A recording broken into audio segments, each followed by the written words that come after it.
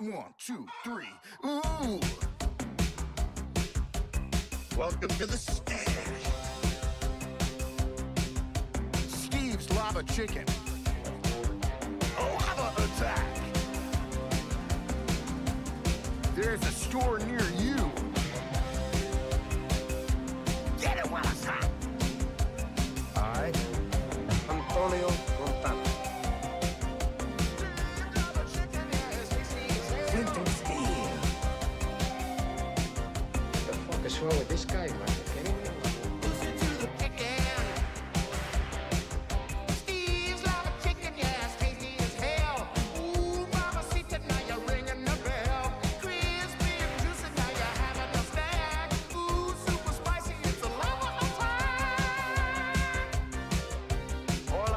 This world is my balls and the crafting table.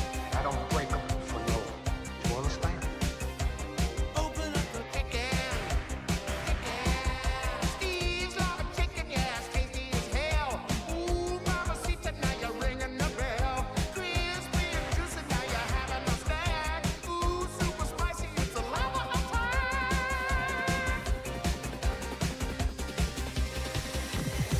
Say hello to my Chicken jockey.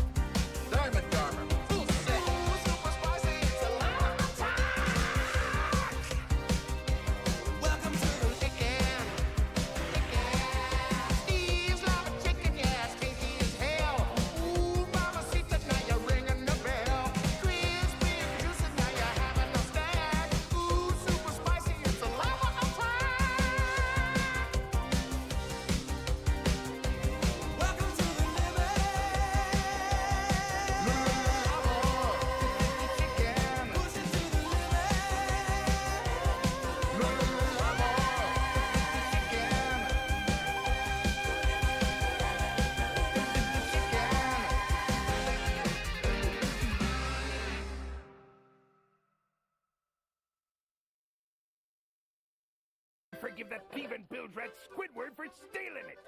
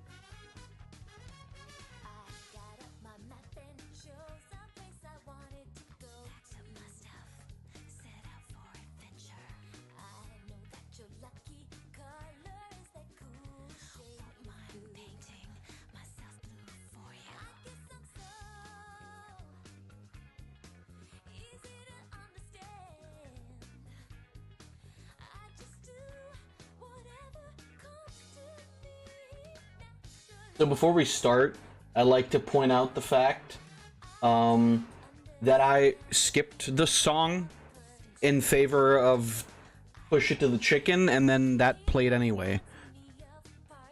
So what the fuck? But also,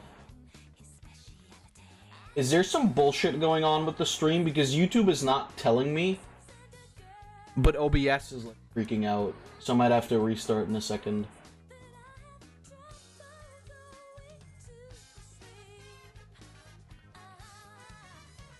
Is there like actually lagging, or is OBS just being a pussy?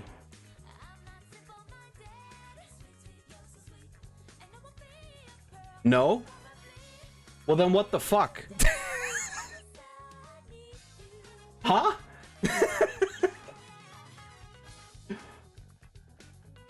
Well, I mean, to be fair, there's not a lot going on the screen yet, but normally it like buffers and crashes and shit, so what the hell is going on? What the hell is happening in here? Well, we'll see. You guys will tell me as soon as we swap over here and it starts to be terrible. Because then I can just like restart. It's not a big issue. But yeah, it's that time again. We're back. It feels like ages. It's funny. Usually the months pass by really quickly, but it feels like ages since the last viewing stream, to be honest with you. Even though I know it's just been a month, like obviously, right? But it's crazy. It's crazy. But yeah, I'm happy to be back. I hate Mario Kart World. I'm actually kind of curious. I might want to watch that one first. I also have the Roblox video open, so we're gonna watch that too. But I'm kind of interested. This is an hour long. Did somebody really make like an hour-long video complaining about Mario Kart World? I say that, and then at the top right, I see I hate Tears of the Kingdom 3.5 hour video. Now it might be rage bait. That's entirely possible. But still, it's maybe, yeah, clearly. Now we'll see. I hate Mario Kart World. I don't know. I feel like I'm going into this, and I'm kind of expecting this to almost be like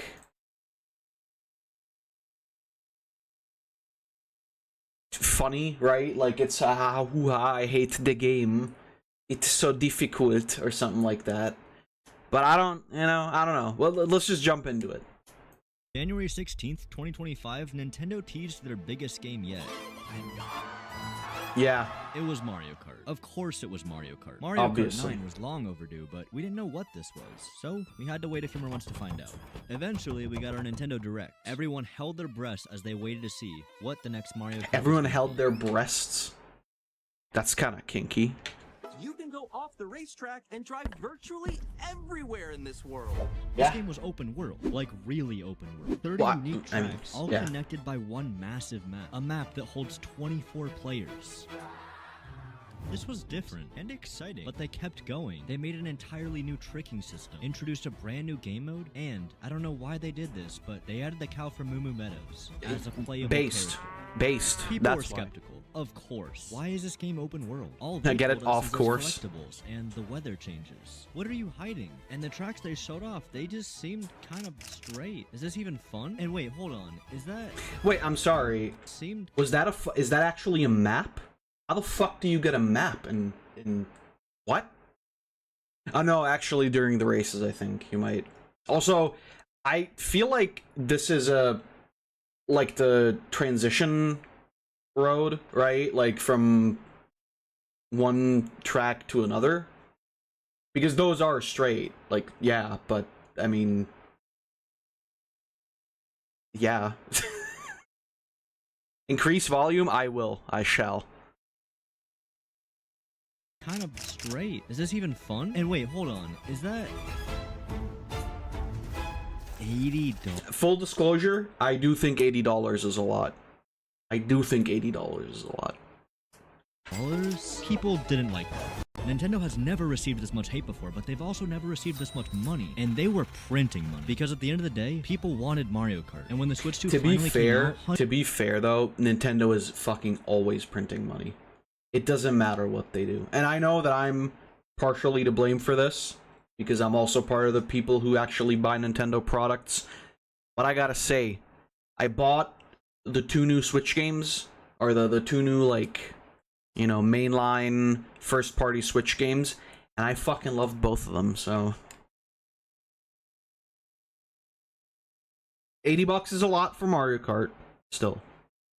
Hundreds of people lined up for it. It is the only launch for the Switch 2. Swimsuit Yet despite Daisy. that, it made the Switch 2 the fastest selling console of all time, and it had a lot to live up to. Yeah.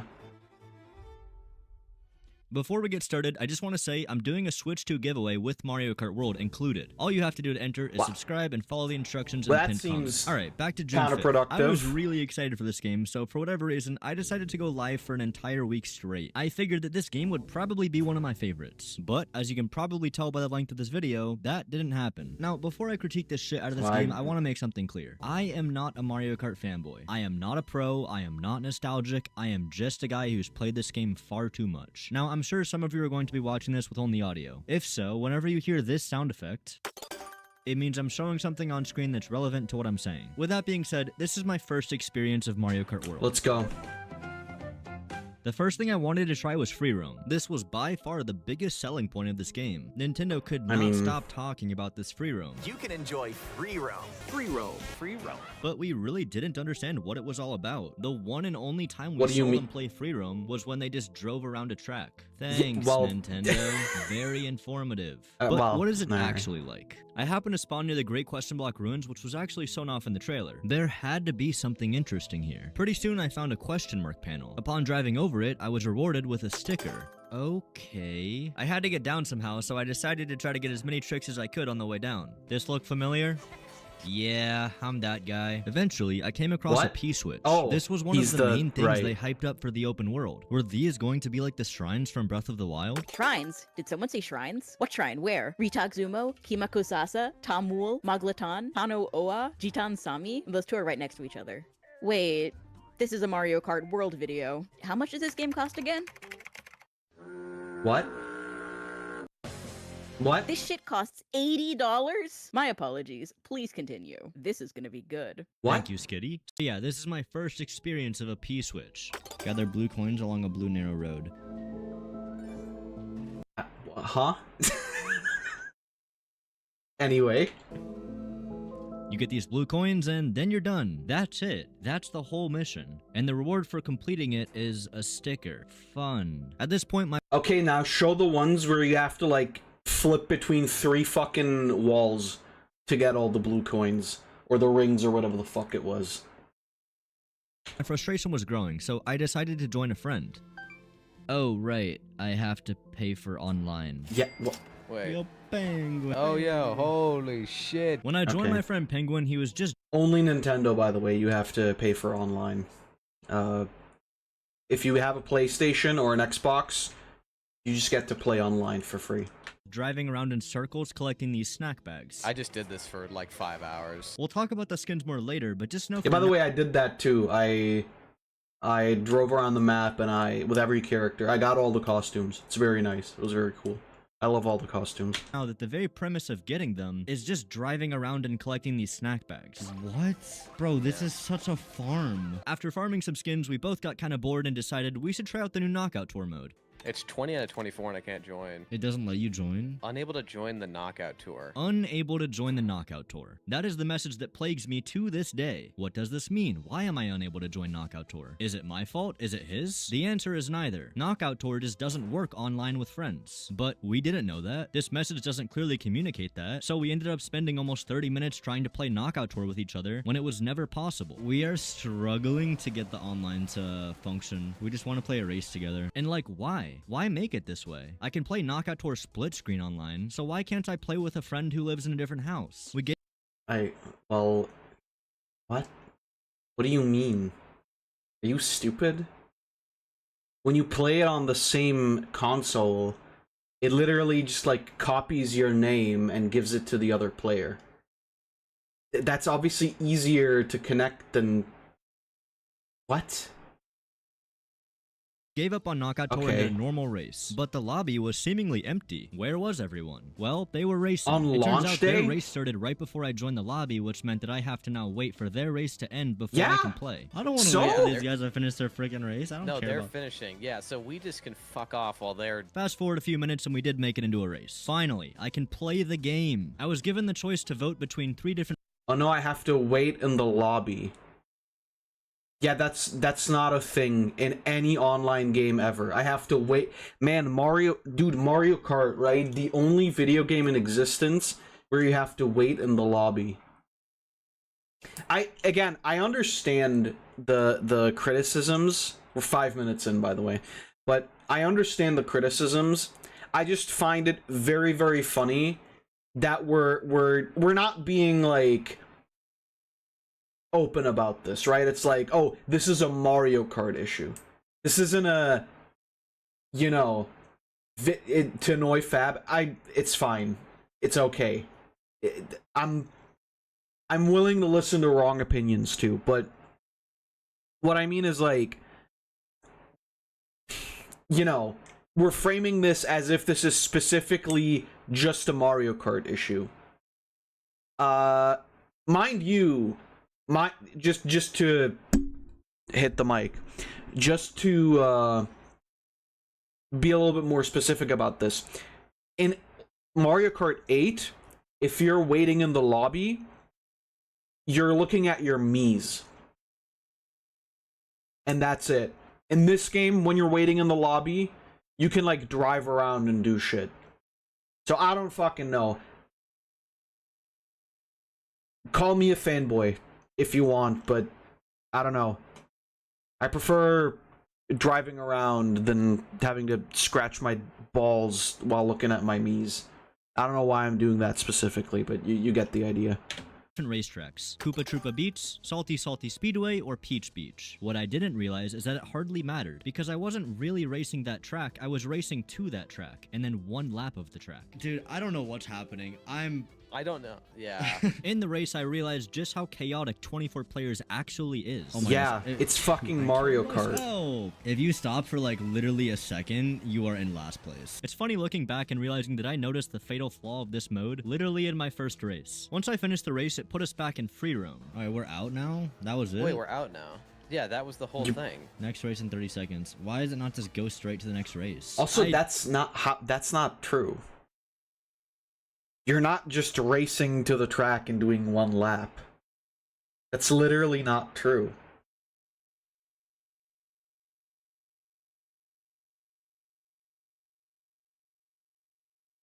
That's in Knockout Tour, but like in Knockout Tour you would also then immediately move on to, or rather in Knockout Tour you're going through all the tracks all at once and there's only ever like one lap in each track.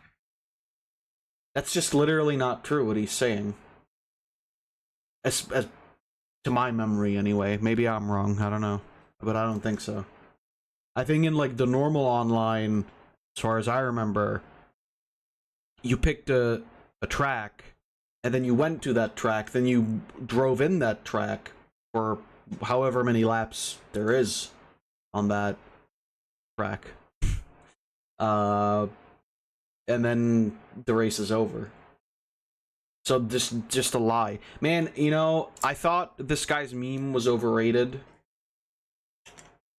Now I don't even want to look at it anymore. I don't know. Is there some reason I'm missing that we have to go back to free roam for a minute between races? I can't tell if this is cooked or not. I think it's all like very specific. Like this is kind of how it has to work. Right. You can clearly tell by this point I'm getting very concerned of the state of this game. Time and time again, every voting After option the was first between race, 3 by the way. intermissions and random. And people always chose the intermissions, not because they wanted to play them, but because they just didn't know they were voting for that. Nintendo, you've done a horrible job communicating what kind of track we're voting on. This is what a traditional 3-lap track looks like, and this is what an intermission looks like. They are almost identical. What? Huh? Huh?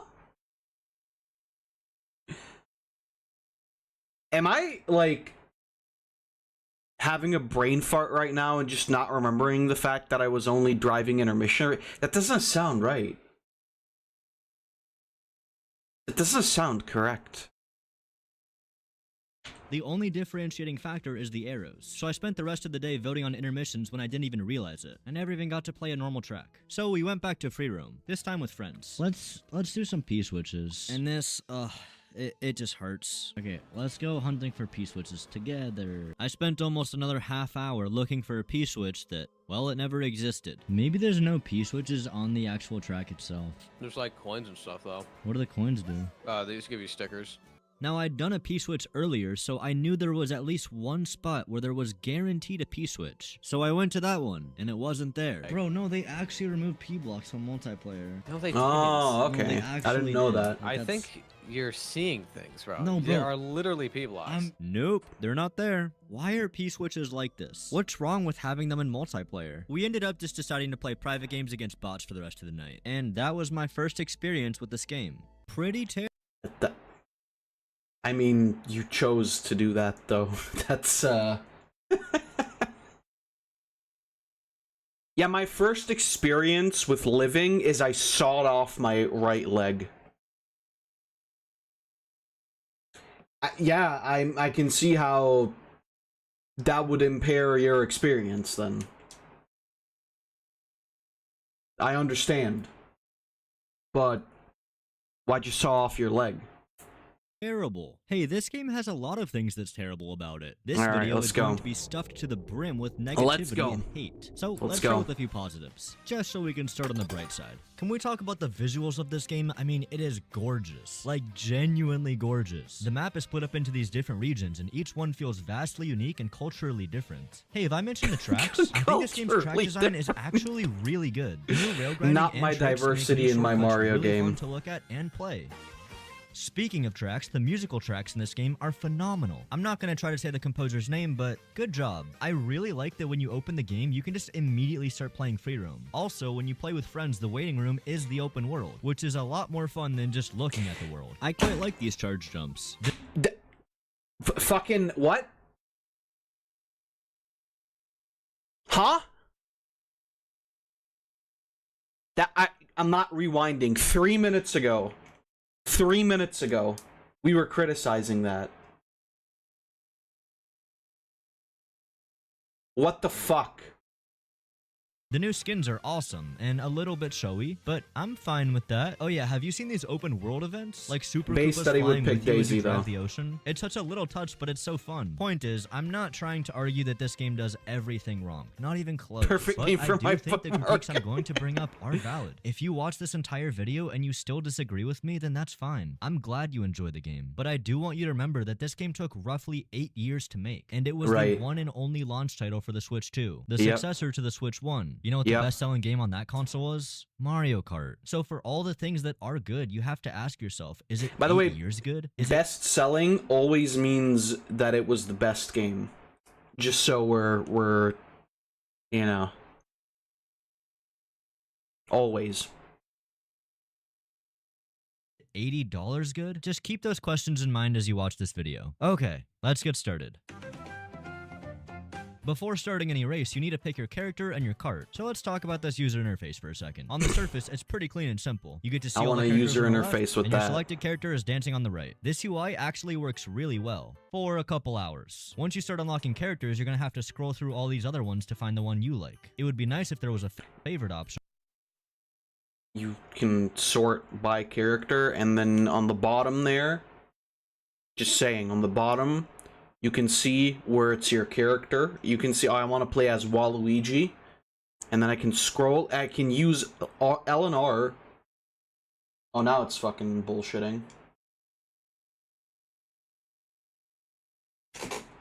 One second. I'm gonna restart OBS.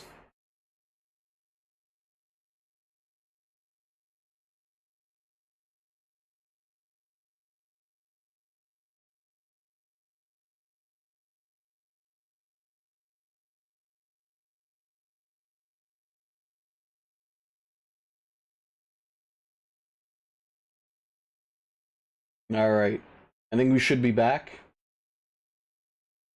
And hopefully OBS won't stink around. Let's see.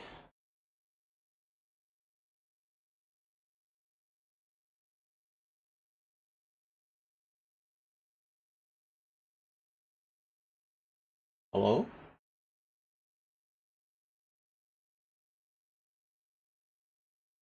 Yeah, seems okay. Hopefully, anyway.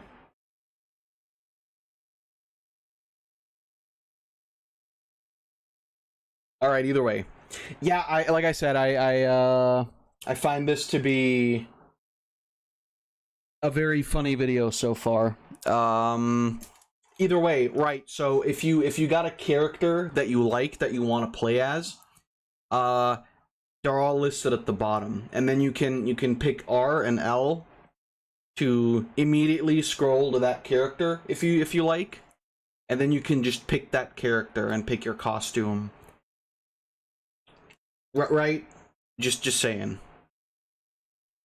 But that's not really a big deal. What makes it go from bad to horrible is the fact that each unique skin is treated like its own character. Why? This makes no sense. Mario has 10 unique outfits, which means I'm going to repeatedly see him on almost every character tab. And like, what's the correlation here? Why is Touring Mario next to Pro Racer Wario, but Pro Racer Mario is down here 2 away from Oasis Wario? Is this supposed to make no sense? Because it does a great job at doing that. Luckily, there's a sort button, but it somehow makes it even more messy. I wouldn't even blame you if you didn't realize that this is what sorted looks like. This bottom panel is meant to show you the skins that you're looking at. So in this case, Peach, Daisy, Yoshi, DK, and Bowser. Ignoring the fact that this still looks very messy, it's still awfully I think it's because you don't have everything unlocked yet. I think that's the issue here. Previous page, filled with all of these other characters. What? This problem is amplified by the fact that there are 127 unique skins. I sincerely hope you do not like changing skins a lot. Also, why can't I see my character's stats? Because the characters do have stats that do affect the race. Bigger characters give you a higher top speed, and smaller characters give you better handling. The game never tells you this though. You're just meant to assume. Yeah, that's kind of assume that the biggest. Although I think I'm not sure. I'm not sure if this isn't actually in, because the game has a thing built in, a manual. I don't know if it says that in the manual. Because I know there's like a few things it does say there, like how to do the speed boost at the start, you know, when you have to hit A. Like it tells you when to start hitting A, or holding A rather. So I don't know if it says that in the manual, but the game doesn't outright tell you, no. Which, I don't know, you can argue. I mean, just read the fucking manual then.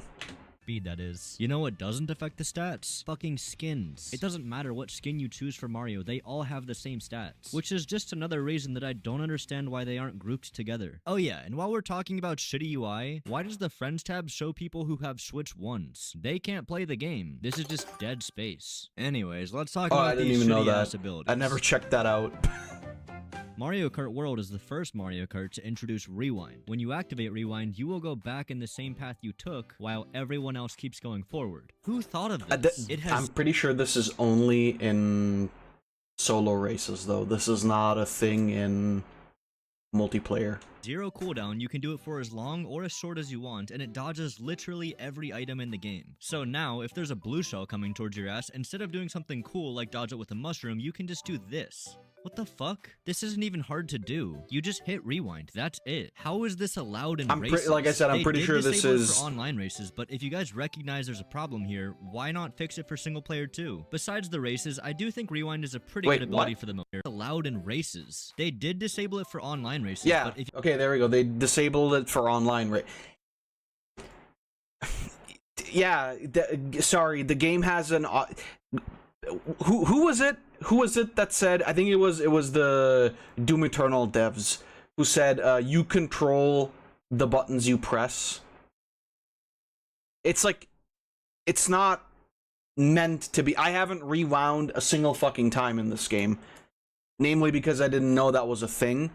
But yeah, I mean, as long as it's not in the online play, who gives a fuck about single player? If you're just doing the Grand Prix to unlock shit, who gives a fuck? If you guys recognize there's a problem here, why not fix it for single player too? Besides the races, I do think Rewind is a pretty good ability for the most part. It's helpful in free roam when you fall off of something, and it's really helpful in time trials when you're practicing a specific section. Also, why does the minorest crash pull you out of Rewind? If you're on a busy road and you're trying to rewind, it will constantly get interrupted. Why? The other big new thing added to this game was rail grinding. Awesome. If you drive up onto a rail, you're basically locked in place. You can spam tricks on them for mini turbos, you maintain full speed even during turns, and when you're done, you can jump off in any direction you want. The main concern of the rails is that you get on them and you pretty much do nothing. I'm happy to say that's not really the case. Usually they're pretty short and sweet. You get on, do a few tricks, and hop off. Lastly, they added charge jumps. They are exactly what they sound like. The only thing that kind of bothers me about these ones is that if you charge it for longer, you don't get a bigger jump. I know it's a nitpick, but it's so you get a bigger boost, though. Something I'm pretty that's sure. more satisfying is wall riding. You can drive on walls in this game. It can be a little finicky, but I like it. It's a fun way to spice up the shortcuts. Yeah, and it can Overall, fucking the new save your abilities are ass solid, a but the lot, same could too. not be said for the items. Mario Kart World introduced a whopping 6 new items that are almost exclusively dog shit. Here, I'll Okay. let this guy explain. Coin shell. When you throw a coin shell, coins will appear. Now's your chance to grab them. Just don't let your rivals cash in. Okay, never mind. This guy's voice is so annoying. I'm just gonna explain it myself. The coin shell spawns coins Well. and you can get hit by it. The ice flower is just the fire flower, but this time it's ice. Revolutionary. The hammer lets you toss a bunch of hammers. The mega mushroom makes you big, fast, and you can run people over. What? It The also makes you immune to stuff like Wasn't the Mega Mushroom in 8? Or am I misremembering that? Anyway, the Mega Mushroom, I think now is like the replacement for the Bullet Bill. shock. The feather gives you a big jump. You can use it to dodge stuff or shortcuts. The question block gives you coins. Wait, now that I think about it, we have a coin shell, a coin item, and a coin question block? Okay, but the coin Do we item really was need this also many? And lastly, in- the comic. Wait, what does it do again? Oh, right. It gives everyone except you a new character. Cool. That is all the new items for Mario Kart World. Oh, wait. Actually, I missed one. The food. This whatever. shit is literally just a mushroom. Y'all made so many unique foods just to turn all of them into a mushroom. These items kind of suck. Besides the mega mushroom and the feather, you will forget that all of these exist. Wait, what were we talking about again? Let's just talk about the open world. I love It's a good open video world so games. far. When I heard this game was going to be open world, my hype went through the roof. Nobody knew what to expect. They could take this in literally any direction they wanted to. In the lead up to this game's release, I spent a lot of time theorizing what that could look like. Maybe you'd have to discover the racetracks yourself to unlock them. Maybe some characters or skins would be tied thematically to certain tracks. Maybe you could design that your would've own been cool. racetrack. None of I these will things say, happened. like- The direction Nintendo decided to take it is no direction at all. This open world is the prettiest piece of shit I've ever seen. And I do mean that. It's really pretty. The amount of things going on in this world really bring it to life. Look at this kayaker or this elephant. Everyone is doing something. Everyone has a purpose. Except for one person, you. The player. There are really only 3 Get objectives fucked. in the open world. So let's tackle them one by one. Starting with Peach medallions. These little guys are hiding all over the map. And when you get one, you get a sticker. That's it. So that is a criticism that I also said, is like it kind of sucks that all you get for doing this shit is just stickers. I don't know if I would want them to like put skins behind it though, because that seems really annoying as well. It does kind of feel like they just sort of wanted to put something in the open world. For me personally though, I really didn't give a fuck about free roam at all. It was just the only time I used free roam was to get the skins from the food, and then that was it. I kind of didn't really use it at all after that. why try to find these? For a sticker. Right, but I already have a sticker. Yeah, but now you can have another one. Okay, can I use more than one? Nope. Guys, there are 200 of these. There's a few that are somewhat hidden or hard to get to, but for the vast majority... I wanna reiterate the fact that this is an online party game, right? I understand that Mario Kart generally has always had kind of a sort of a competitive online, I don't know, community. Can you even call it that? People love the fuck out of Mario Kart 8, and I'm pretty fucking sure that a shitload of people are still playing this, although mostly I think they're playing the Knockout Tour, which is fine. That one's, honestly, I've come around on that one. Knockout Tour is like literally way more fun. I think the big issue is that there's not a lot of incentive to keep playing online. But then again, like, it's a party game, right? It's like, you know, it's like saying like, oh, Mario Party doesn't have enough like competition. It's like, okay, well, is that the point? I don't know if it is. I don't think it is. It's Mario Kart. Your reaction is going to be, oh, there's a Peach medallion. If for whatever reason you decide I'm gonna find all 200 medallions, your reward is a whopping... It's nothing. Of course it's nothing. It's not even a message. You just have to sit there in silence knowing for the last 5 hours you've done fuck all looking. Oh, god damn it. Fucking... Wait, is it? I also just realized that Nintendo, and you decide I'm gonna find all 200 medallions, your reward is a whopping...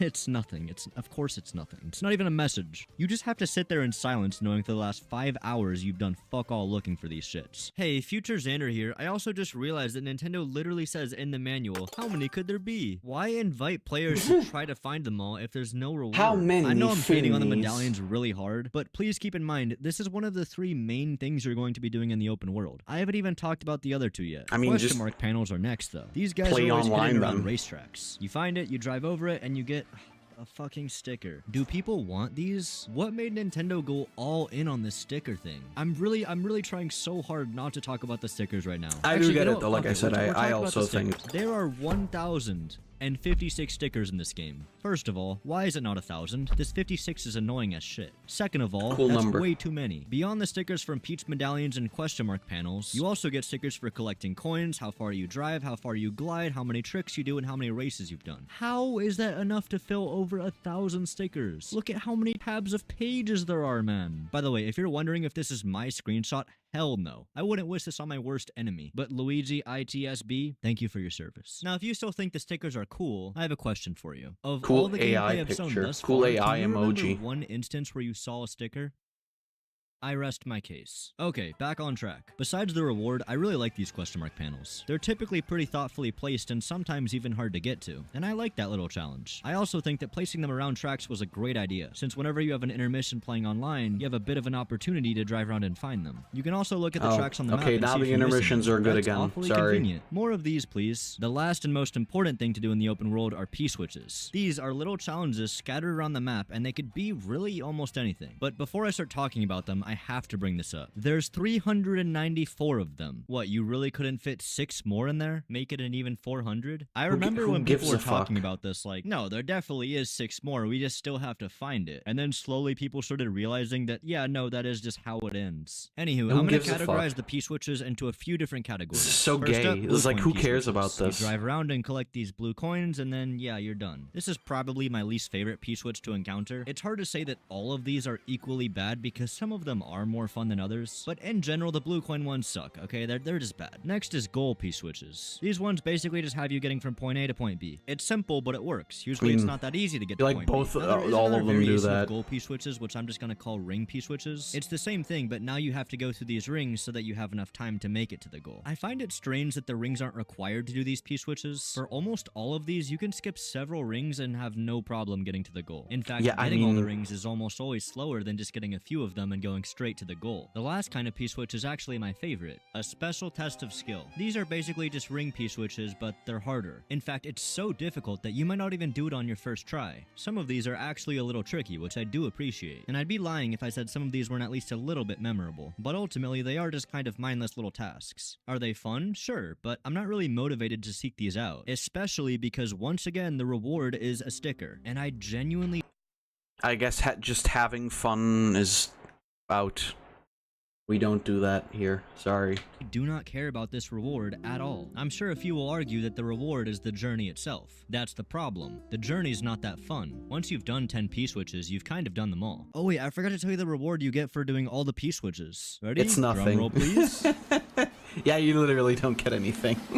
Nothing. What a joke. Which again this is like my main problem with free roam. There's no incentives to play kinda, it, so why yeah, play that's it? why I Even didn't if you're play a it. collector and you decide to do everything free roam has to offer, the game doesn't even so much as acknowledge it. Like I said, let it's alone kind of a reward it. shame, And if you're but not looking at the internet, you're probably gonna drive yourself crazy looking for 6 P-switches that just don't exist. They literally could have just made one sticker of a golden P-switch or something that signifies, hey, you've done all the P-switches. Good job. Instead, you just feel like you've wasted your time. Probably because you have. Speaking of wasting your time, what the fuck is this? For some reason, Nintendo's best idea of how to collect skins is to drive around into these snack bags. These Yoshi diner spots are scattered throughout the map and give you all the unique skins for each character. Was this the best you could come up with? It's not fun to do, they're not marked on the map, they're not particularly hard to Nothing's get to. marked Call on me the map, crazy, though. but I don't want to repeatedly drive into a snack bag until I unlock every skin. But even if I did, it's so unintuitive. For example, let's say I'm looking for my last Lakitu skin. So let's go eat something.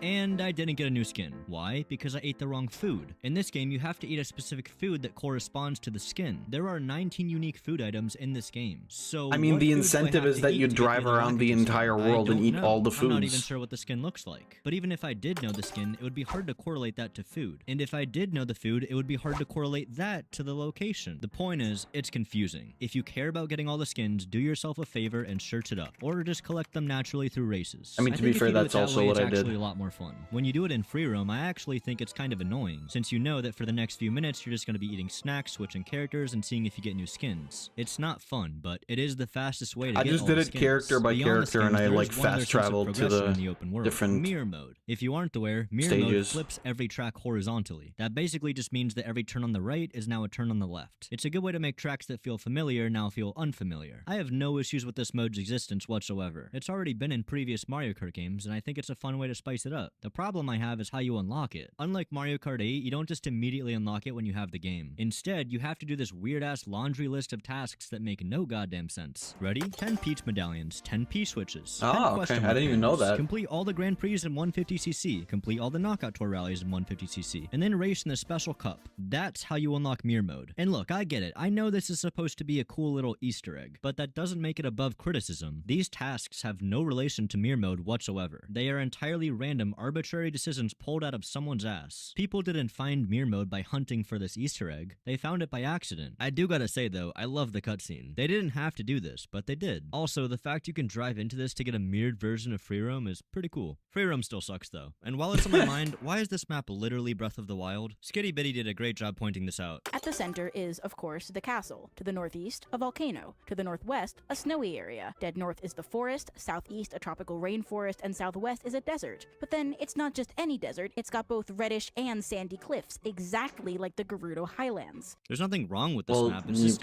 think that maybe the Gerudo Highlands were like just based on like an actual desert place? I don't, you know, maybe it was an Easter egg kind of thing. It's like, hey, look, it's Mario Kart, but it's Zelda's in there too. Yeah, is this a criticism? Like, I don't, who gives a fuck? uninspired. Please stop copying the Breath of the Wild map, please. Okay, there's a few more Actually, things we need you to know talk what? about I for can free agree roam. with that, First though. of all, there are these vehicles, you can drive them, you can fly them. Sometimes you use them in P-switches, but there's usually not much to do in them anyway, so it's one of those things that You it can feels actually really use these cool during first the time, but that races, feeling too. kind of fades fast. Another cool thing is you can find nabbits running Mario and around. Zelda always Once you had get Easter close, eggs they're from gonna each start other. running Yeah, away from you, and exactly. you have to catch them. I actually find these really And again, fun. it's like, it can be a who little tricky gives to a catch. fuck? And once you do catch them, you get coins and, of course, a sticker. Yay! Also, I need to gas up the NPCs for free roam. There is such a vast array of NPCs and enemies from all the previous. I was honestly, I was shocked when I played this. I was shocked that there isn't like a little thing where you can, I don't know, maybe that'll be a thing in the future. I doubt it, but it would be cool.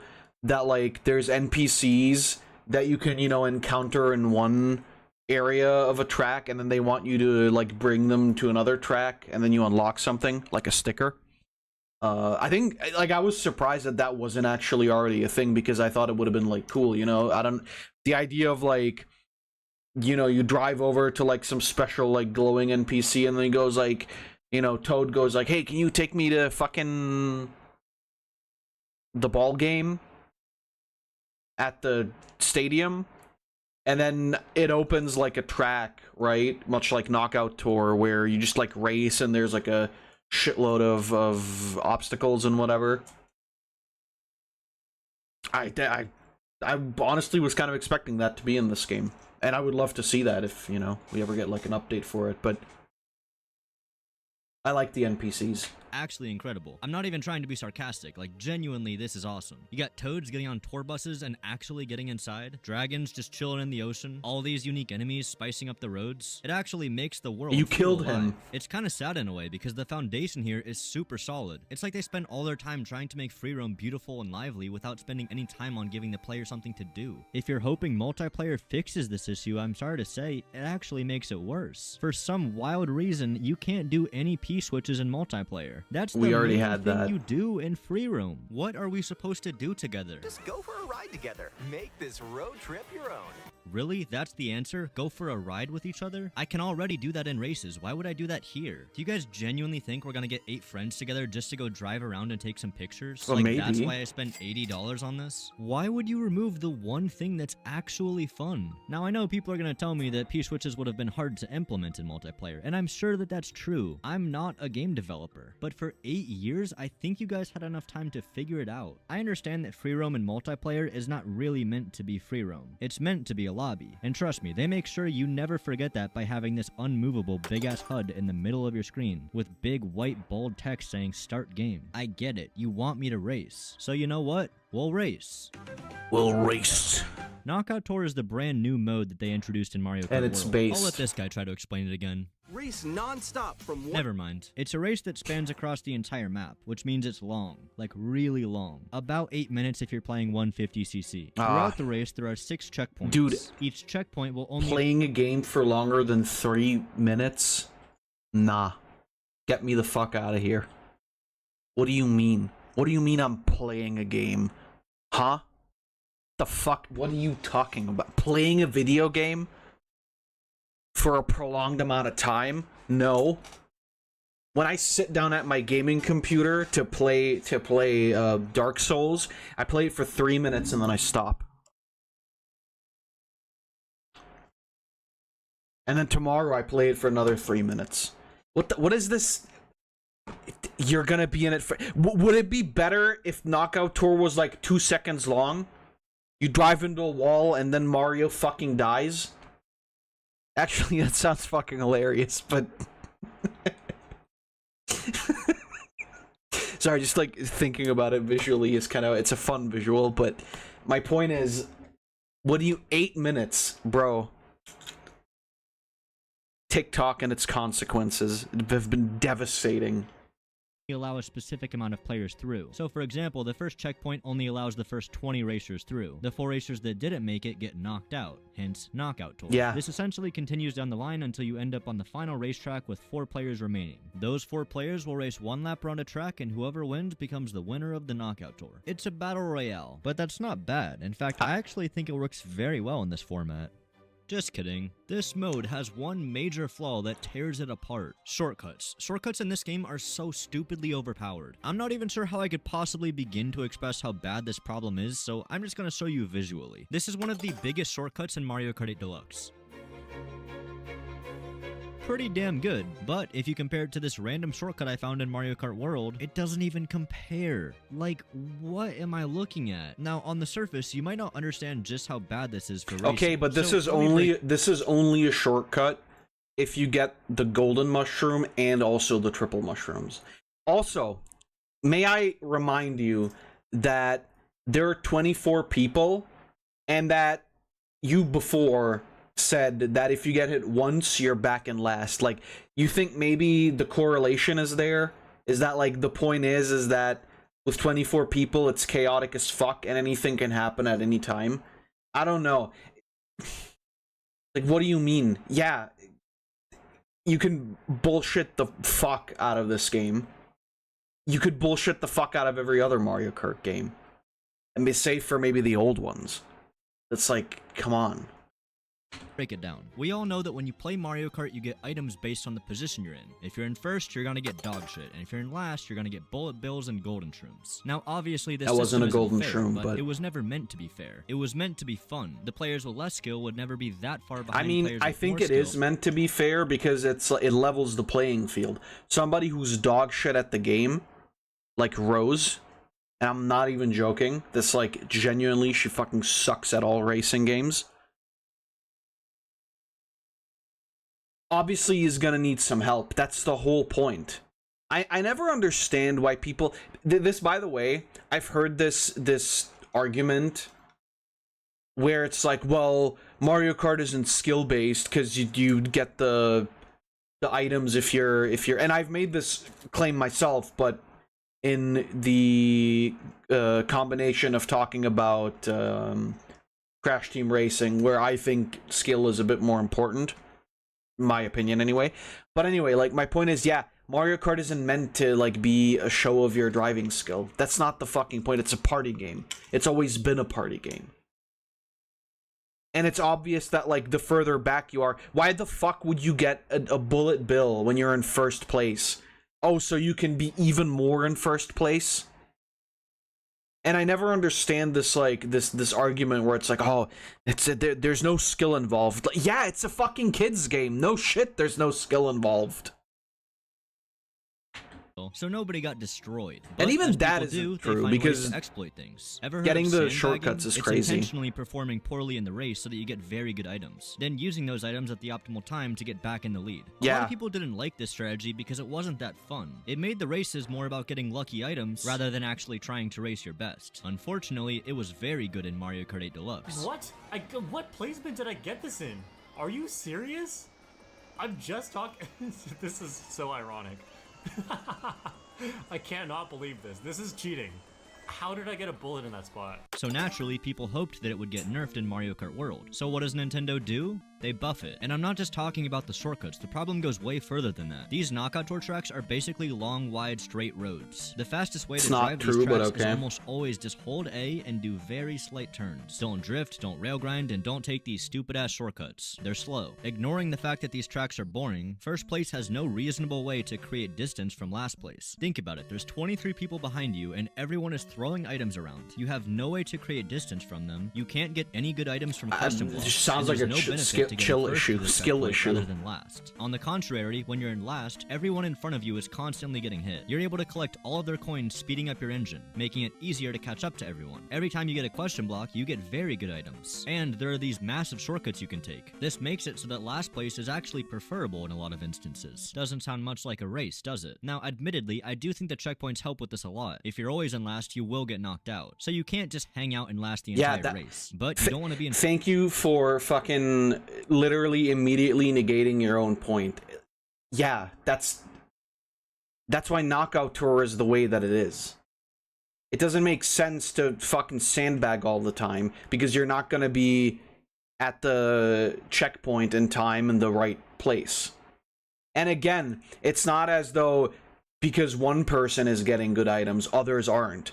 If you're anywhere in the 20s, like from 18 down to 20, you're pretty much guaranteed to at least get one of the really fucking good items. It's like, yeah, I mean, yeah, welcome to Mario Kart. Huh? Have you never played a video game in your entire life? What are you talking about? There's intention there. And yeah, of course, you know, people are always gonna exploit shit. It's like, whatever. It's a fucking party. It's not even like there's an actual ranking system.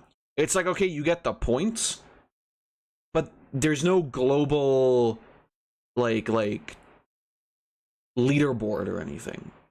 You're not fighting for anything. It's just a fucking party game.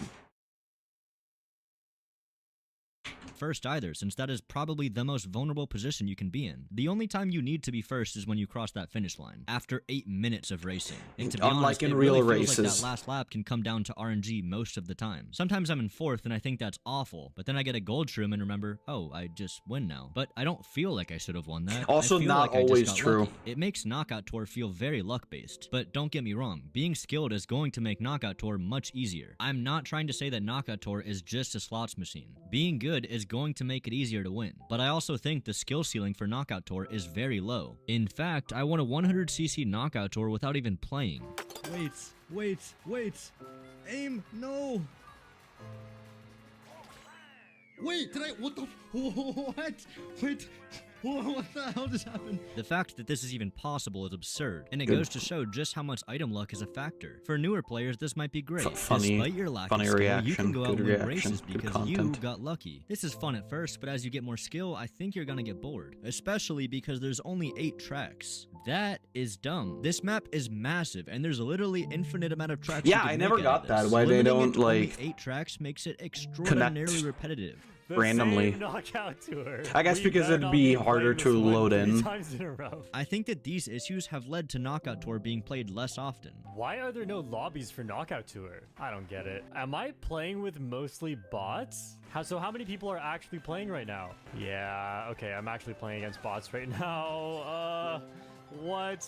There's no way Nintendo couldn't find 24 players for me, or even just like 12 or something. This should not happen to games that sell millions of copies. That's a red flag. And if you're gonna argue that this is on purpose, then why? If I wanted to play against bots, I would play single player. I paid for online so I don't have to play against bots. Hey, want to talk about something that almost nobody cares about for a few minutes? I don't think to be honest, I never really cared for this mode outside of... I don't think I've ever booted up the fucking battle mode. But I also don't give a fuck about battle mode because battle mode sucks ass. Battle mode in Mario Kart has always been shit. It's always sucked unless you're playing with your friends. If you're playing battle mode online against randoms, take your autism medicine. But no, but like if you're playing battle mode against randoms, it's just fucking bullshit. The fun behind battle mode is if you have like 2 or 3 friends that you can shoot each other. Because you don't have guns at home. I don't know. It's like battle mode sucks, so whatever. Shine Thief, and that doesn't exist in this game. Maybe one day. For now, we have Coin Runners and Balloon Battle. Tough choice, right? Well, and I mean, lucky for you, to be fair, if I am gonna pick anything, it's gonna be Balloon Battle. The Shine shit is fucking dog ass.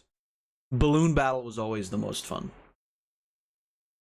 Which isn't saying much because, like I said, battle mode always sucks. It doesn't matter, because you're not going to have fun in either. Whichever version you choose, you end up in a recycled, closed-off version of a racetrack. And no, it doesn't work. Obviously, it doesn't work. It never did work. Battle mode was at its best when we had custom arenas. What about this didn't work? Or did you guys genuinely think Mario Bros. Circuit was the perfect place for battle mode? Like someone really looked at this on the dev team and said, ooh, I have an idea. Come on. Mario Kart 8 Deluxe had 5 game modes, and now we're down to 2? Fucking 2? Well, I think really? also that Nintendo knew that for not talking about nobody the game gave a modes, but fuck genuinely, they're just so about battle generic mode. and they've been done before. This is just a rehash of what we've already seen, but worse. I hate the 24 players, I do. It makes battle mode so much less personal. There's no sense of rivalry. Compare that to how it was back in the day with only 4 players. You knew exactly who your competition was. This just feels like pointless chaos. The only positive I can talk about here is that they added back elimination in balloon battle, as it should be. If all your balloons get popped, you should be out, and that is kind of how it works. But of course, Nintendo has to do some weird shit where they make it based off points, so you can be eliminated and still technically win. Great job, Nintendo. People loved that from Mario Kart 8. Oh yeah, and this elimination thing that's good, weird. This was an update. This was not even how the game launched. This is not delivering. Believe it or not, people actually care about battle mode. I feel bad for them I because don't time believe after that. time, they're completely forgotten. Yeah, I This choose mode not is a to complete believe. shell of what it used to be. It's sad, honestly. If I search Mario Kart World Battle Mode, the most viewed video has 30,000 views. For a game of this scale, that's bullshit. And I'm honestly scared to talk about this any longer because people are already probably dropping off. One more minute of this and my retention is gonna drop off of a cliff. Luckily, this next topic might just save us. I don't think it's a hot take to say that the racetracks are the most important part of a Mario Kart game. If the tracks are bad, the game is bad. That's fair, I will I die on think. this hill. So if you're expecting me to say the tracks are bad, it's a little more complicated than that. There's 30 tracks in Of this game, course. 32 if you're counting unique layouts, but come on, we're not counting those. If you walk through a park and you take a different route than normal, you still walk through the same park. Out of the 30 tracks, 14 of them are retro, which means they've been in previous Mario Kart games. This might seem lazy, but it's kind of the way it's always been. Mario Kart has always recycled and recreated I mean, tracks. yeah, Sometimes also- that's a complete overhaul, and sometimes that's hardly changing it at all. I'll quickly go through each track one by one and give my opinion on if it's good or not. We'll start with Great Question Block Ruins, because it'll give me a good opportunity to explain what I think makes a track amazing. First of all, visuals. Yeah, this one's This great. track is so damn beautiful. Surrounded by bright blue They're skies all and really fluffy clouds beautiful. with this big ominous question block. I mean, I hate to use this word, but it has aura. Secondly, a good Yeah. track has multiple routes you can take. You can go Mm. this way, you can go that way, or you can even go that way. I won't judge. Thirdly, a good track has a balanced mixture of straightaways and fun turns. And I'm talking about these turns, the crispy ones. Now we can actually start talking about the tracks. Ready? Mario Bros. Circuit is boring. It's slow, it's uninteresting, mean, and there's not much Mario- to it. Half the track it's is m- literally one turn. Also, real quick, just listen Mario. to this. And if you think about Mario Kart as like a mathematical formula for potential chaos, Do you think the guy's mewing? increasing the I number could see it.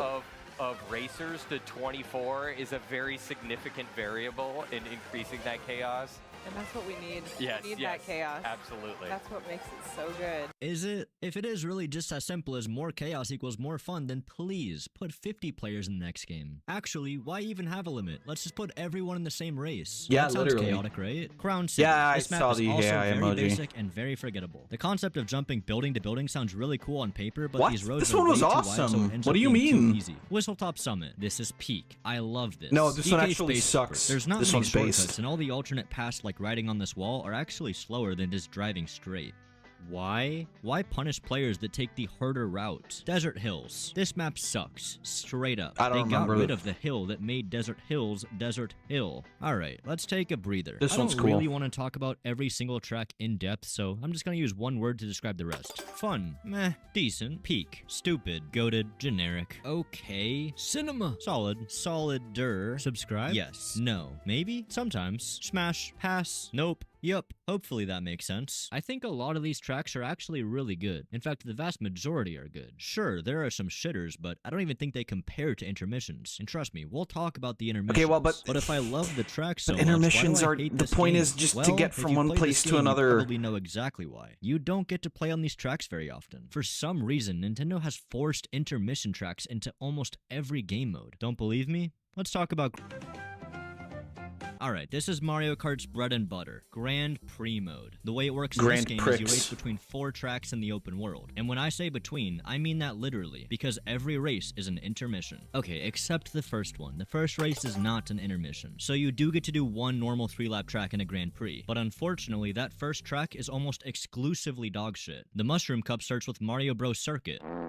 The Flower Cup starts with Desert Hills. The Shell Cup starts with Koopa Troopa Grand Beach, Twix. which, by I the could- way, is I could just go a for a circle Twix right for now. 6 laps. Fun. Anyway, there's a total of 8 Grand Prix. Yeah, Baby Mario Raceway or whatever the fuck it was also that. I mean, 3 intermissions. 1 track, 3 intermissions. Is that but, like, true? I don't seriously, when you remember look at this, that. how are you meant to know that? It's so misleading to say Crown City when only about 20% of the race is Crown City. You might say, why does this matter? Who the hell cares? It's Mario Kart, dude. Listen, I've spent way too much time analyzing this game, and I've also spent way too much Go for a fucking Kit money on Kat, this but game. poor. I'm well aware that this is a minor nitpick that a lot of people probably don't give a shit about, but I do, so please, let me have this. This road path is what shows I got you where money, your but I Grand ain't Prix is got gonna Kit take you. Kat There money. doesn't seem to be any consistent pattern to this either. Sometimes it's a straight line, sometimes it's a C, sometimes it's a Z. The only real rule is that each track needs to be relatively close to the next track. This prevents you from having to do a cross-country drive.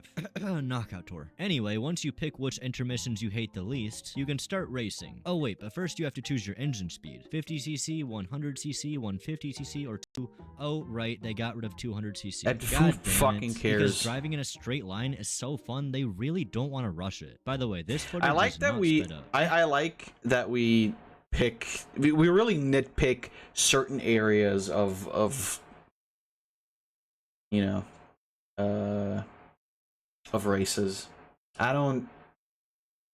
Yeah, I mean, if you're gonna post the intermission every time, like, Sure, whatever. Show the fucking tracks, bro.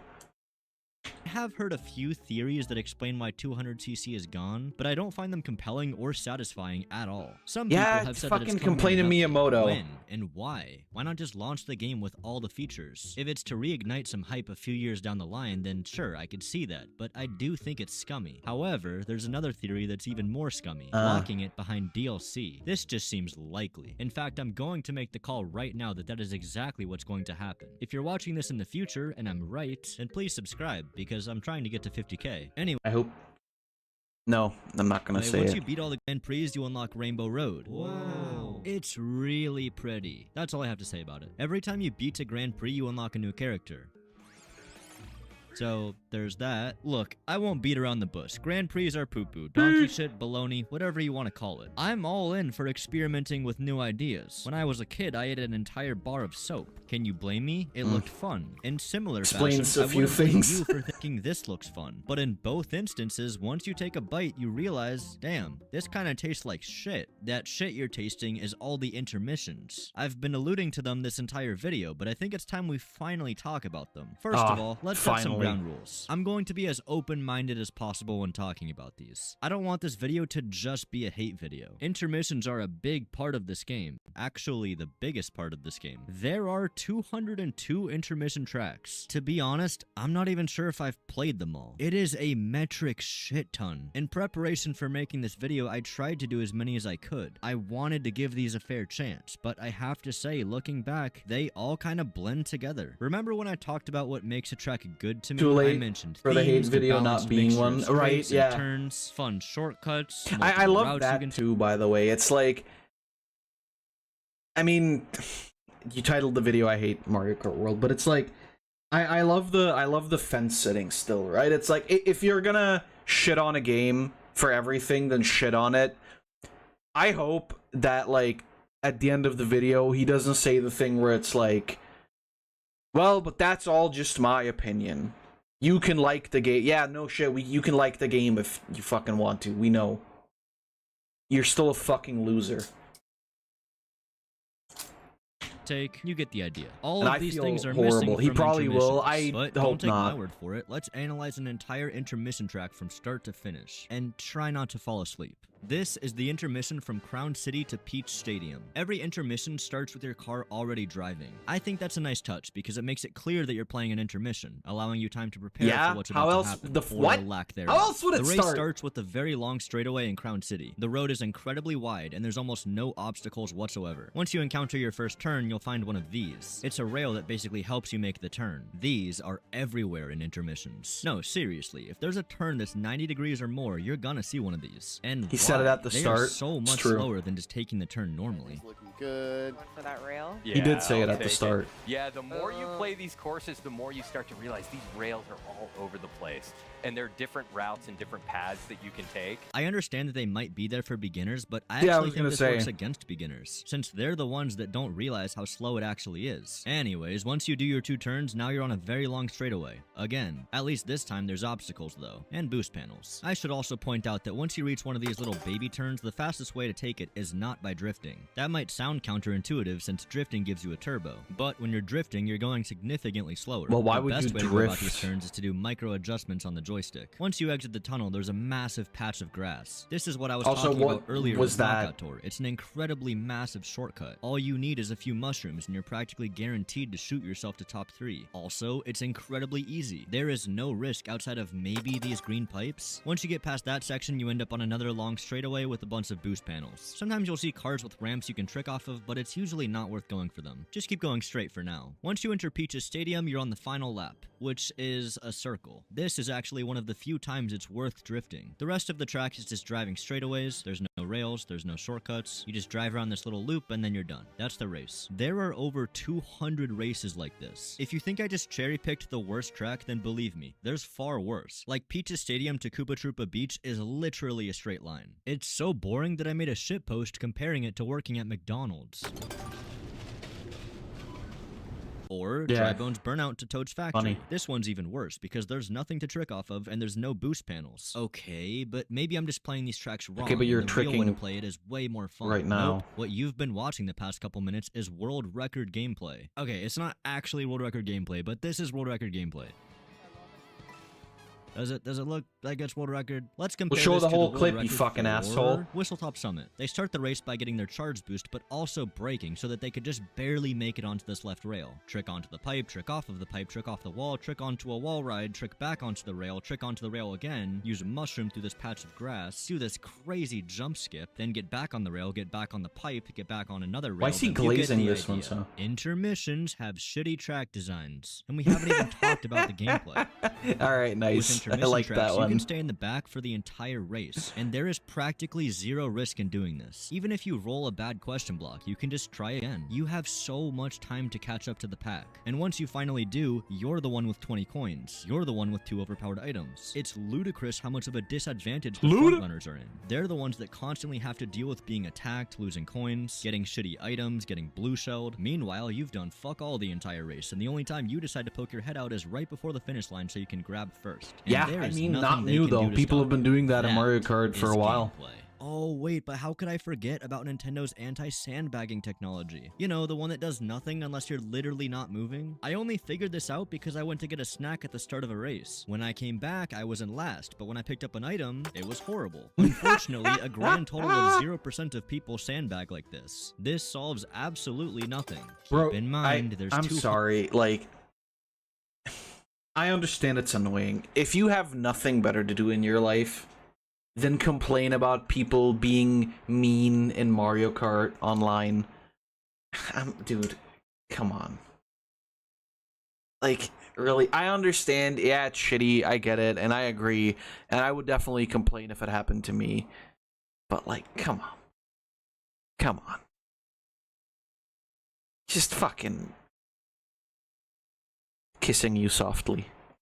102 intermissions. I hope you're good at memorizing, but even if you do try to memorize these tracks, it can get kind of confusing. That's because every intermission can flow both ways. You can go from Bowser's Castle to Airship Fortress, or you can go from Airship Fortress to Bowser's Castle. No way. So if you really want to get good at intermissions, you should probably also learn how to play the tracks backwards. And no, I'm not joking. I understand that there are many people who enjoy the intermissions. There are 2 things I want to say to you directly. 1, I wish I could be you. And 2, I Yeah, don't you do. want to remove the intermissions. If you like them, then you should be able to play them. That is your preference, and you shouldn't give a shit about whatever I have to say I or don't. anybody else. This does go both ways though. I enjoy the traditional tracks, and I would prefer to play only traditional tracks when I run the Grand Prix, not just 25% of the time. That leaves people like me with one of 2 options: versus race or time trials. Both of these modes will give you the choice to choose between intermissions and traditional tracks. I don't really have any problems with either of these modes, so I highly recommend that if you're playing single player, just play versus. You can just set the race count to 4 and it basically becomes a Grand Prix. You can even get the gold trophy at the end. Pretty nice. But let's be realistic. Most of y'all don't want to play against bots, myself included. So where do I go? Where do we go? Fuck yourself. Nintendo Switch Online costs $20. Oh my god. Every year. Again? It's not the worst, but when you spend $450 on a console, $80 on a game, and $20 for online. Well, if you had the Switch 1 and you have an account, then you probably already have the online anyway, and you can use that on both consoles, so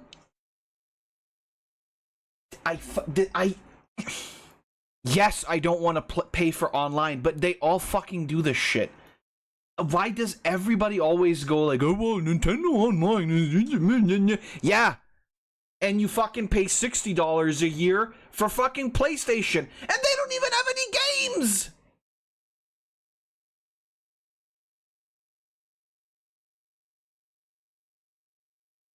You don't pay for online? Well, you also don't play online. So, like, what are you gonna fucking play Harvest Moon online? What are you gonna play Rune Factory online? Get out of here. I get it. You shouldn't have to pay for online. Why does everybody always... I don't understand. Like, fucking Die.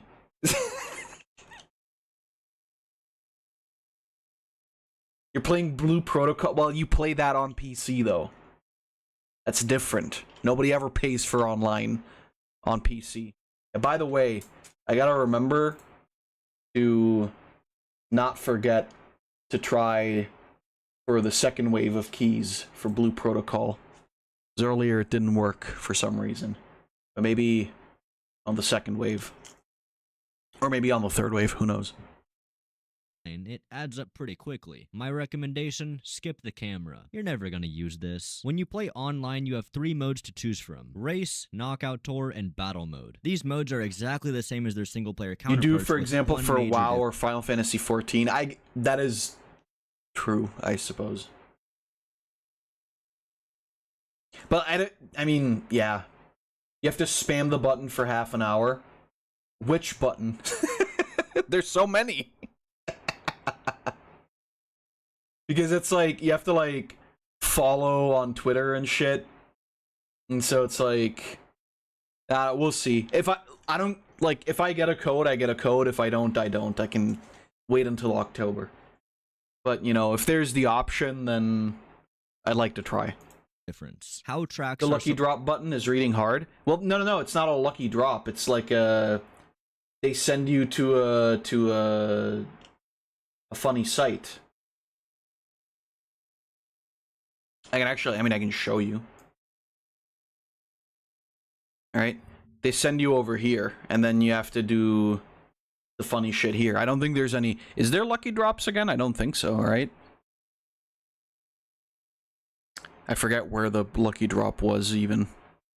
I'm blind.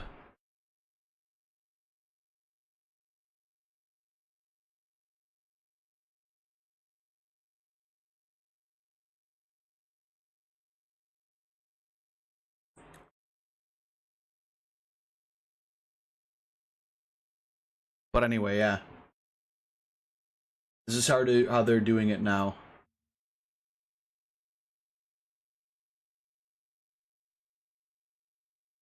Which is fine. Selected. Obviously, since you're playing with multiple people, everyone's choice is valuable, so they leave it up to a vote. Unless you're playing Knockout Tour, then it's just completely random. I assume that's because there's only 8 Knockout Tour tracks. Maybe you guys should have made more. Anywho, this voting system is a fucking disaster, and I don't say that lightly. You can't just vote on your favorite track. You're always given 3 choices: intermission, intermission, intermission, or random. It is possible to get a traditional track in one of these 3 slots, but it's very unlikely. As far as I've seen, the chances of it happening is about 30%. Do take that with a grain of salt since it's not confirmed, but anecdotally speaking, that sounds about right. 30%. Anecdotally speaking, you're majority of the time you're choosing stupid. between 3 intermissions or random. 3 options here, but you can see there's an arrow to each of them, which means they're all intermission tracks. We have 3 intermission tracks. Yeah, but then just pick random. 3 intermission tracks, 3 intermission tracks, 3 intermission tracks again. This is a bad system. Whether or not you prefer traditional tracks or intermissions, it doesn't matter. I don't give a Players should fuck. be I able to prefer vote for what they driving want in to the play. fucking That's driving the whole game. point of You voting. stupid this asshole. Made people hate playing online since it was almost exclusively intermissions. Everyone's fear of this game just being straight lines was actually coming true. For about a day. The community quickly realized that choosing random doesn't just choose one of the random 232 tracks. It guarantees one of the traditional 3-lap tracks. This was our saving grace, and word was spreading fast. By day 2, the majority of people were choosing random. Once I heard about this, it reignited my excitement to play this game, and I was genuinely loving it. When I wasn't sleeping. For as janky as all of these online systems are, playing Worldwides was so fun. And that's entirely thanks to the community. Y'all understood the assignment, most of the time. But even if I had to play an intermission, it didn't bother me that much, because it was only like 20% of the time. Annoying? Sure. But I'm sure that the people that want to play intermissions I are literally even more always annoyed picked since random because I never gave a fuck about the... Oh, God damn it. I think I have to restart the capture card. Give me a second.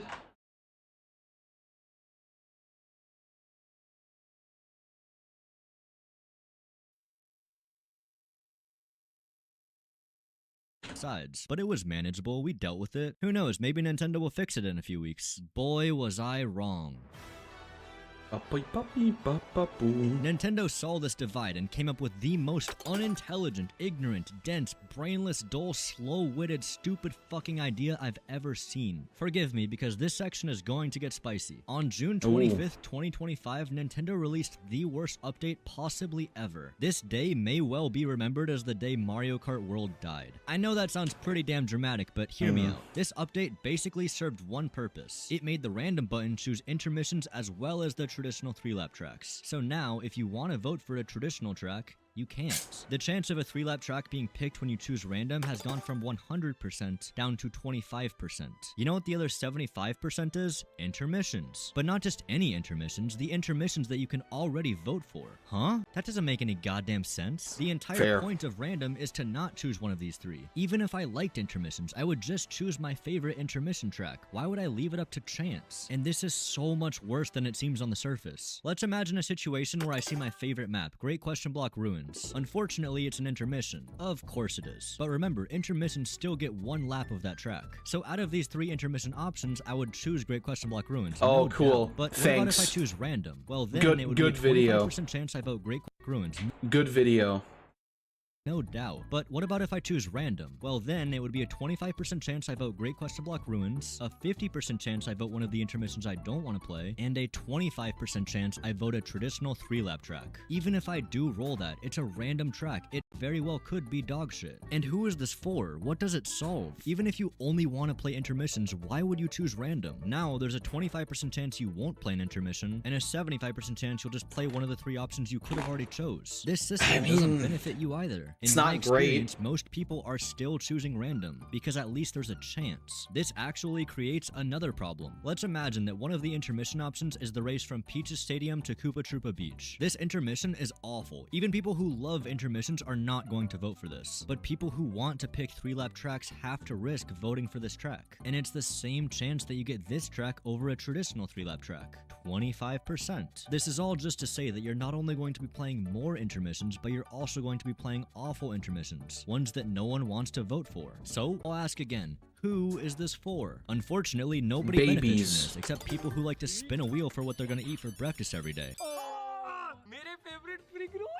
But in all seriousness, it's such an FU to the community. The same community that spent over $500 to play this game. I feel even worse for people who waited to buy this game. Remember, a lot of people were skeptical of the intermissions from the start. I'm sure plenty of people waited to see what online plays like. Then after seeing a bunch of videos, they realized, oh, I don't have to play the intermissions. I'm gonna buy a Switch too. Just for Nintendo to turn around and say, actually, yes you do. You will play the intermissions. It's our way or the highway. Literally. So the question is why? Why do this? Honestly, your guess is as good as mine. But just for fun, I'll toss a few ideas out there. Option A. Nintendo is really stupid and ignorant. They somehow don't realize that everyone's choosing random because they don't want to play intermissions. I don't think this option is very likely. Nintendo is massive. I just don't think that they're this unaware of how people enjoy playing their games. Even their community in Japan hates this. Option B. They think that by forcing us to play intermissions, we're going to get Stockholm Syndrome and start to like them. Yeah, I mean, maybe, but it's not working. People are mostly just upset and not playing the game right now. Option C.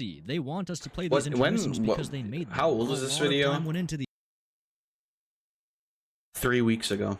I haven't played Mario Kart in a while. I should maybe check if it's like really bad. Nobody's voting for them. I think this idea is probably the most viable, but it's also crazy given that it's likely going to hurt the game's reputation and its sales. The final option is probably the most sinister option. I don't think either of those are true. Gambling is highly addictive. What? By making the fun 3-lap tracks extremely rare, when they do come up, it feels like such a treat. Choosing random literally feels like unwrapping Pokemon cards. You're probably gonna get trashed. Yeah, Mario Kart World is a Nintendo psyop to make you addicted to gambling.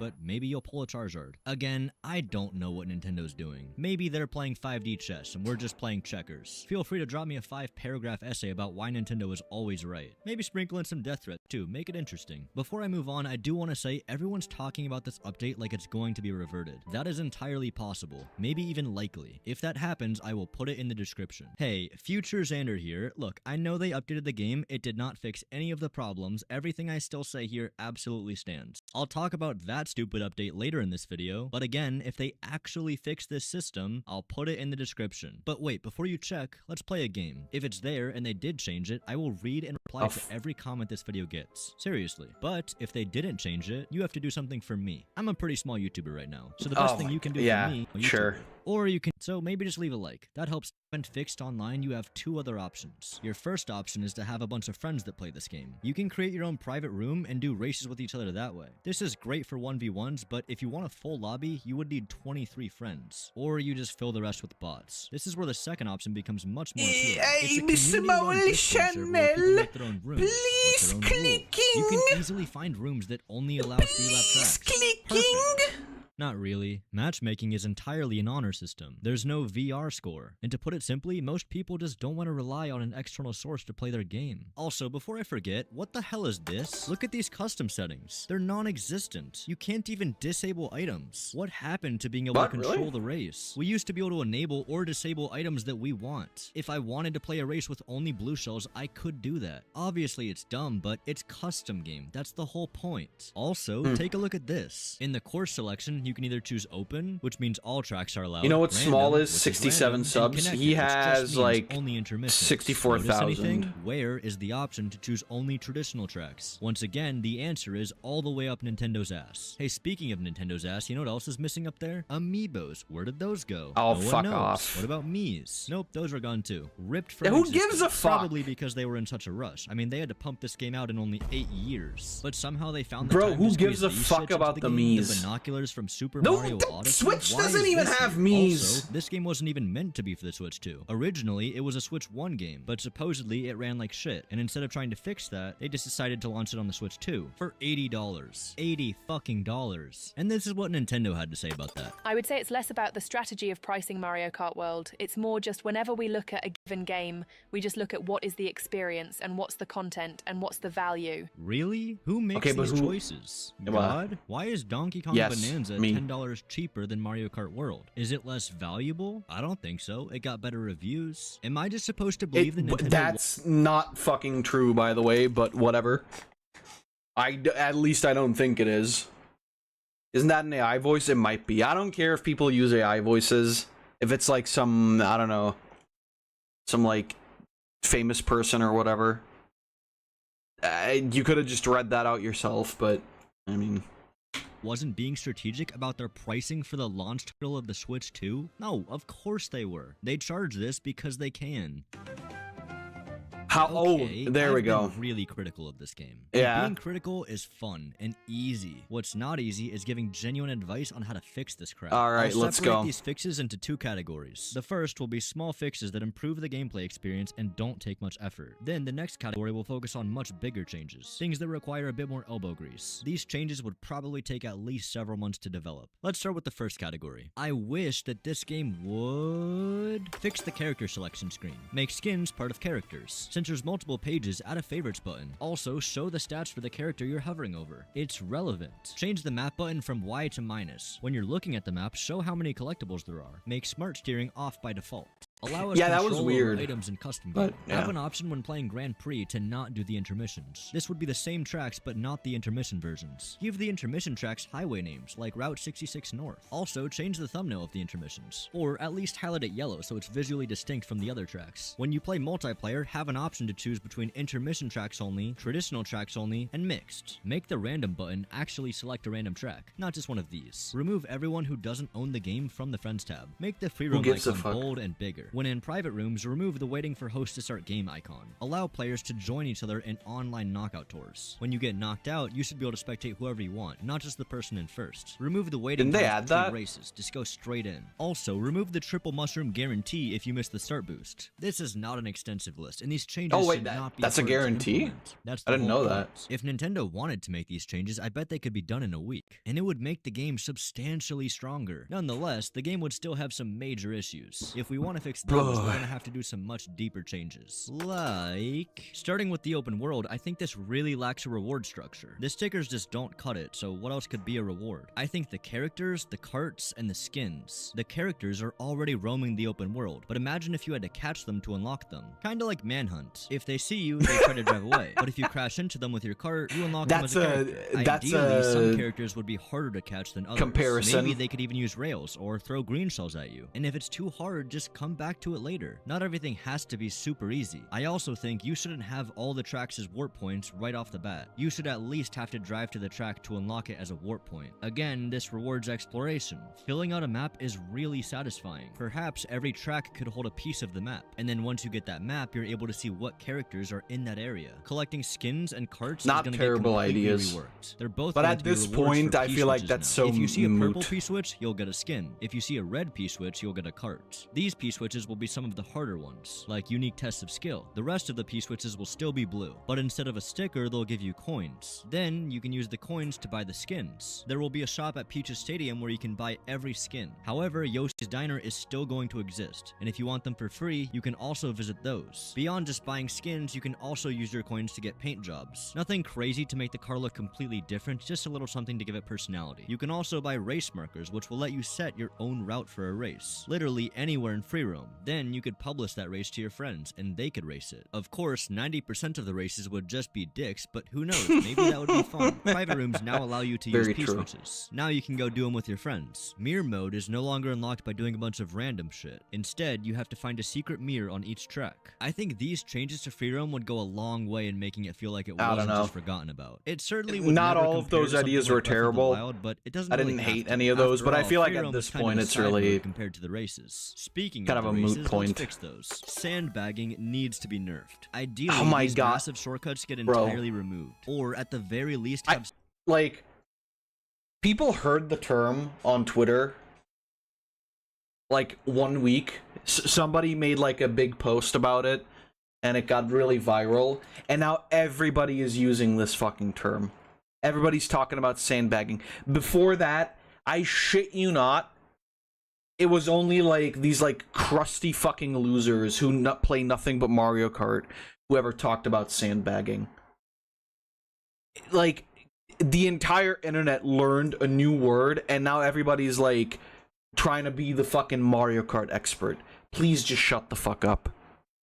some risk involved. Throw in some obstacles or enemies. Next, we need to buff front running. The easiest way to do this would be to add more shortcuts. Not these big ass ones, but little corner cuts to help you stay ahead of the pack. Speaking of the pack, it needs to be dispersed more. Everyone is way too clumped together. The main reason for that is because the fastest way to drive this track is also the easiest. Everyone takes the same route. So add some more routes. Make some faster, make some harder, introduce some risk. Even if the road is just a wide straight line, you can use rails to make very interesting routes. This would make the skill ceiling way higher on all of the intermissions. The best strategy would now be to drive in first and be skilled enough to pull off the hardest shortcuts. Crazy, I know. Playing 4-player mode is now 60 FPS. Come on guys, it's a Switch 2. Knockout Tour now has a custom mode. You can now choose which intermission tracks it races on and where it starts and ends. Amiibos and Miis are back. 100%ing Grand Prix mode gives you a golden Mario skin. 100%ing Knockout Tour gives you a golden cart. These changes would make Mario Kart World a much fuller experience. Single player would actually have things to do, and multiplayer might actually be balanced. These changes are very far-fetched, obviously wouldn't change the game overnight. He's my I tried to keep favorite these changes somewhat character. realistic as to not entirely rewrite the game. That's an entirely different Golden conversation. Mario, he has collected all the super flowers So they made a few and changes. the Chaos While I was wrapping up Emerald, the editing for this video, they released version and he really 1.2.0. strong and This is my really live fast. reaction to that. Wait,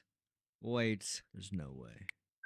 Wait, no, 1.2.0? I'm scared. I was honestly hoping for one thing. Just one thing. I wanted to go back to having the choice to vote for a 3-lap track if I wanted to. So, did they make that change? Well, before I answer that, let's look at the more minor changes. I'm gonna specifically focus on the things that I called out. Firstly, they let us have a bit more customization during versus races. Now you can choose stuff like mushrooms only or just disable bots. Nice. They also made it so you can spectate other people during knockout tours. Yeah. Also, once you collect all the collectibles, they change colors, so you'll know that you've collected them all. So far, so good. Decreased the probability of getting triple mushroom. Okay, well, this one just seems like a lie. From my experience, it still seems like you're guaranteed triple red mushrooms if you miss the start boost. So I'm not really sure what they were getting at here. They also made the boost from doing tricks way more powerful. So I hope you didn't have a world record because it's about to get stolen. Overall, these changes are mostly fine. They're simple, small, but beneficial. But ultimately, there's only one change that really everyone's been asking for. Did they fix the intermissions? Did they fix the voting system? The answer is, can we get a drum roll? Did they put it all back? Is there an option? Is there an option?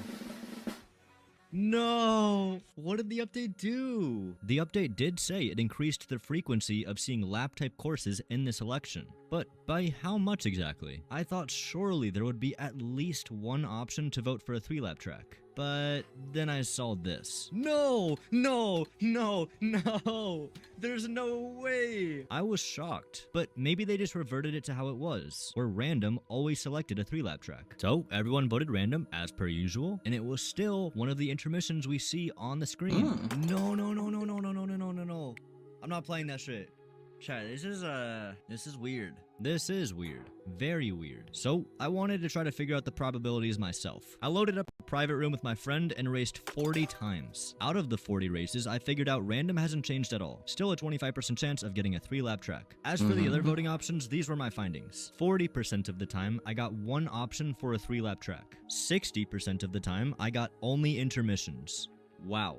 I'm not even sure what to say to that. They saw what the community wanted. They knew what we were asking for. This is Did we not get a an update solution. since then? It's a band-aid on a gunshot wound. If this is Nintendo's only response to this problem, I guess I would have to this check game the will die. description. The marginally better odds of getting a 3-lap track is simply not enough. The solution is not to increase the probability. It's to give you a consistent choice to pick a 3-lap track. What exactly is the point of this? Going from a 30% chance of a 3-lap to a 40% chance? Did they think that would be enough? They put all their chips into these intermission tracks, and when it didn't work, they doubled down. And then tripled This has been down. like I respect them trying new just an ideas. hour They of could've just complaining played it about safe and intermission pressed the easy tracks, button. Released honestly. Mario Kart 9 with a couple new tracks and a few new characters. Instead, they took on a massive undertaking with the open world, knockout tour, and some really well-designed tracks. These ones, not these ones. It's cool to innovate, but after 11 years, I expected more. Mario Kart 8 came out in 2014. They had so much time to think this through. Wait, I thought Yet it was feels 8 like years. one massive Well, jumble I guess of 8 ideas years in that don't development. work with one another. It's as if anyone in the dev team could just yell out an idea and it would just make it into the game. It's a mess. It's slop. But slop isn't always bad. This game can be really fun. At its heart, it's still Mario Kart. And the Mario Kart And by the way, formula is slop, fun. calling Period. it slop Streaming is, this game for a week you know. was so much fun. And I still love playing it. About 25% of the time. Okay. The reason I hate this game is because of how much I wanted to love it. For all the things that it does right, it does twice as many things wrong. 1 step forward and 2 steps back. And who knows what's next. Mario Kart World is likely going to be the only Mario Kart game for the next decade. But I feel like this game died before it even had a chance to live.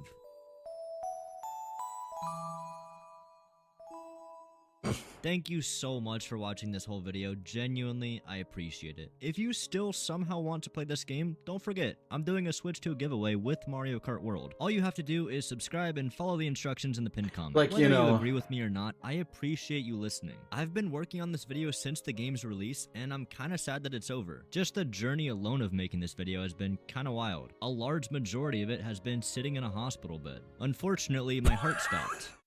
That's not a joke. But I'm fine now. I have a pacemaker, and luckily it shouldn't affect my daily life, which means I can keep making videos for my loyal Patreon. Opinion so shit, his heart members. decided to if stop. If you do want to support me and the video, the best thing you could do is leave a like and drop a comment. Good luck to everyone who tries to win the Switch 2. Again, thank you so much for watching. If you want to support me, all my... Like, okay, but also...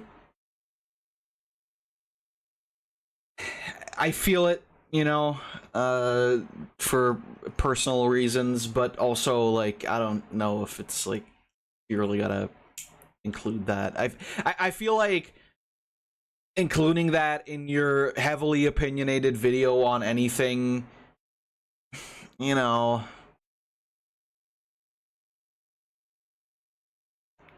I don't want to make accusations. My links are in the description. I'm gonna go play Donkey Kong. Bye! Well, that was a video. That was a video. Alright. We're gonna watch Laughing at Unusual AI videos. And then we're gonna watch the Roblox thing, maybe. Yeah, that was, like I said, a lot of these types of videos just kind of tend to not be very fun for me. Because, fun in the sense of, like, I get mad at them because I feel like a lot of people are just extremely nitpicky and don't give games the benefit of the doubt whatsoever.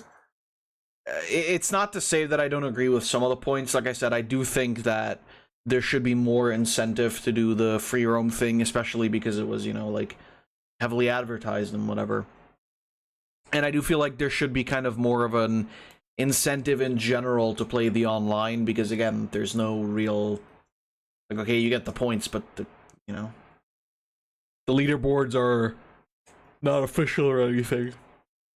The rest, I feel a lot of it is very nitpicky, and the whole intermissions issue, I don't know. To me, it's never been a problem. I enjoy the fast-paced nature of it. I feel like Knockout Tour, for example, would be incredibly fucking annoying if you had to do 3 laps every time.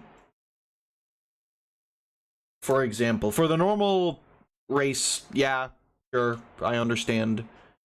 But, I don't know. A lot of it just seemed very nitpicky, and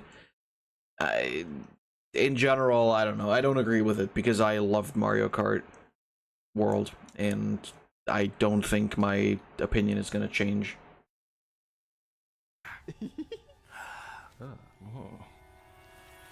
Oh God! Today, me and my friends are trying to figure out who can make the most unusual AI videos. Oh no. Wait, that's not AI. That's just based.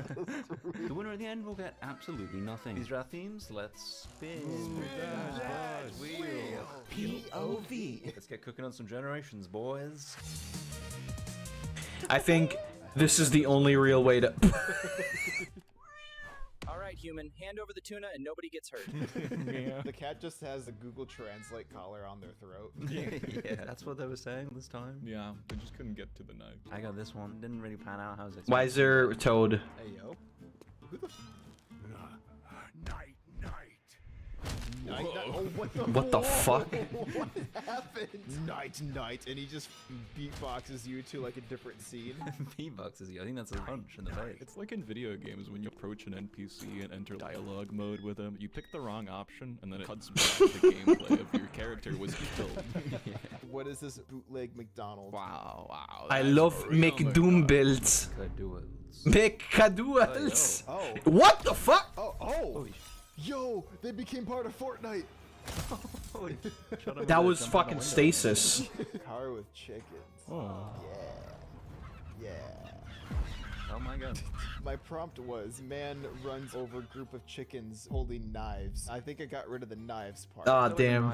Filtered. Otherwise he's just running over a group of innocent chickens. What is this opening up a Christmas present, Dan?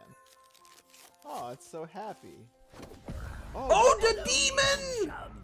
You just got gnomed. You didn't know. The Satani! No. Really? You just got gnomed? That's awesome. You guys No! want to be gnomed? You. Hey, me old chum. God damn it. I'm me old chum. It's Tom and What Jerry. the fuck? Come out, Jerry. Oh, what? Oh my, that's Jerry. terrifying.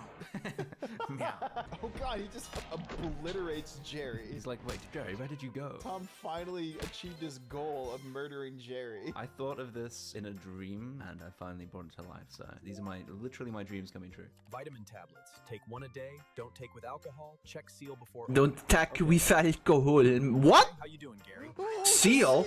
Oh, check seal. I get it. Check the seal. He's so happy to be put to sleep forever. What? That was not the intention. This sucks so bad. My love life is amazing. I have loads of money. My life is perfect. I really couldn't be happier. Oh no. Why is it falling backwards? Oh my god. For some reason, on the second attempt, it decided it should be a song. What? What?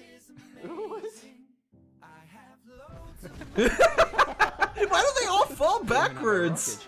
That's wait, yeah. Oh, is that Waldo? A man, and it decided to, I guess, to make it Ronald McDonald. Oh, It cuts off, but yeah, he was definitely about to fall into the pool of lava. Like, I gotta get my bombs back. I Yeah, need them. yeah, that's what he's thinking. That's what he's thinking. Oh. Mountain. Oh my god, he's going into the... Well... Hell yeah. Did you add cheese in the prompt, or did it just do this? No, it's like a content guideline safety system. Like, if anyone's in danger, add cheese. What do we got? I did a new model iteration of a classic. Hey.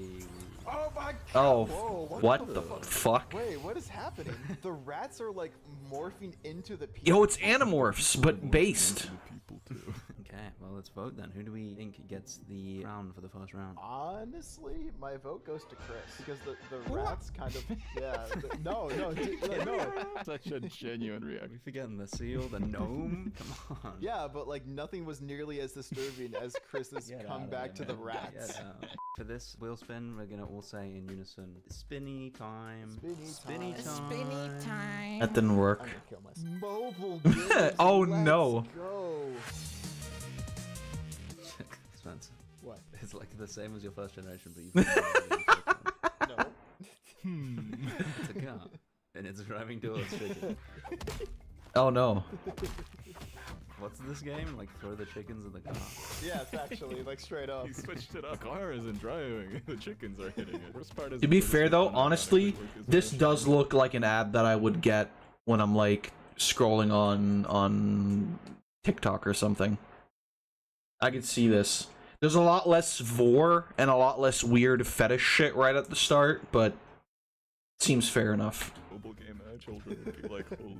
I'm like, holy f***, I want to play this. What's with the grandma? This is a live action game ad. Plants vs twerking grandma. Oh, Like what? plants vs zombies, but the zombies twerking grandma. Why is grandma twerking? What is happening here? It's Plants vs. Twerking Grandma. Twerking grandma. Is that the bomb? That's really good. That's actually really... Oh no. Grandma with a baseball bat.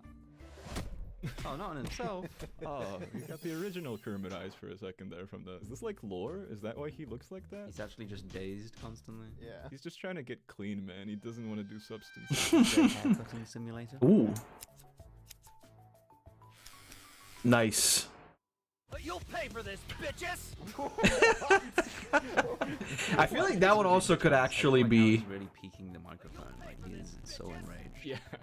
You bitches, you made me bald. Fuck you, bitches, you're not subscribed. You can fix that by scrolling down and pressing the subscribe button right now. I finally got a good one. You guys have to check out this new mobile game. It's insane. The graphics, the gameplay, everything is next level.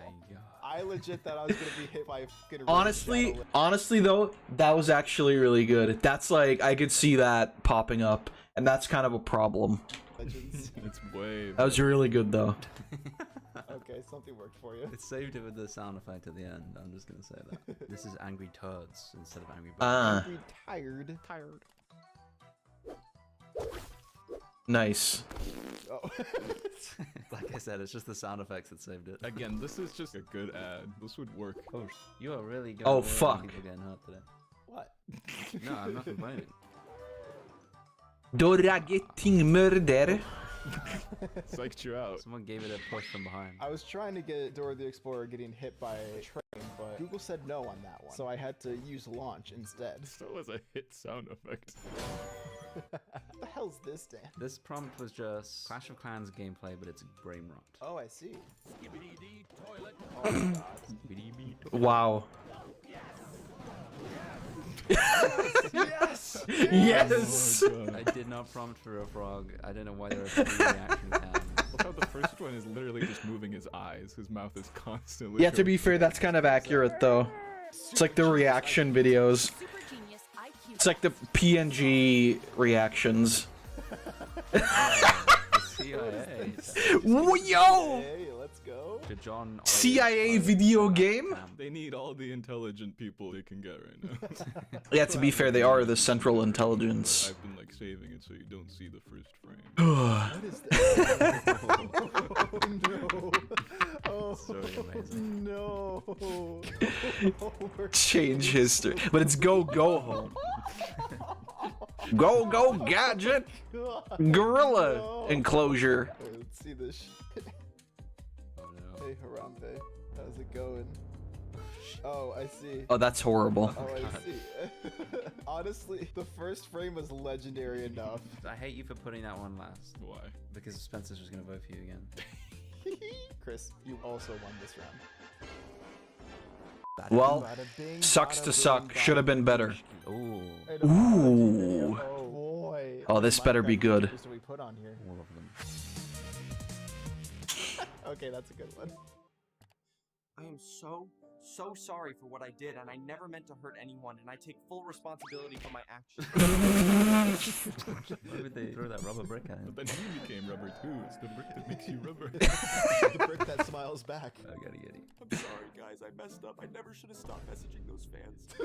I never should have stopped messaging. Right there in front of me, and I fumbled. That's so good. First frame you have here, Chris.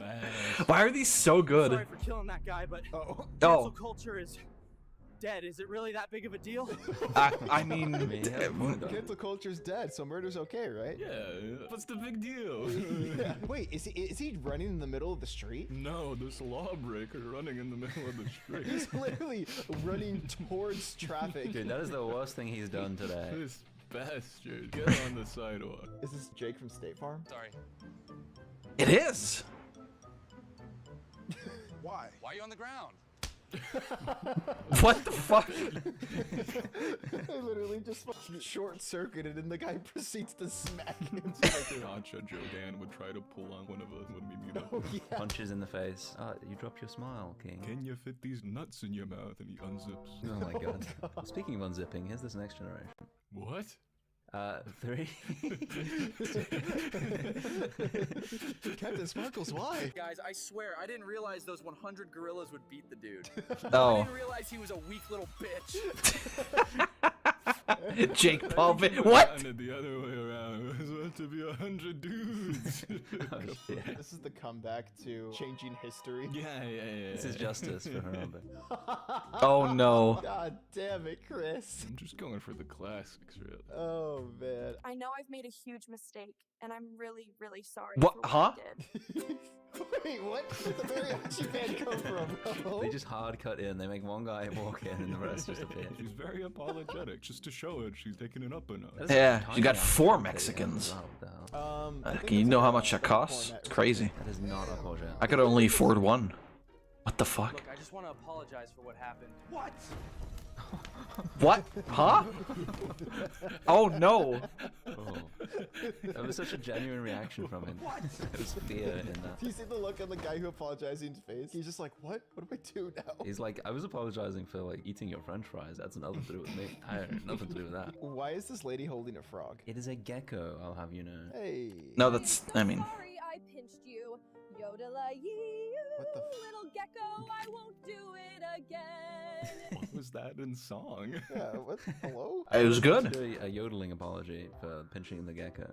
I was really running dry on ideas. The second she started singing, I thought it was gonna turn into like a Shrek moment where she sings and the gecko just explodes. If it's a new generation, then yeah. But, What are we saying for the winner here? I'd vote for you. I really like the reverse apology. oh, true. Yeah, I had that shit locked down, bro.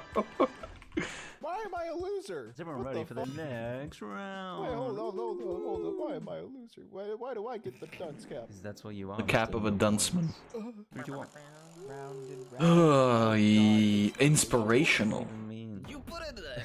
Is it just anything inspiring? I don't know. Whoever came up with these themes is a dumbass. Like, what is inspiration mean? Get ready to be inspired, boys. You can do anything you want.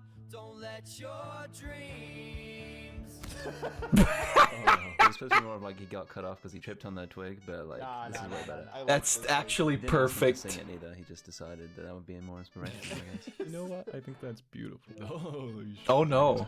Fellow apes, I stand before Why- you today. Bananas. I was saying, oh, not again. This is the new most powerful country in the world. He's so casually dodging all the missiles. Yeah, he's like, oh my. Oh no. I do this. Oh, what the fuck? Oh, Homelander. Yeah. Oh. What does this motivate me to do? Die. I feel so inspired after watching the film. This film might change your life. Oh shit. Turns into a frog. Permanently. Bye bye.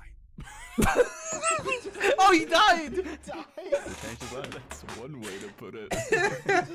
He dies. It's the goofy little way he says bye bye, as I was expecting like a sincere like bye bye, like some real sad. He's like bye bye bye bye. Bye bye. What we got here, Chris? See ya. Do it. Nothing is impossible. Wait, I feel like someone has said that before already. Oh no.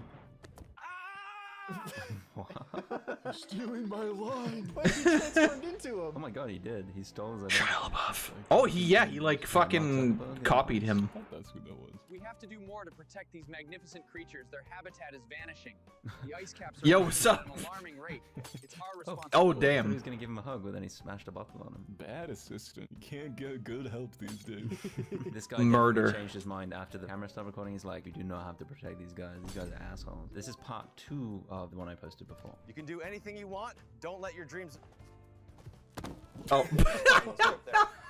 Almost. What? Where did the bear come from? I feel like it makes it even better that he still ends up falling. But Yeah, it's great. He almost tripped. He didn't trip. Yeah, he almost. Yeah. This is the first one that generated. It was just goofy. That does not look like Goofy. And together, we will build a brighter future for everyone. A future where dreams.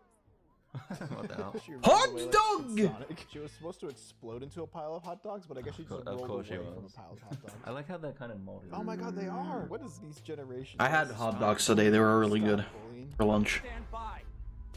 Speak up. Do something. Oh no! Ooh, it's Which spicy. one's he gonna shoot that? This is another mobile game choice. It's like you should Remember, no Russian. It doesn't even look like he's gonna shoot him. It looks like he's about to take off the clip and then just throw it at him. This is the guy in the forest, the finale. Take 3. This is the one. You can do anything you. Really? Again?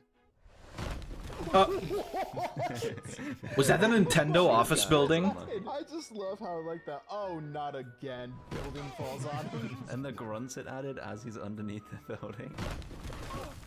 Yeah, I didn't notice that. Alrighty. Who wins that? Personally, I like the gorilla guy. He's cool. This is just the gorilla video as a whole. There it is. But I like that guy and Mark Zuckerberg being slapped by a police. Wait, does that mean I get a point? Yes, sir. Oh my god! In this next round, we're taking one of Chris's points to level everything out. What the fuck? Dan, instead of removing his point, can we just split his point in half and like you take it one half, I take the other? What? I see that. Yeah, okay. What is that even? Final spin! Spin, spin, spin, spin, spin, spin, spin, spin, spin, spin, spin, spin. Oh, there we go. Now I'm interested. Okay, we got a guy. Is that a baguette? Yeah, that's a baguette. Oh fuck, werewolf. This isn't even really found footage. Guy holding the camera, just directing the other dude with the baguette, like over there. I also love how just the baguette keeps switching from the guy that's fighting and the skinwalker that he's fighting off. Yeah, it's like their version of the ring from Lord of the Rings. You know, they need it. It's like, okay, your turn. Here's the baguette. The one baguette to rule them all. I'm excited for this one. This is like found footage of finding something for the first time. Okay. If it's Italian brain rot, I'm gonna kill you. Skibbity bop, yes! Oh my god! It's not Italian brain rot, it's American brain rot. I don't. That was pretty good. You don't like the fact that it's just a head on a stick? I hate it. Let's see if you can do any better then, buddy. Oh, holy What the Wait, this is actually peak. Oh, hey. Are you okay, pal? No, I'm not okay. I'm trying to figure out what just happened. That's a really cool transition. That was like really fucking awesome. Holy shit. Honestly, it was a great take up until the guy at the end fucked up with his awful acting. Are you okay, pal? Yeah. Are you okay, pal? Why are these so good? It's scary. I don't like it when... Oh, okay. He died. Oh, no. Oh, dear lord. Satani. Demoni. Sounds is making in the beginning. Reveal of who Kermit actually is. I would have gotten away with it from a few meddling kids. Dan, why do you have frickin' Slenderman POV? Oh shit. Slending man. Ah, for fuck's sake. Oh, not fucking again. No, not again. Why did I just get no? It's so fire though, the way he's waddling onto the camera. You thinking no? I'm a gnome, and you've been no. Oh, nice. Wait, what? Oh, that's. Wait, what? Why are they working in like the coal mines? It was meant to be him falling into a ravine and then discovering Santa's elves working. I love how Santa's elves were just like in wax museum versions. Be rude. It's just how they look like. My bad, my bad. I'm offending elves everywhere. This is supposed to be a police body cam. I tried generating this one like 6 times. This was the best I got. Okay. I didn't do it. Please. Sir, I have your laptop right here. Ooh. I can clearly see that you downloaded a car. Yo! Whoa! Holy shit! I'm out of here. I'm zooming. That was fucking like you get crazy. It looks like it's just in complete Yeah, shock. he's like, I just lost my job. Yeah. I should not have let him do No, no, no. I got it was an inside job. It sucks, but at least it's fine. I just started my new job. It's pretty that? sweet. I Oh only shit! got work Fading.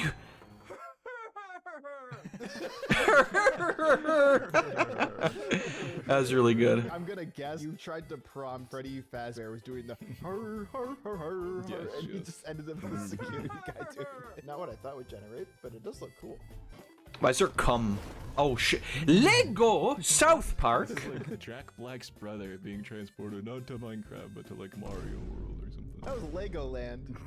Yeah. Why is it on fire? It was found footage of a man escaping to Legoland, and he found that it was on fire.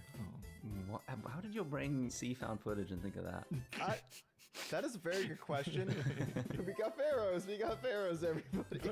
Some more history here for you. It looks like Eddie Murphy. An Egyptian. Bro, these guys just showed up and started building big triangles. Do not record this, Earthling. Do not record this Earthling flashbang. Yo, that was sick. Holy shit. What? Why did he open like? Oh, hey Shrek. Oh. What? Doesn't even have a fucking accent. It's all ogre. It's Shrek 5 Shrek. It's all ogre now. It's all ogre now. Ogre. Same guy. Yeah. What the hell? He does have the accent. My dreams have come true. It's all ogre Wow, this first frame is I'm loving it already. Hell yeah. Oh fuck. Amazing. Oh. Yeah, this is a Kojima game. My apartment too, damn it. I finally found your location. Shopping cart incoming. Look out your window right now. No, I see someone with a shop. Okay guys, so Chris could join us for the rest of the video. We're ending the video by killing Chris. Yeah, true. So who's gonna get this final point? I like the most Stan, Zero, and Gnome. I do agree with the gnome. I think that's creepy as So we're giving it to Dan. Oh my god, I didn't have to pay you guys to say that. That's great, thank you. Guys, hope he keeps us in his basement, please. Someone. Yeah, don't worry about that. Oh my god, that was great. Holy shit. That was really, really good. That's the only way that AI should be used is funny video. Alright, but now for a little bit less funny stuff. Last week we talked a little bit about the Roblox situation. And I gave my opinions on a few things, but I don't really know the full story yet. And I think this video kind of explains some stuff in a bit more detail, I guess. You know, like it gives a bit more context also of the other side of the whole story, which is not just about the company behind Roblox, but also from the dude that got that got the cease and desist from Roblox. So for those who don't know, this guy, I don't know if this is the video, but this guy like exposed some pedophiles on Roblox and then promptly got a cease and desist letter. Apparently also in combination with Chris Hansen, which is interesting. And you know, that's it's cause for some pretty big controversy, because it's kind of weird for a company like Roblox, who, you know, a lot of children play Roblox, kind of weird for them to be so, I don't want to say protective necessarily, but it's kind of weird of them to be like so shitty and stinky about this whole situation. And I want to see this guy's video because I want to see like what the story here is. I don't know, we'll see. I don't know if there's any like news in this situation, feel free to tell me. But yeah.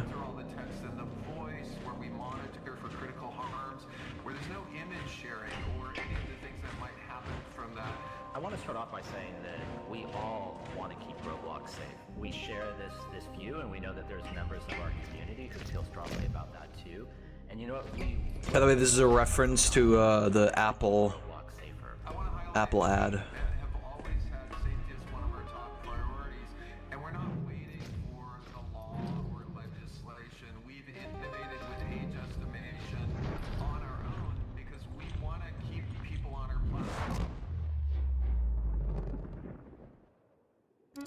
This whole situation is kind of crazy. Everybody go donate to this boy Schlep. This is probably the worst decision this company has ever made. Hashtag free Schlep on God. Yeah, they actually need Schlep. I'm wishing Schlep the best. Roblox, you need to Yeah, like I said, I'm There's got to be something done. Nobody interested at Roblox in listens to us. I'm frustrated, man. I'm frustrated. Why should we support a platform that is taking steps to prevent predators from getting caught? Roblox has just lost $12 billion in market value following their response to their cease and desist letter against me. Sorry. $1 billion in market value following their response to their. On behalf of Roblox Corporation, solicitors a formal cease and desist notice regarding your unauthorized harmful activities on the Roblox platform. Actions are a violation of Roblox policies and directly undermine Roblox's safety efforts and critically are exposing our users to increased risk. Those actions include engaging in simulated child endangerment conversations, sharing or soliciting personal identifiable information, directing users to move conversations off platform. Which, again, yes, it's against TOS, which is understandable. But again, I do feel that in this case, the ends justify the means. I don't know. There was a net positive that came out of this, but of course I also understand that the issue that arises is if this guy does it, then a billion people will want to replicate that, and then that could create problems. Overall, I think it's still very difficult to say that Roblox has any sort of footing in this. Because, again, their main player base is children and very young people, and so it's a weird stance to take.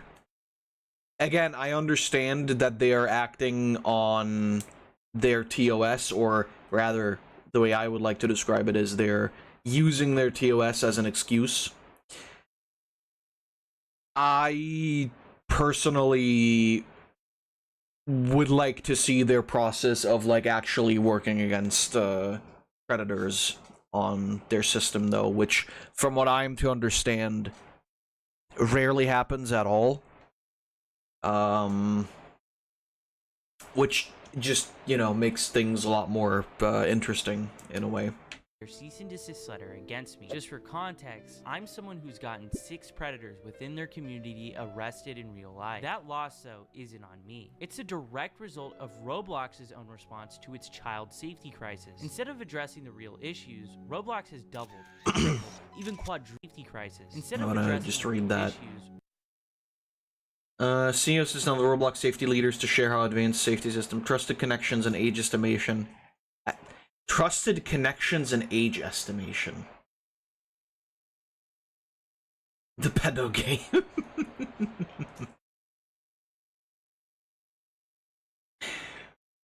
Yeah, well. Roblox has doubled, tripled, even quadrupled down. They've put out statements after statements painting me and my team as reckless vigilantes while claiming that their platform is safe, when it absolutely is not. People are just seeing through this, and that's why a huge movement has started online called Free Schlep. It's been trending everywhere. Multiple members of Congress have now called out the company's Rosio's gat. Looks like Gaslit says safety has always been a top priority. Community notes reveal the truth. The platform has a history of refusing to take actions against child predators, I'm assuming is what it says. The kids even host... What? This kid's game even hosts, I'm assuming, sex games? Also, welcome to the stream, Ping. Abuse problem. And the Attorney General of Louisiana has filed a giant lawsuit against the company for, and I quote, prioritizing user growth, revenue, and profits over child safety. That's what that's the information that I got. The lawsuit was filed. Roblox's market value dropped by $12 billion. In response, the company scrambled to roll out new policies targeting the very not safe for work games featured in the lawsuit and my video. I'm sorry. Excuse me. Diddy Simulator? Nice try, Diddy. Diddy Party. Freaky Diddy Simulator. Official Diddy.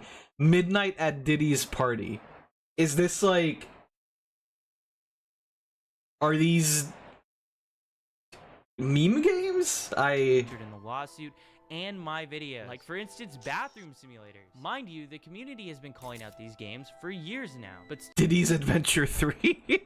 still, even after everything, instead of removing these blatantly inappropriate experiences, Roblox simply slapped a 17+ label on them. They also launched a ban wave against some of the worst games they've knowingly XYZ Public Bathroom Simulator.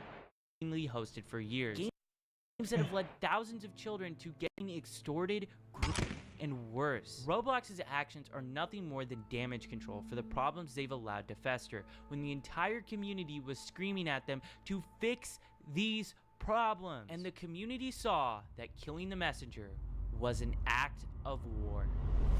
Damn. Shortly after these changes, Roblox released a video so bad that it was community noted on Twitter twice. David Baszucki, the CEO of Roblox, Matt Kaufman, the Chief Safety Officer of Roblox, and Eliza Jacobs, the Senior Director of Product Policy, did a 45-minute tech talk. Most of this is just corporate jumbo, but they go ahead and respond directly to their vigilante policy. Before I show this, I want you to remember, I'm the only person that Roblox has targeted with this vigilante policy that they just created. Not even my team was moderated or given any legal letters. That's crazy. Clear line, and even offered to keep much of my work private to help, and I'm no way obligated to do that, but instead they went straight after me, moderating my accounts and sending a cease and desist before I could even react. That's fucking crazy. I didn't know that it was literally just him. That's fucking insane. So this is literally just a PR thing then. This isn't even really like about the vigilantism. It's literally just like a not PR, but it's like, you know what I mean, right? They're just going after the biggest guy, I'm assuming. That's insane. That's so fucking, that's like fucked up. Wow, holy shit. Well, it's a good thing I don't play Roblox. And let's be clear about one thing. I'm not a vigilante. That means I'm taking the law into my own hands. We work with law enforcement, which is why we have arrests. Roblox refuses to say literally. they'd have to acknowledge those arrests. But make no mistake, they're responding to the outrage, which is about me, and this is what they had to say about it.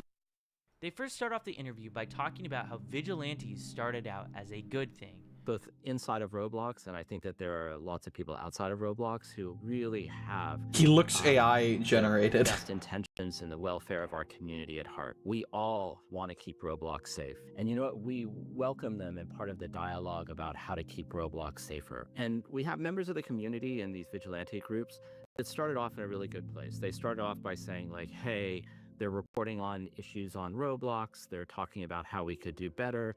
And you know, we paid really careful attention. This statement is just laughably hilarious. If Roblox is really paying attention, then what about when my mom emailed you guys about my own case? What did you do then? Nothing. Actually, you kept paying the guy for years afterwards, until you were literally forced to do something about it. If what Roblox was claiming was actually true, them listening to the community, why are the biggest content creators leaving your exclusive YouTuber program in protest of how you're moderating your platform? And I'm gonna actually bring up something later in this interview to show you how much of a joke this This here is Meep City, one of the most controversial games on Roblox. Precraft, one of the largest Roblox YouTubers, joined this game and within 4 seconds was exposed to not safe for work content. The community has been complaining about this game for almost a decade now, but Roblox has still continued to leave this game up and platform it. CEO David Baszucki mentions this game by name, and here's their philosophy on this. You know, I can see some of our community naming experiences on Roblox and just say, take it down, take it down, take it down. I'd say examples could be Meep City, for example. Can you share, like, why should that be up? Should that be down? Like, what's up? I think one thing that's really challenging on this global immersive interactive platform is that we have content created by developers and creators and content created by the community, by the users that are in that game. And one thing that we really try to do is be fair to our developers and to not moderate them for the behavior of their Of course. How is this a crazy Of course. math problem? This is so simple. The creator of this game wants these people in their game. How is this even controversial? Sorry, what? The creator of this game wants these Needs to sort out the Meep City house parties. They're just disgusting. But isn't it better that the disgusting people are in the parties and not in the rest of the game? Keeps them secluded. Well, how about if they weren't in the fucking game at all? What? Huh?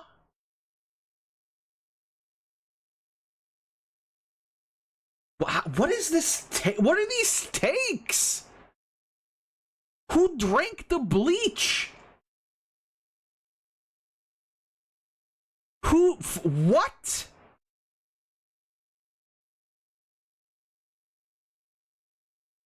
Well, you know, it's better that they're here. You know, it's better that the pedophiles are in our game than in others.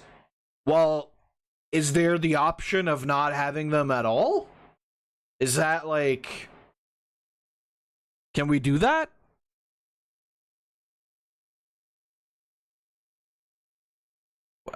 Right, okay. people in their game. How is this even controversial? The developer is giving the tools to the player to make this inappropriate content. And that is the problem with Roblox. Insanity. Roblox turns a blind eye unless the developers are blatantly making not safe for work games. And even then, Sorry, what was that? Unless the developers are blatant. She usually does ask what game she was on. She looked over the screen and saw this. I'm assuming it's like some 6. Showing my unsupervised, pure innocent little sister. As soon as I saw it, I immediately made her stop playing the game. That's, again, making not safe for work games. And even then, it is still on the line if Roblox will take action. Roblox, even then. In case of the official Teddy, we investigated the accordance with this criteria. We asked the creator to make changes to experience that comply with those standards regarding user abuse with experiences, and they were able to comply within our timeline. However, in the course of our investigation, we also confirmed a separate outstanding policy violation that cannot be rectified. As a result, the user behind and the groups they own are no longer permitted on Roblox, and remove the ability to play their games until we know there is an owner who can run the games in compliance with our community standards. Failure as a parent? Well, first of all, okay, Payne. First of all, that was somebody's big sister, right? Secondly, here's the thing. I agree with you on the idea that parents need to monitor their children's internet usage. However, here's the thing. Roblox is a game meant for kids. Roblox is meant to be for children. This isn't a case of somebody going onto YouTube and watching content that is not made for them, right? This isn't a case of like a kid going onto YouTube and finding, I don't know, some dildo testing video. That's a separate issue, but there it's, yes, the parents should be more careful about what their child is doing. With Roblox, it's meant for kids. It's meant for kids. You know, it's in the same vein as if I say, like, I give my kid, I don't know, a fucking bunch of building blocks, right? Those are for kids. Now, if by some fucking way, the building blocks start fucking doing, like, weird Kama Sutra positions. That's more of the issue of it. This is a stupid example, but I think you understand what I mean. It's like, that's not the parents' fault. The toy is meant to be made for children. So inherently, that means that the person who put out the game, who put out Roblox, or the people who put out Roblox, are very much responsible for keeping it safe, because again, this is made for children. There's a difference. You could say that, yeah, you know, like, even if that's the case, a parent should, like, still watch over what their kid is playing, because you can never be 100% safe. But I think the idea of taking a kid's game at face value as a kid's game is not crazy for a parent. And all this, like, inappropriate content, that's not supposed to be in there, but that's also not the parents' responsibility to remove that content. That's Roblox's responsibility. To have people on top of this, to have people looking into this, to have people respond to, if not doing it themselves, respond to the community screaming out. So I don't really blame parenting in this regard, because again, that's like, I don't know, like, again, it's an online game centered around children. You should be able to assume that if you let your kid play Roblox, they are going to have a safe experience. But generally, yes, I do think that, you know, you have to monitor your children, even in a supposed safe area. It is still on the line if Roblox will take action.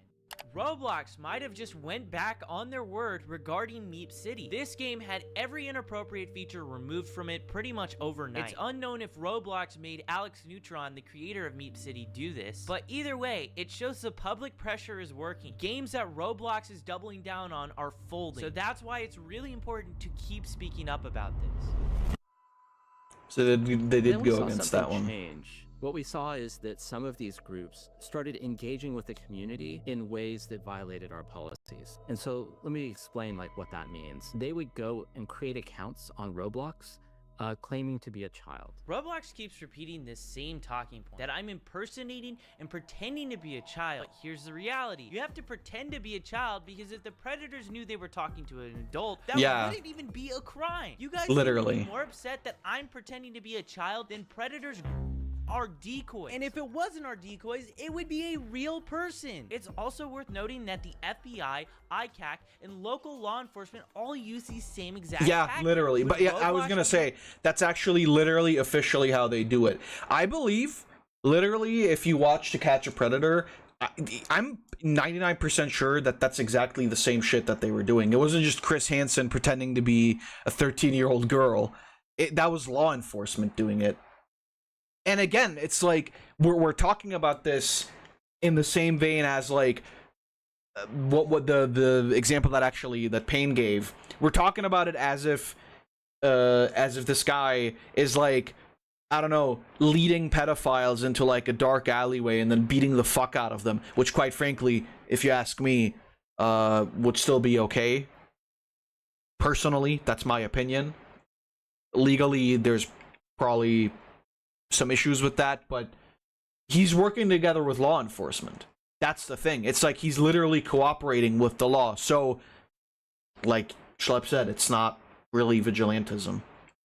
Again, I also quote-unquote understand the idea of, oh, this is against TOS.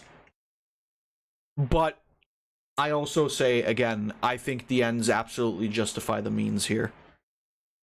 Willing to send them a cease and desist too? And their claim that I'm impersonating children is flat out false. Impersonation means I'm stealing the identity of a real child. From the very beginning, we've never used real kids. We don't send pictures of real children, and we create totally new identities where every single photo that's sent is of someone that is That's of awesome. age. The only difference is we tell these people that we are underage. This is that's fucking awesome. I like that. I like that they're doing it like as legally as possible, which to be fair is fully, because it is legal. That's really cool. I like that a lot. Flat out a lie what they're claiming. But what happens next is so wild that the CEO of Roblox cuts off the chief safety officer. And then they would enter into game servers, and they would go and start asking everybody around them, how old are you? And they were seeking out adults. If you said that you were, move on. But if you said that you were 25, then they would start engaging in conversations, and they would try and use those conversations to simulate. Matt, is this anecdotal? Because I know we have chat logs for all chat on Roblox and historical records. Are you able to kind of... David totally derails that conversation. That statement... That's really interesting. That's okay. Is probably the most wild made by Matt Kaufman in this whole interview. To simulate what, Matt Kaufman? Because it's not simulation. These are predators thinking that they're talking to someone that is real. Yeah. And they Yeah, literally. That's, you know, and that's really fucking interesting that the CEO starts fucking butting in, because like that's yeah. I find that interesting, right? In like your fucking public statement, you're just gonna fucking go off and say shit. And you know why he cut him off? Because he knew that if that dude finished his sentence, first of all, it would be a lie, what he's saying. And secondly, that if people saw this, they would immediately take the side of Schlep and people who do this. Because, yeah, how else the fuck are you gonna figure out that somebody is, like, even remotely a predator?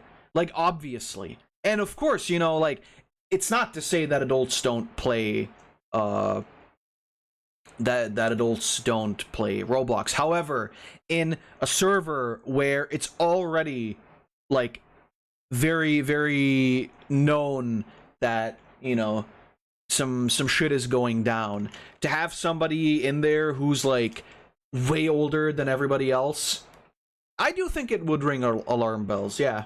And I don't know, I think that in general is probably going to resonate with most people. They're going to say, like, yeah, obviously, you got to ask for age, like, what do you mean? And if the 25-year-old, if the 30-year-old interacts in that way, I mean, you don't simulate that. That's real. Because they believe they're talking to a minor, which, again, as long as there are no actual minors involved, and as long as this is being done in cooperation with law enforcement, I really don't see an issue. Again, I also personally wouldn't see an issue with the vigilantism, but, you know, obviously that's one of those things where, like, you know, you start kicking the pebble down the slope, and then, you know, where does it stop? A lot of times we want to show up in person and do stuff to them in real life. And in my opinion, this shows how little Roblox actually cares about this problem. They can say whatever they want. Rewind for a second. If you said that you were... And then they would enter into game servers, and they would go and start asking everybody around them, how old are you? And they were seeking out adults. If you said that you were, move on. But if you said that you were 25, then they would start engaging in conversations, and they would try and use those conversations to simulate. Matt, is this anecdotal? Because I know we have chat logs for all chat on Roblox and historical records. Are you able to kind of... David totally derails that conversation. That statement is probably the most wild made by Matt Kaufman in this whole interview. To simulate what, Matt Kaufman? Because it's not simulation. These are predators. Literally. They're talking to someone that is real. And they a lot of times want to show up in person and do stuff to them in real life. And in my opinion, this shows how little Roblox actually cares about this problem. They can say whatever they want. They can talk about all the new safety features that they're rolling out, but it means nothing if lawsuits are being filed every single week against the company and headlines are making the media about a new horrible situation happening because of this platform. I also want to say how they totally mischaracterize how I run my decoy operation. We are never the first to engage with any of the predators. They always contact our decoy account first. So we saw these actors, they're pretending to be kids, they're trying to find adults, and then what they're doing is they're trying to move the conversation as quickly as possible Interesting. to other platforms that don't have the type of monitoring and policies that Roblox has. And then they were using that activity that happened on other platforms to create situations that they would then video, they would report to the police, and then only after would they let Roblox know. Roblox. I mean, to be fair,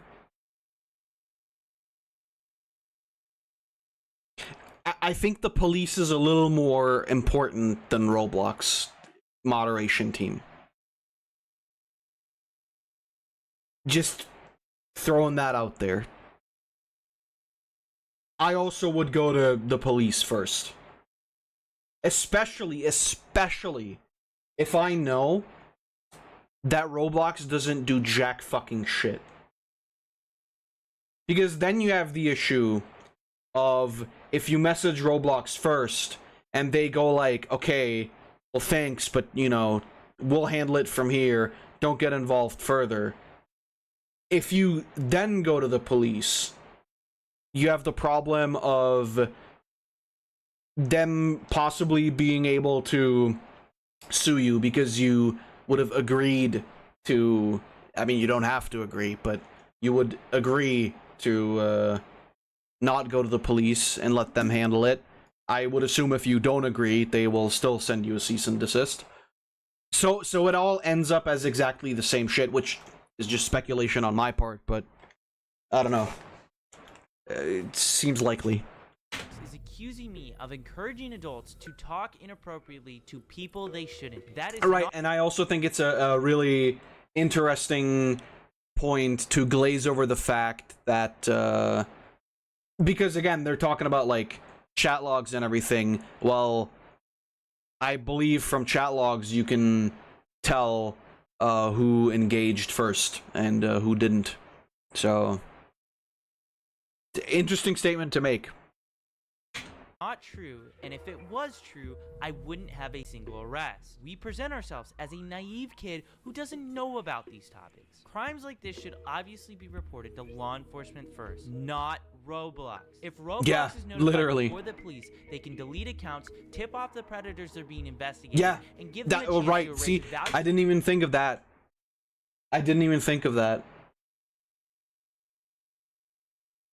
They can delete accounts, tip off the predators they're being investigated, and give them a chance to erase valuable evidence that the police need to prosecute. The fact that these predators are on the platform to begin with shows that their safety systems have failed. If Roblox didn't... By the way, I know this is a serious topic, and I think that's what it is, but just having the Roblox guy standing here is... I know, I get it, it's a visual representation, it's fine. It is kind of funny.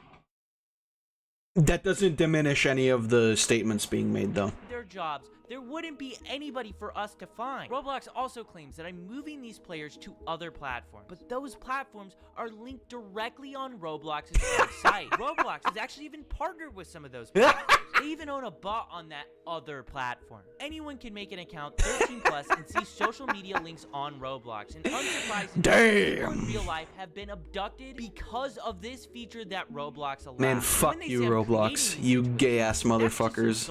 I'm not creating situations. These predators are trying to grab people within your community. And there's a bunch of issues in here. Uh-huh. Number one, the violation of our policies about being honest about how old you are. Number two, moving conversations off platform. And number three, waiting to tell Roblox when they identified violative behavior to come and tell us so we could take action. In Matt Coffin's own words, in articles about vigilantes, he said law enforcement officials are best positioned to investigate potential crimes. Well, there you go. Why are you criticizing us for going to the police first? And it's not like we're not even reporting these things to Roblox. We do. We give Roblox the same Google Drive that we give to the cops. They have the first chat log till the very end where they're in handcuffs. And we have numerous fully documented instances where Roblox refused to take action until after we released videos that got millions millions of views. Also, waiting to tell Roblox in general is a policy violation? If you were on Roblox and went straight to the authorities instead of reporting it to Roblox first, could you technically be violating Roblox terms of service? I think some of these groups started off in a really good place, and they started off, you know, really, and they still do really care about the community. The actions that they were taking were putting our community at greater risk and were violations of our policy. He says I'm putting the community at risk. Roblox even went as far to accuse me and my team of being similar to predators. Think about it. Right. They're implying I am preying on predators. Of course. To Matt Kaufman and David Bazuki, I'm very sorry for preying on the predators of your platform and getting them arrested and put in yeah. because I didn't That's never just, want to you go know, through what I went through. it's just horrible. Preying on pedophiles. It's what's tearing this country apart. Every country, really.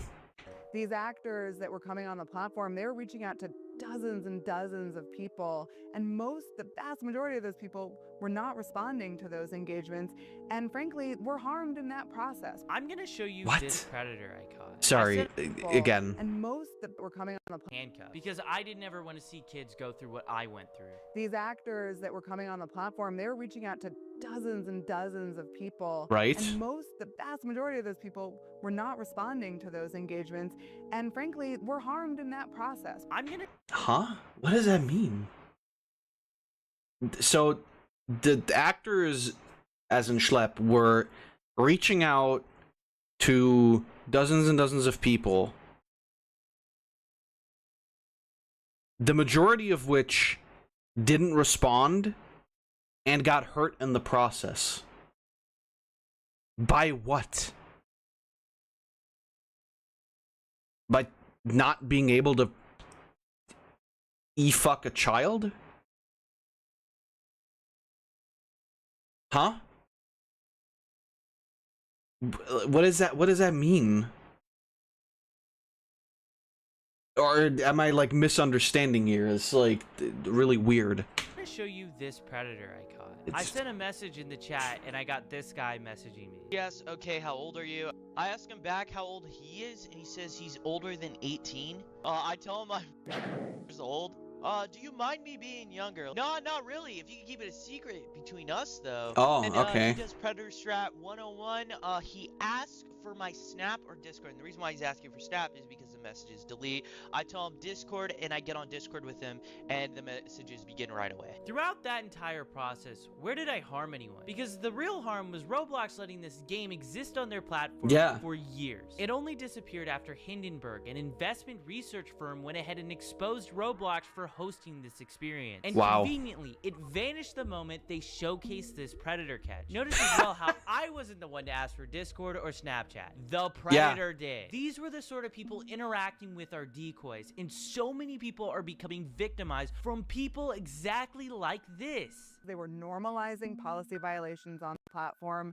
What Roblox's own algorithm recommends inappropriate items to people. Roblox actively hosts not safe for work games for children. Roblox themselves in this interview doubled down on one of the most infamous instances of Roblox themselves in this interview doubled down on. We need more boys in the game. Can you help us? Bruh.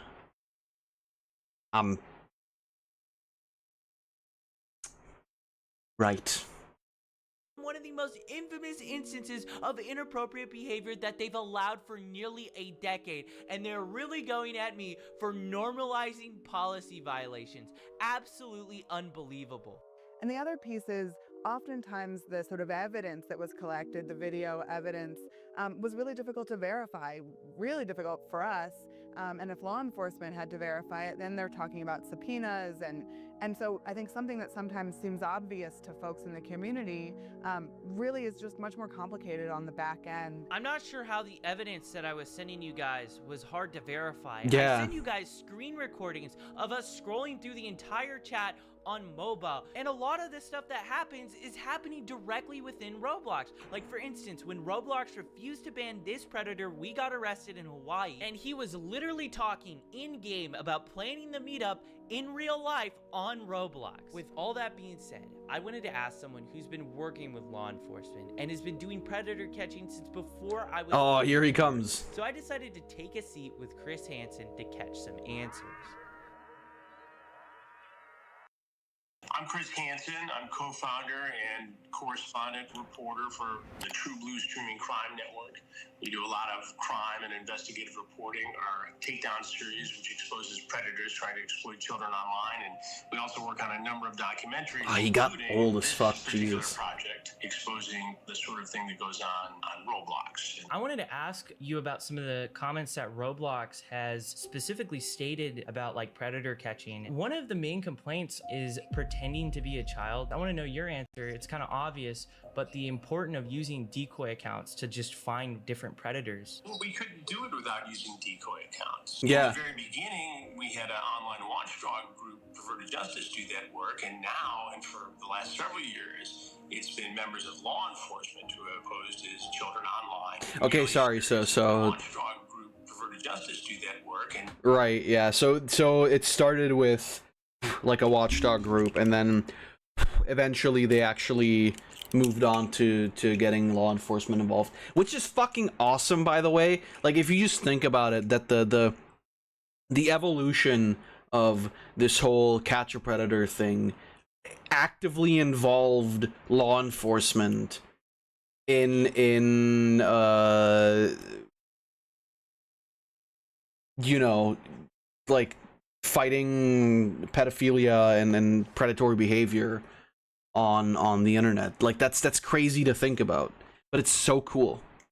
And so from my perspective, I don't even see how they could remotely come up with the idea that like this is even remotely connected to vigilantism if you're literally involving the law. What's up? Same video as before, still Roblox stuff.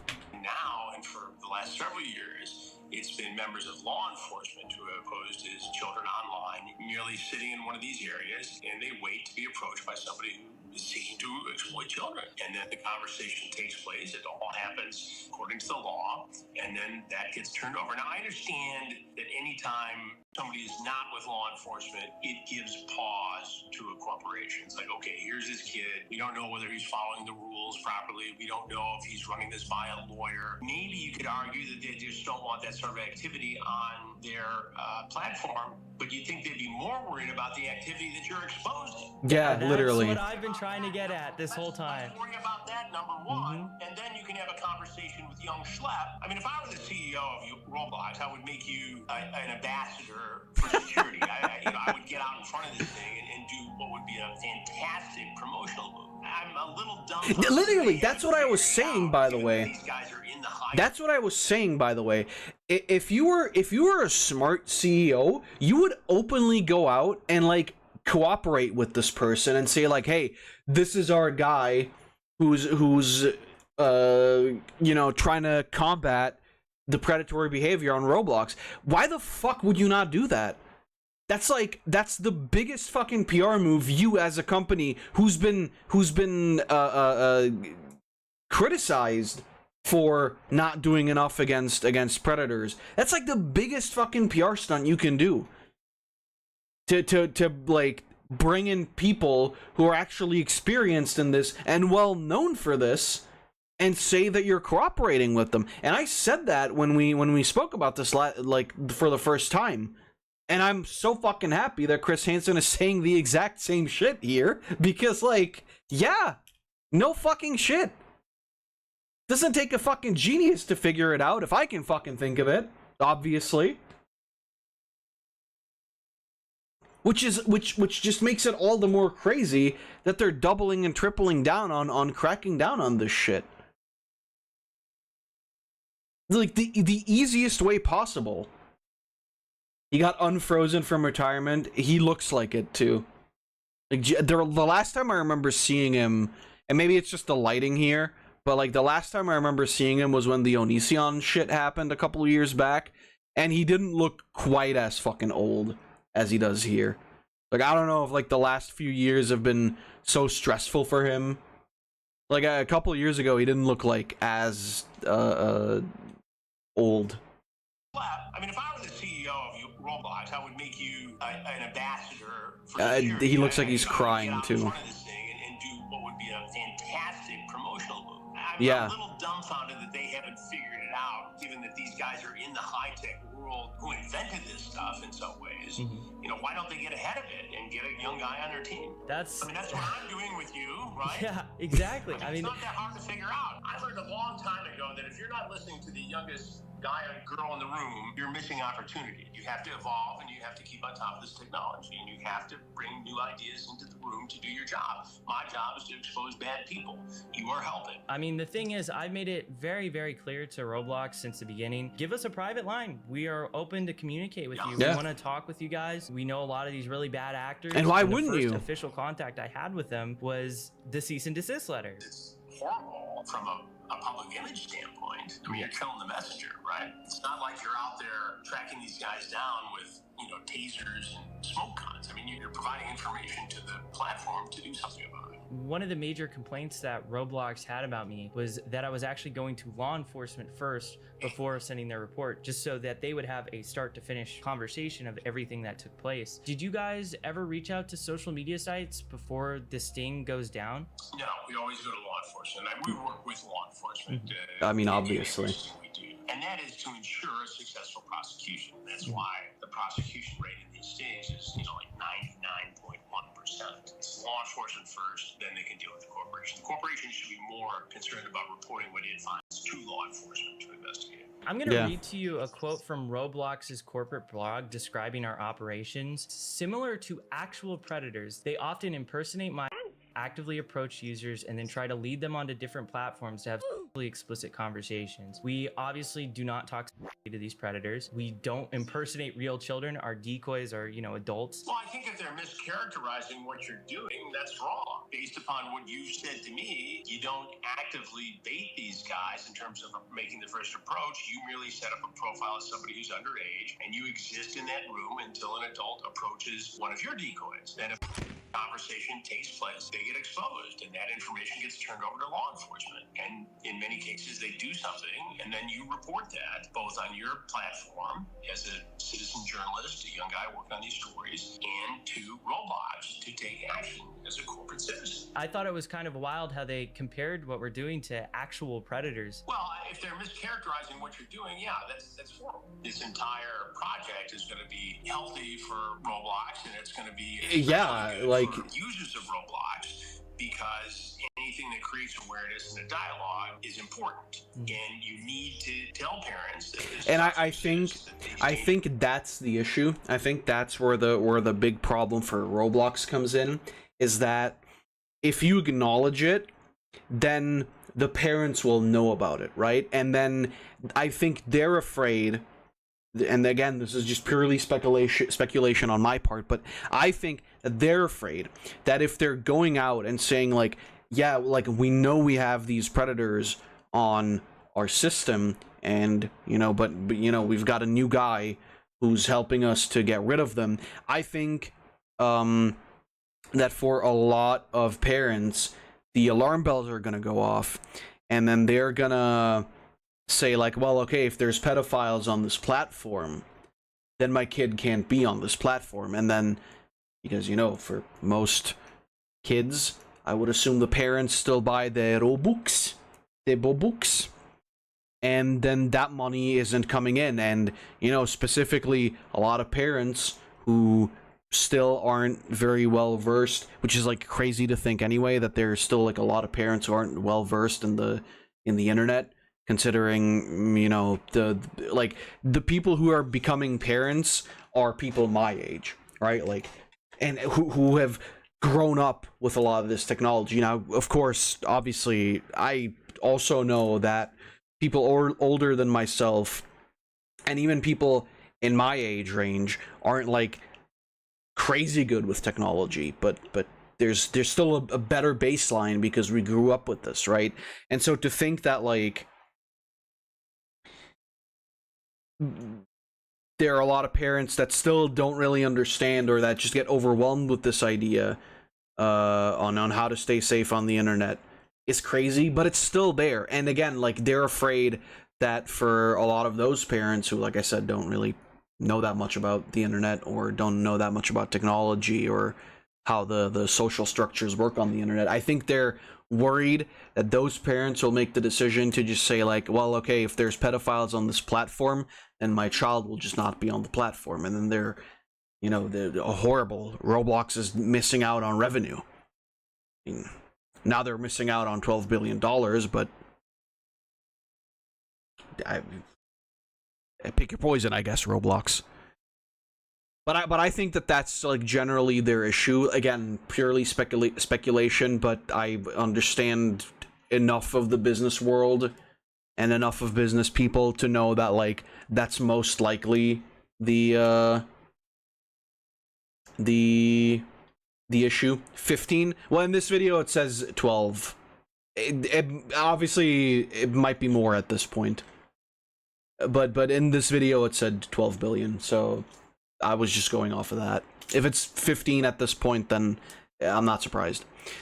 But, you know, again, there's the thing is, like, do you take the small hit in favor of your good standing with the general populace, or will you just, like, ride it out right now, make the same cash you've always made, and then wait until shit explodes, and all of a sudden you're 15 billion in the sack, and it's not looking great for you, and in the public eye you're a piece of shit, and now you're exactly at the same spot as you would have been earlier, possibly even worse. They celebrated that Roblox had more players at once than all Steam users and broke a world record.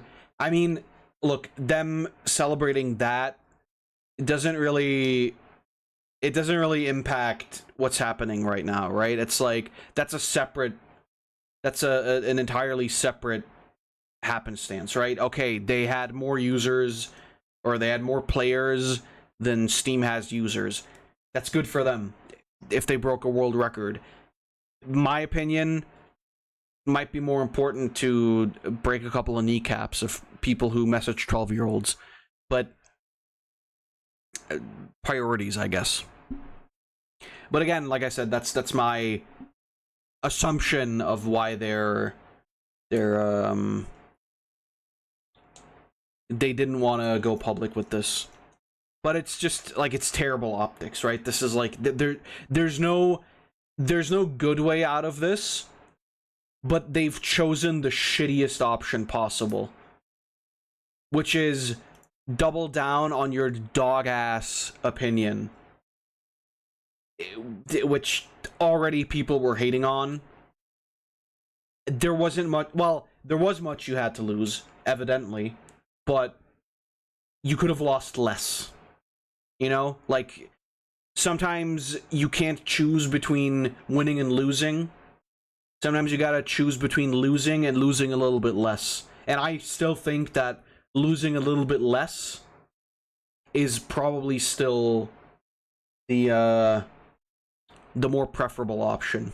But, hey, Roblox doesn't think so, so I guess no Roblox movie for us, guys. Sorry. Jack Black isn't gonna blocks it up row style. Are out there, and then if your child is approached by a predator, they need to come to the parents. I mean, that's the first line of defense. Great what you're doing. That's also a really good point, by the way. It's really great that law enforcement and the National Center for Missing and Exploited Children does all this work every day. I find it interesting anyway. I remember when I was younger, there were there also existed, like, these websites for kids, right? Namely in cooperation with, like, a TV channel that I used to watch when I was a kid. And I believe to remember that the way you would be able to have an account there is that you had to, and I don't remember this 100%, but I think that's how it worked, was that if you wanted an account on those sites, which were, you know, meant for children, you had to not just get permission, you know, the way it's like says nowadays, like, oh, make sure to get permission from your parents, but I believe you actually had to give your parents' email address for the account creation or something like that. So you had to give your own, and then you had to, or something like that. I don't remember 100%, but I think it was something like that. And I don't know why that isn't more of a thing, or why that isn't a thing on Roblox. It's like, you're obviously going to have kids on there, but why are the kids just allowed to make, like, accounts or whatever, right?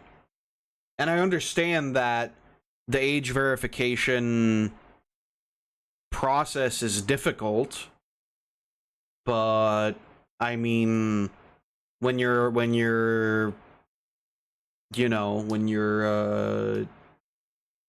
entertaining kids, basically, for the most part, I feel like there's got to be some form of age verification, or, you know, like, you have to not involve the parents somehow, and I don't think they do. I don't think Roblox does that at all.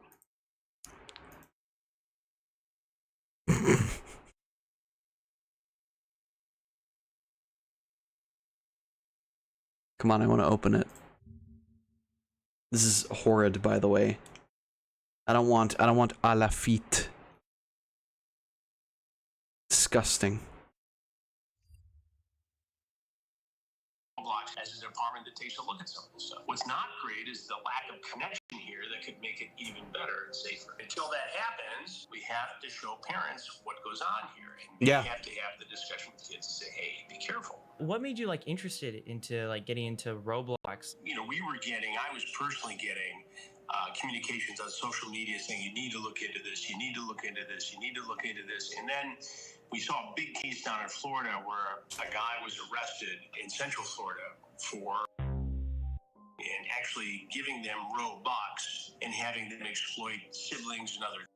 It made headlines down in Marion County, Florida. And so I started digging into it. We had good contacts with that sheriff's department there. And we actually, ironically, just did a predator sting, a takedown sting down there. So we started with an interview there. And it turns out that in the same jurisdiction, there was a 10-year-old girl who was exploited on Roblox by a man all the way over in England. And so we interviewed the victim's mother, and, you know, all of a sudden all these cases started developing, including the lawsuit by the Attorney General in Louisiana. It's interesting you mentioned Florida, because we got an arrest there. We got it in Polk County, and it was a guy who possessed. Polk County, as you know, is where Sheriff Grady Judd is, and they're very active in this space. Oh, yeah. We go to work with them as well. First of all, it breaks my heart, and I'm so sorry that you had to deal with this as a younger guy on this particular platform. The fact that you were bullied and preyed upon and advantage of, and that it went to the extent it did, it breaks my heart. And this is why we do these investigations. But to see you at your age turn it into a positive and do something about it. Yeah, that's like really fucking awesome. Thank you. I appreciate it. For a guy who's been kicking around doing this for 42 or 43 years now, it's really cool, because when I started on television, I was your age. I was 22 years old. So when I see a young person do this kind of work, it's very impressive to me, because I know what it takes. Yeah, I mean, it's very crazy when you start looking into this stuff. I mean, it's a rabbit hole. It only gets more disturbing the more you see it. Well, you know, and since we announced that we're doing this documentary and that you are collaborating, I am overwhelmed. Oh yeah, I saw a tweet on Twitter. It got like 160,000. Look at that 480p footage. That was like 140p. Likes that you're just even looking into the platform, because that's the thing. People have known about these issues for so long, but journalists haven't done enough to like really look into it. which is crazy, which is baffling to me that this hasn't been a bigger thing, considering the fact that this is such a big issue apparently, and has been such a big issue for so long on Roblox. That's crazy. Starting to break into the world where everybody is starting to start to be aware.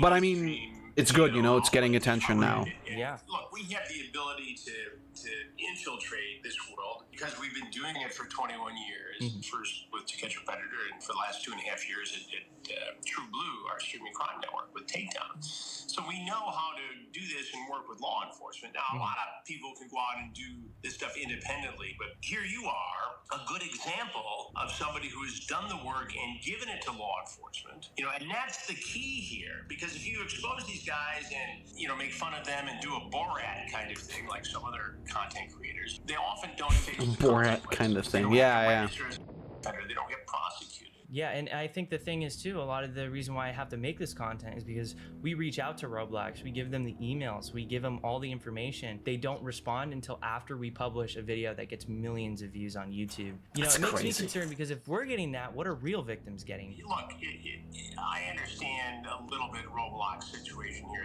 What they're trying to do is follow the protocol. When they see something, they're mandated to report that to the National Center for Missing and Exploited Children, okay. and then refers it to law enforcement.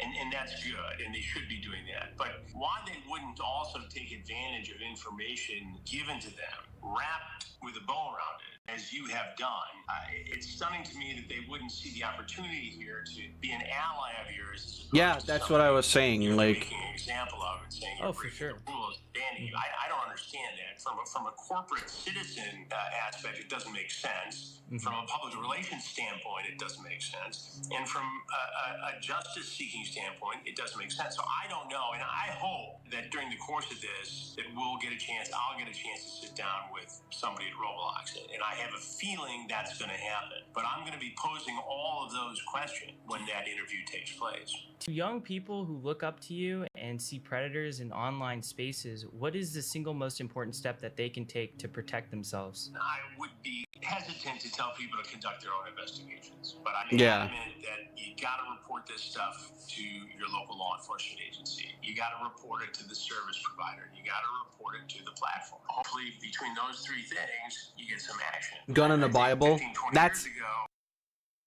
Again, I agree with you on an emotional note, but if you want to do something with some effectiveness and with some, like, how do I say this, with some, like, sustainability, you gotta work with law enforcement. You gotta use the proper channels, because, again, the gun in the Bible, I agree, but it's kind of radical, you know, and it's kind of like, it is again, you know, it is again, going outside of the law. It's going to an extreme, and that doesn't really help anybody, because then you force these people into hiding, and then it becomes even more difficult to find them, right, and to bring them out. This way, you're educating law enforcement. They know what to look for. You're educating, in the best case scenario, I guess not in Roblox's case, but in the best case scenario, you're educating staff and the people who actually work on the service and the service provider on what to look out for, so that if they see it, they can handle it even faster. So there's much more to be gained and a much bigger effectiveness of doing it in the legal way, and which is also why I think that it's important that, you know, they're saying this, like, you know, only, like, conducting your own investigation is one thing. If you're gonna do it, though, like, make sure you do it properly. And if you're not doing your own investigations, at least use the channels that are, you know, open to you. Law enforcement is most of the time always going to be an open channel. Service provider and you know, the company themselves. I mean, we're seeing it right now, right? Like, and I'm sure Roblox isn't the only place, but they're not always so receptive to this. But yeah, you know, in an ideal world, the gun and the Bible would be enough to, you know, to rid the world of the problem. But unfortunately, well, I guess in an ideal world, the problem wouldn't even exist. So that's another point. Say, you know, if you're in a small town, you go to the police department, say this happened, they say, okay, well, you know, I'm not sure how to investigate it. Well, today, every department has the ability to investigate this stuff, and they are very willing to take these cases on. It's an absolute honor to have Chris Hansen featured on this channel. Chris Hansen is flying me out soon to actually feature in his Roblox documentary about exploitation. With everything that we've learned so far, one question persists. Why did I get this cease and desist? I'll let this alleged former Roblox employee answer this question for you. Okay. You have to make a decision, right? You keep your players safe, but then it would be less of them on the platform. Or you just let them do what they want to do. And then all the numbers look good, and investors will be happy.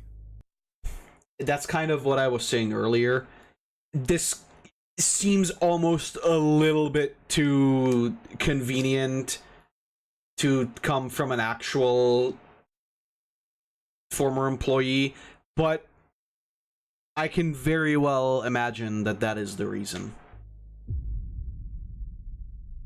You might just be thinking this is one alleged Roblox employee. Well, Bloomberg is claiming that 8 Roblox employees told a very similar story to this in 2024. Roblox actively forces victims of the platform into arbitration, a tactic so unethical that platforms like Uber and Lyft actually have policies against doing this. The reason they're doing it is even more outrageous. Because this person received so many benefits from using the platform, he cannot now complain that Roblox is trying to prevent him from seeking justice in court for the life-altering harm he suffered. Here's why I personally care so much about this problem. Who's been offered free Robux to do something that was inappropriate in the game? Or someone has said, I'll give you some free Robux if you come and follow me on Snapchat or TikTok or something like that. Who's had that happen? Okay, loads of you. I've seen a lot of corruption in big tech, but I've never seen a company harm this many young people. That's, by the way, that's harrowing. That, like, that one kid in that crowd is too fucking much. But, and that's, I will shit on these, like, dare campaign things and whatever till the end of my days. When it comes to this type of stuff, I'm glad to see that there's at least an attempt to educate kids, because it's so fucking important, right? It's like parents still to this day apparently are not capable enough to see this. And I know that that's a major generalization, and I'm sure there's a lot of parents out there who can keep their eyes on this shit, and it's fine, and I'm glad and hope they do it. But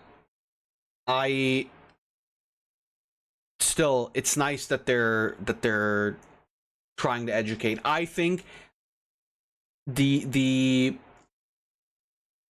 cherry on the icing would be if you actually involved the parents as well, right? If there was like a way to bring them in and to explain all of this to them. I think, you know, like, obviously you're never gonna get 100%, but you have, like, you know, parent-teacher conferences. I feel like that's the kind of stuff you want to bring up at those conferences. That's what you want to talk to the parents about, right? It's like the educational system, say about it what you will. I think personally the educational system shouldn't just be focused on, you know, passing on, like, I don't know, statistical knowledge, imperial knowledge, but also should serve as something to educate in terms of, like, you know, a little bit social structure, a little bit technology, stuff like that. Also the parents, because this shit is, I think, you know, it might get a lot worse. It might get a lot more complicated, specifically in regards to AI as well. You know, like if a predator is like smart enough and capable enough to involve AI in this somehow, to where they possibly might make themselves like completely what's the word, unrecognizable. I'm the right word isn't coming to mind right now, but stuff like that, right? It's like it's gonna get a lot more difficult and a lot more scary, I think. And so in my mind, it's so important to inform and to prepare the general population. But the problem is that number one, it's difficult, and number two, there's no real to get back to, you know, the age-old issue of everything. There's not a lot of profit in it, right? It's a purely Samaritan endeavor, and I think that's the problem in general, is that, like, you know, there's no cash behind it. There's no real like incentive other than to do good behind it, and that's why, because I think it would be so easy, right, to bring this information to people, especially nowadays, right? It will be so simple to educate people, and those who don't want to listen aren't going to listen, but at least in general you can educate people. But the problem is, like I said, it's just, I'm not watching the Bubsy Collection JonTron video, Pain. I've seen that like a billion times. But yeah, like I said, like there's no real incentive behind it, which is why it isn't happening. But at the very least, to bring it to children and to bring it to schools in general, as an informational thing, I think that's really important, and I'm glad it's happening. I just hope that it also evolves as time goes on. Roblox had. They can say whatever they want about safety or try to discredit me, but the arrests and their response to those arrests speak louder than any PR statement that they could possibly make. This isn't just about moderation. The rot goes all the way up to the CEO, a man whose vision includes adding dating to this platform and defending predatory games like me. That's crazy. That by the way, is still baffling to me, is that you want to involve dating in Roblox. Amidst all this, you know what, I just remembered the kid of Kim Kardashian was playing Roblox and someone found out who he was and they sent him Kim Porno. Is that real, or was that just a story? Literal philosophy. The narrative around Roblox needs to change. People have to understand what this platform actually is. Share what's happening. Talk about it. Make sure your friends, parents, journalists, and lawmakers know how deep these problems run. Call your congressman and tell him he won't stand by while Roblox puts children in danger. I've been sounding the alarm for over a year as a whistleblower, and Roblox's leadership has tried to silence me. What needs to happen is David Baszucki needs to sit in front of Congress under oath, and he needs to explain why so many people have been abducted and abused on his platform. Yeah. And why his company is choosing But profit. it's nice to see that there is, you know, that there's oh god, the words are failing me right now. I need to drink something. I'm happy to see that people are giving this more attention. I'm glad to see that there's focus being put on this. Because it seems like such a hopeless endeavor, but it all, oh look, look who watched the same video as I did. Roblox is 100% cooked for real this time. Yeah, it's a good video.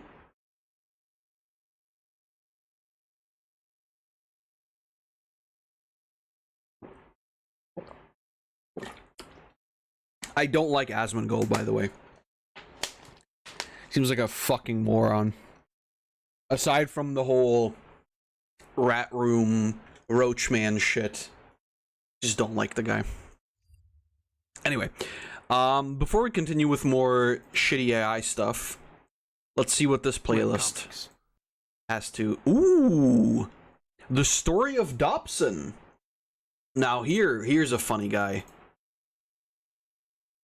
I don't know if you guys have ever heard of this man, but ooh, very nice. She posted about it. He asked if it was her. Well, if Kim Kardashian said it, it must be true. In the earliest days of the internet, Magic webcomics Mush? were one of Oh, the yeah, most it is. popular forms of entertainment. Since in the early 2000s, dial-up internet was still the standard, and loading a video could take 5 weeks, webcomics were a very easy way to gain a following online. I forgot to show the Flynn.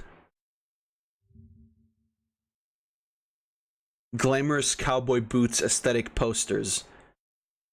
Yeah, I want the big a la Flynn sticker on my fucking nightstand. That's where I want it. I want to sleep with a la Flynn all over my blankie. Why do the pillows look photoshopped? They didn't want us to think they didn't have pillows. Since it just needed to be an image that loaded up. Back in the 2000s, webcomics were incredibly popular. Be it Penny Arcade, Control-Alt-Delete, or whatever floats your boat.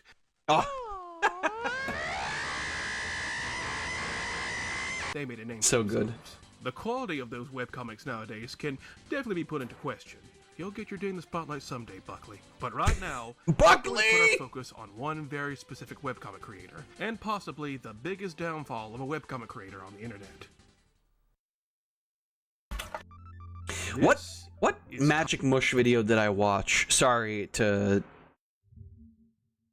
do this, but what other video of this guy did I watch?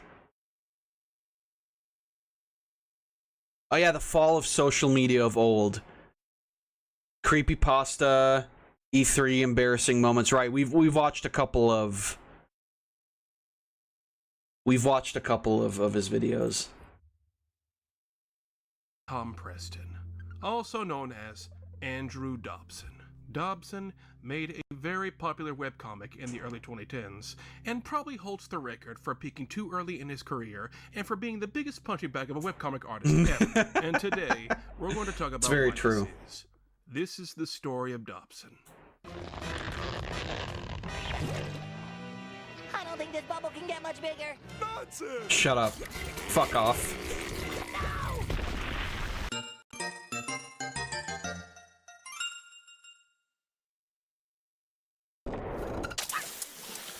This is, by the way, I believe this filter is for copyright reasons. Stop! Dobson was mostly unknown in the early 2000s. Well, that's what he would have you believe anyway. That's a story for much later. Andrew would remain on the down low on the internet. You know for most what's of the sad? 2000s, drawing art. I which is honestly heavily really inspired liked by his art style. Nintendo games. The anime influence in his artwork is very blatant. You can tell he was one of the original weebs of the 90s. And now that I'm mentioning it, I'm going to have to bring this up. Dobson's story is very similar to another person I've already covered. No! Movie Bob. Oh, okay, the two never are mind. incredibly similar in many ways. Both were born in the 80s, they're now in their 40s, both are obsessed with Nintendo, both have a very similar political leaning, both are very feminist. You could look at them from far away and mistake them for the same person. But they went on completely separate paths. Movie Bob went on to become a movie critic, and Dobson went on to make webcomics. Their upbringing was also incredibly similar. They were both outcasts and were bullied for their obsession with Nintendo and geek stuff, but Dobson's bullying was apparently so bad he had to move states, specifically Minnesota, where he then attended the Minneapolis College of Art and Design in the early 2000s. Now this is a very prestigious college to go to. It costs quite a penny to go here, so Dobson was very privileged to be able to attend this college, but he only viewed them in a negative light. He basically admitted he dropped everything they taught him in order to go back to his idea of how art should be, which tells me they probably criticized his art, which is a college they're going to do that, that's their job, and he didn't take too kindly to that. Major foreshadowing. Also, since he's balding in his 20s, God, I hate seeing myself in these people. He wore a stupid fedora every day to class, and it got him the nickname Hat Andy, which sounds like a side character. I am a man! After graduating from college, I'm Dobson the would mostly post art and comics Lightbringer. on DeviantArt. No, that's all of which like are, Goofy I said, based off of his favorite on properties, crack. notably 90s anime and Nintendo. Terrible. Oh boy, does he love himself some Nintendo. He's not movie Bob levels of obsessed with them. You know what's funny though? He really loves this like weird. He loves weird cartoon Nintendo. Cause like he doesn't.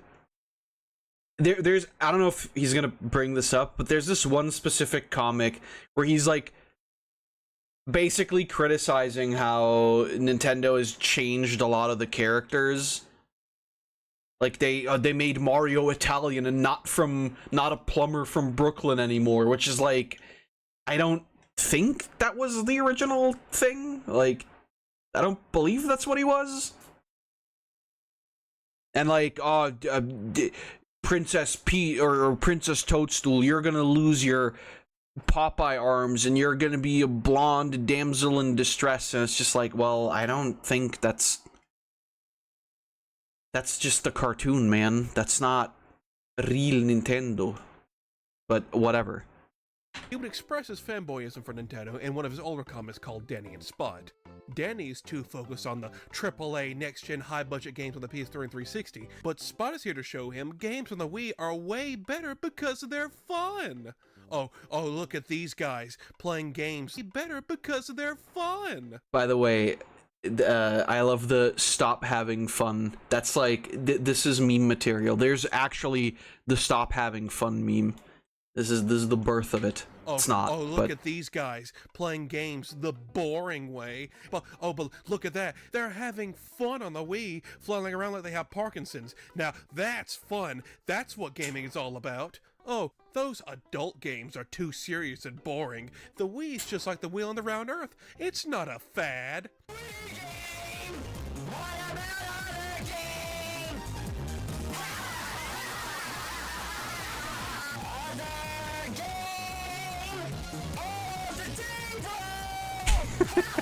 We fit in the blob.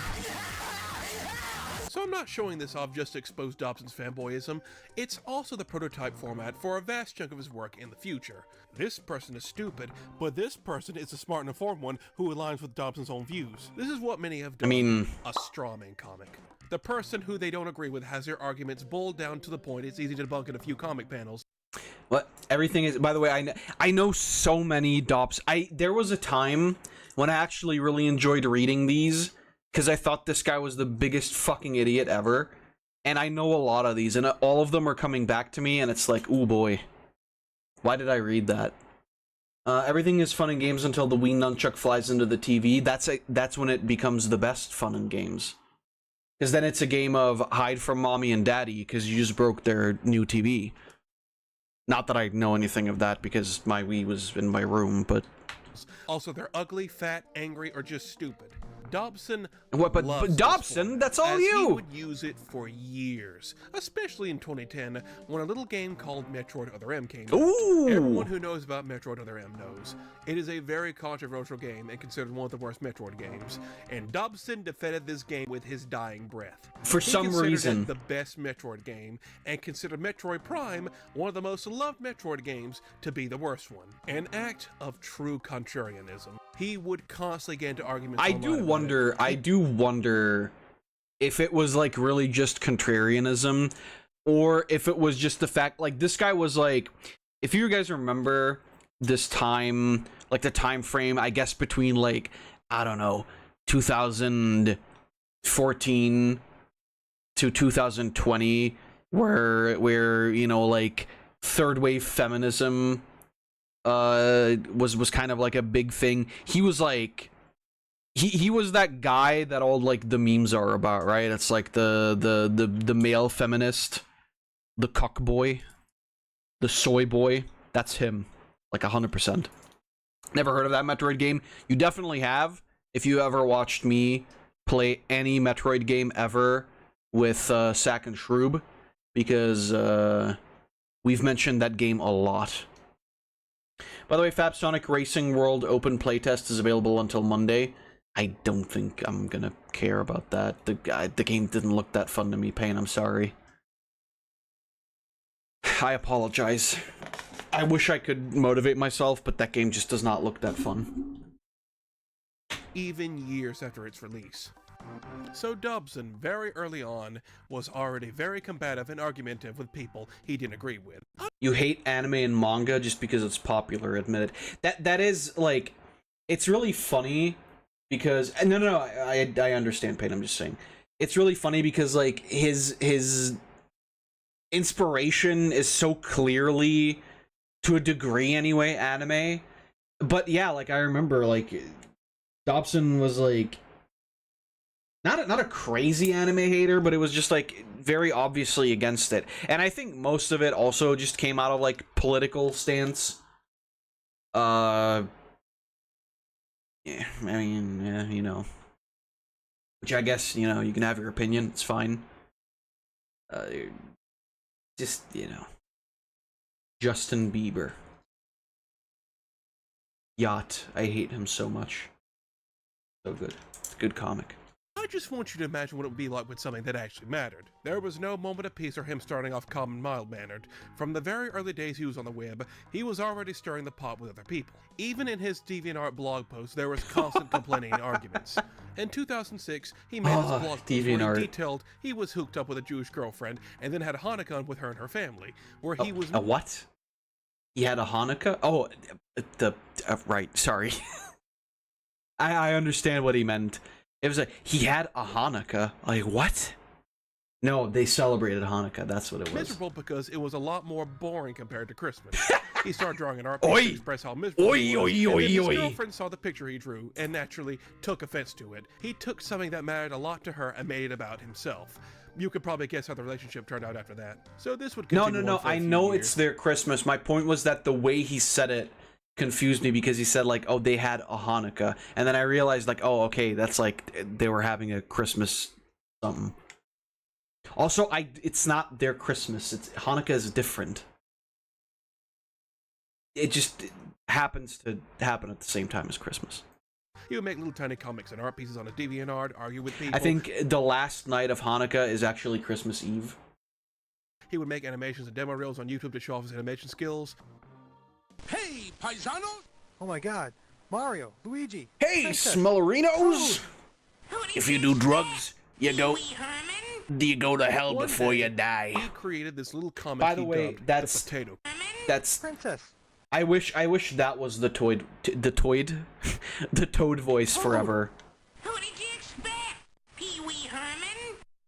One day... That was the best joke of the 80s and 90s, by the way. Who did you expect? The Addams Family? That was not Turtles in Time. Yeah, oh yes, Turtles in Time, the movie. Ninja Turtles 3. Dog-ass movie.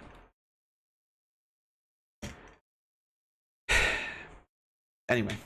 He created this little comic he dubbed the Potato Comic. A basic little comic where Dobson makes himself dinner with a single potato and then proceeds to make a pop culture reference. This one comic would inspire Dobson to truly start his career. A career for the ages. The inflation comic. Oh, never mind. Of course! You stick out like a big sore pink thumb! Less talky, more wishy! I wish the whole world was back to the way it's supposed to be! In January of 2011, Dobson would create his most 2011. 14 years. 14 years! Showing off his struggles as an online cartoonist. I hate you for reminding me of the two recent animated Addams Family movies. There's Addams Family movies? Fair enough. The last Addams Family related thing that I know of is like the Wednesday show. Cartoonist. This was a webcomic dedicated to Dobson showing off his struggles as an online cartoonist, detailing his early life and upbringing in a very comedic and exaggerated fashion. And it was a surprise hit. A lot of artists were able to relate and laugh at all the crap Dobson. Yeah, I remember. So you're a cartoonist. I did read it actually. They were like really good shorts in there. now. Around the same time making this, he also collaborated with internet musician Floss to make a comic series for him. So Oh my Dobson God. is finally getting recognition after all these years. I remember But as anyone Floss. should know, fame is a package deal. When you get a ton of people looking up to you and enjoying your work, you also get a lot of people who think you could do better. And here comes the most well-known fact about Dobson. Andrew Dobson cannot take criticism. Wow, what a Now, new to make thing. one thing very clear here. Never had an I am artist not an artist. do that. I am not an art critic. I can't really judge how good or bad Dobson's art is because I have very low standards to consider something good. I mean, look, my art skills are basically Chris Chan monkey scratchings. I cannot draw. The straw! So anything that could potentially be wrong with Dobson's art, I won't be able to notice. But I know some people who do draw are probably pulling their hair out just seeing some of Dobson's work. Dobson gets a lot of flack and What was criticism that? pulling their hair out. Oh, what's going on here? 4 fingers. Oh, 5 fingers. Okay, yeah. I mean, I will say you can criticize it. I think it's kind of a small thing. But if you are a professional artist, then yeah, I mean, this is also... You have to realize people are worse than this today. But back in the day on DeviantArt as well, it was like there was a lot of criticism. You had a lot of people always shitting on everything. Like that hasn't really changed. I think it is worse today. Yeah, I mean, again, it happens, exactly. I think this is one of those cases where it's like, you reply with like, oh shit, yeah, you're right. I fucked that up. And then it's done. Out just seeing some of Dobson's work. Dobson gets a lot of flack and criticism for his art skills. The ordinary online artist is always looking to improve their work. They will always want to evolve and grow in their hobby. That's why they always ask for critiques and ways they can improve. That's a big part of art culture. Andrew Dobson is not the ordinary online artist. If you're an artist and you get a comment that says something like, "This art piece sucks and so do you," that's just a throwaway comment that helps no one in any way. Comments that are saying stuff like, "You could do some more shading here, or fix this up, or change this to make it better," that's a suggestion on how to improve. To Andrew Dobson, these two comments are the exact same. You cannot criticize Dobson's work in any way. It does not matter how nice you are or how good your intentions are. If you criticize his art, he will argue with you, he will mock you, and he will block you. In the comment section of his art pieces, you can find long strings of him arguing with people over his art, all the time. He will make people criticizing his art the punchline in some of his comics, where they're a dumb poo-poo head and he's the smart one. He never tries actually debunking their criticisms. Oh, we got, oh yeah, I've seen this one too. I've seen this one a couple of times too. He usually just goes, "I don't care," and they're just mad. Because of Dobson's... Which is fair, I think. You can just say, "I don't care" about your criticism, whether it's constructive or not. But that doesn't usually entail writing like 5 paragraphs on how you very clearly care. It's just like, okay, you don't care about the criticism, you want to do your own shit. Fair enough. Just don't interact with it then. Absolute rejection of any criticism whatsoever. A result of this is, his art has remained stagnant since the early 2000s. Artists love when their art improves over the years. Which is when your style develops. I'm not even an art person, and even I can tell there is very little development in Dobson's art. It's the same 90s manga and anime styled stuff it's always been. Which is fair in my opinion. Like, if that's the stuff you want to go for, then just do that. Like, who cares? Because he refuses to take any suggestions to change it or stylize it. He's also very self-aware about his art and his career not developing. He has multiple comics talking about how pathetic he is. But you're doing this to yourself. There's no point in being self-aware if you aren't going to do anything about it. Oh, and that It's whole also 90s anime true. inspiration is another thing to put up on Dobson's wall of shame. The man has a hate boner for any anime airing past 1999, but loves the stuff he grew up with and A will real only take Miyazaki. cues from that. One time, he tried stylizing Steven Universe characters in the style of one of his favorite 90s Japanese artists. Ooh, okay.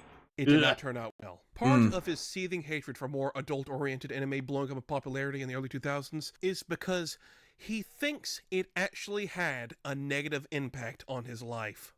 Okay, so I just want you to just try and wrap your head. Just move on if it doesn't benefit you.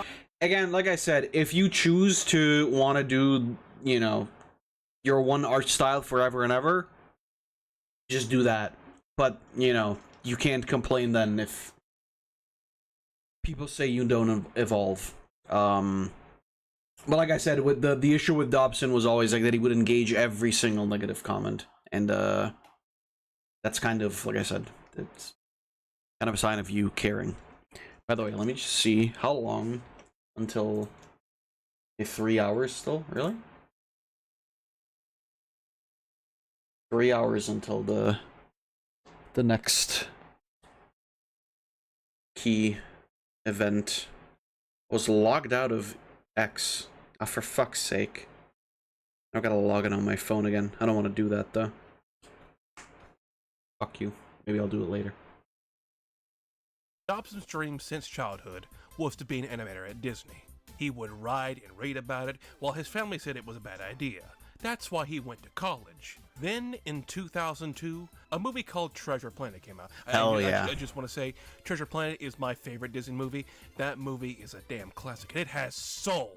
Dobson, however, thinks differently of it. He thinks the movie was inspired by the more adult anime around the time. It tried to be much more mature than a typical Disney film, but the movie bombed at the box office. And because it bombed, Disney fired a ton of animators, and this was when they started pushing more into CGI. I mean, to be fair, yeah, I was gonna say, the reason why it bombed was because they were fucking advertising CG animation a lot more. Even though the fucking Treasure Planet has some of the most, like, interesting and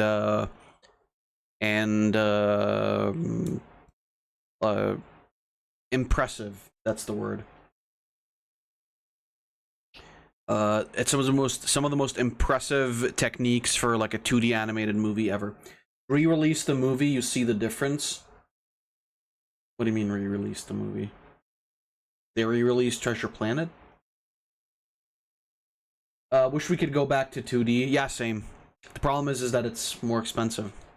Failing. So now, his dream of working at Disney was now shot because Treasure Planet bombed, which he thinks was inspired by anime, so therefore anime ruined his career and therefore his life. You got that? I know it seems like we're just jumping around all over the place, but that's really the best way to look at Dobson.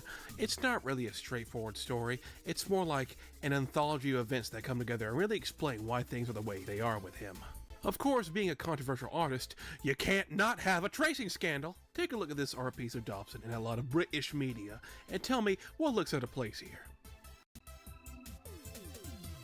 Dobson. If it wasn't plainly obvious, that Big Bang back there is blatantly traced, and even worse since he planned on selling this at a convention. People were... This might be a controversial opinion.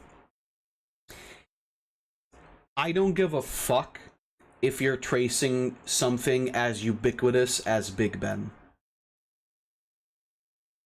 Right? Like, Big Ben has a recognizability, and if you want to cash in on that by just tracing over Big Ben and, you know, put it in your artwork that's, like, clearly meant to be, hey, look, it's Britain. I don't think it's an issue. I think it's different if you know, do that for, like, characters or whatever. But if you're doing it for, like, you know, like I said, like, Big Ben, I don't know, if you did it for the fucking Empire State Building, if you did it for the Golden Gate Bridge, I don't think I would give a fuck ever. Because, like, yeah, sure, you're tracing over it, but it looks as close as possible to the thing it's trying to depict, right? So it's like, who gives a shit? Disney should re-release the movie in theaters. I don't think people would like it today. And the thing is, though, people like it anyway. Like, also it's on Disney Plus, for example. It doesn't mean anything.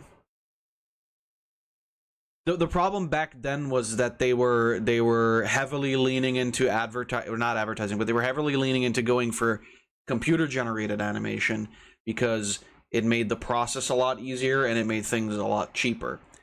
I don't think there was a lot of promotion for Treasure Planet. I'm pretty sure that there was a lot of content cut from Treasure Planet.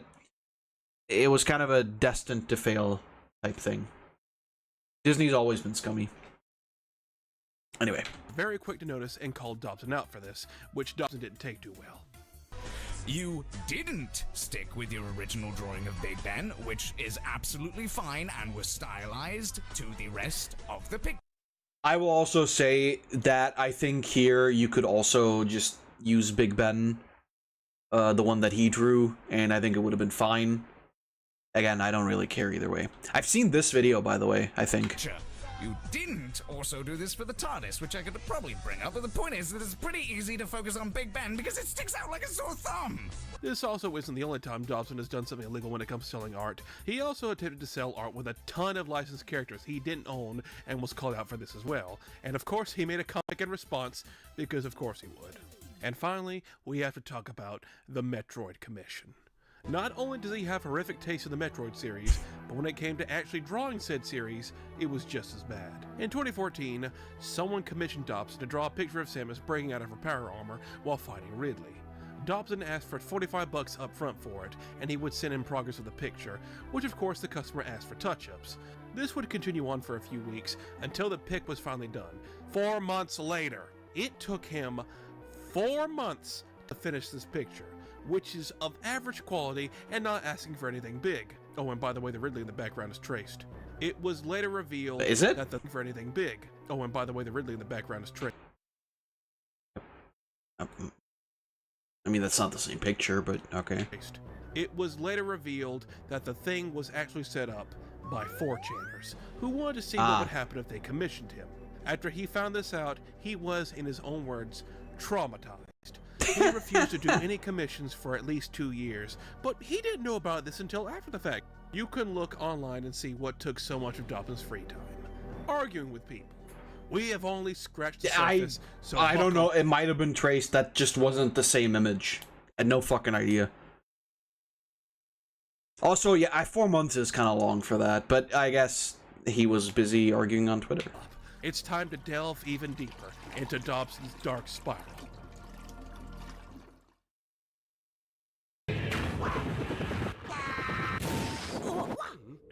2 months max. I would say so too. If it's like not a complicated image, I think 2 months is fair. And honestly, the $45 was a different amount back in, you know, 20 whatever. But yeah, you know, I think 2 months max should also be fair. But again, he was busy on Twitter. Stop!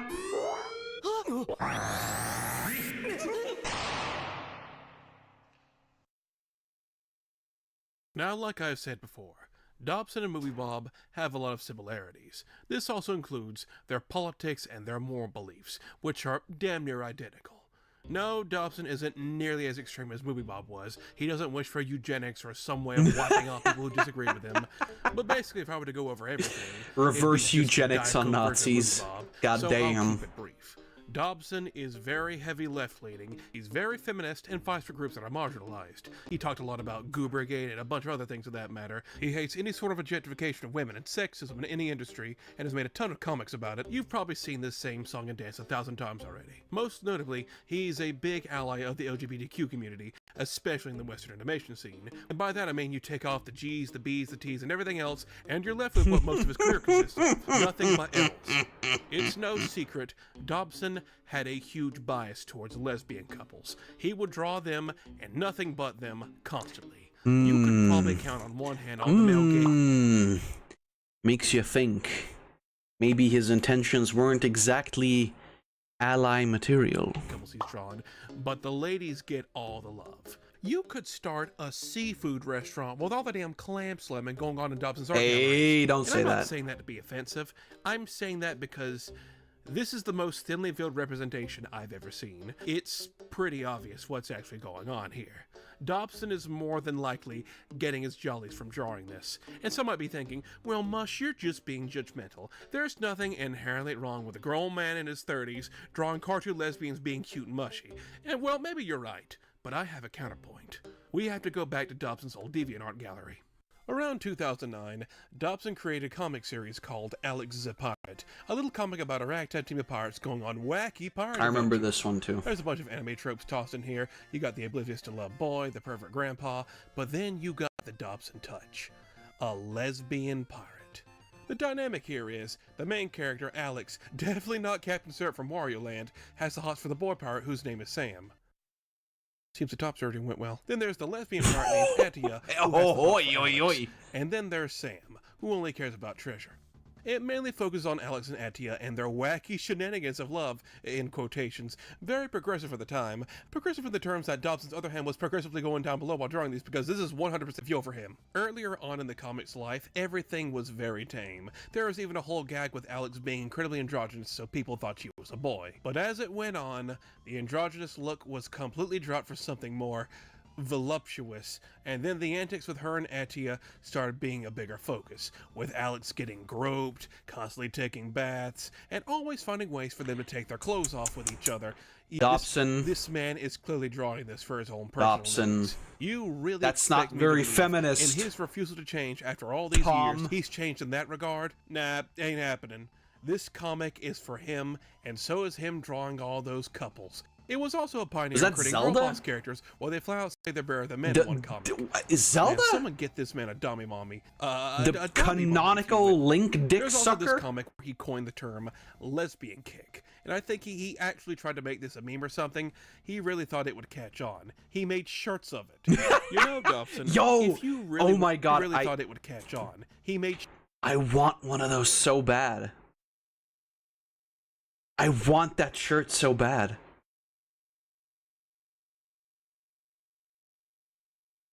Ah, fuck. God damn it. Shirts of it. You know, Dobson, if you really want to draw naked ladies in a mediocre 90s anime art style, you could have just started an NSFW account. I've seen worse artists get a following. He wanted to get off and get clout at the same time, and that's a recipe for disaster. Anytime he made a new art piece for a new show with gay women in it, people would automatically assume The it was homosex. Anytime someone would ask him, why don't you draw something other than lesbians, he usually points to one of like 3 pictures he's drawn of others, and that's about it. Of course people are going to find it weird when a man in his mid-30s, who has drawn comics about women taking their clothes off all the time, starts exclusively drawing lesbians. Of course people are going to take it the wrong way. No. You could bet Dobson would argue about this as well. No. Oh boy, when his popularity got boosted, so did the level of arguing. He was arguing with more people than ever before. Not just for art critiques, but also for him constantly sipping over lesbians, his constant bad takes on things, and the absolute ridiculous claims he held. If you didn't like something that was diverse or had a woman in the starring role, you just hated women. Can't be for anything else. He I did remember with this one Star Wars too. and Marvel, but because of course he did. He's checking off all those boxes. No, fuck off. You didn't like something Don't make me remember you were that. some istrophobe. It's classic egocentric behavior. It was very easy to get into an argument with Dobson for just about anything. And because of this fact, he became the prime target for massive trolling.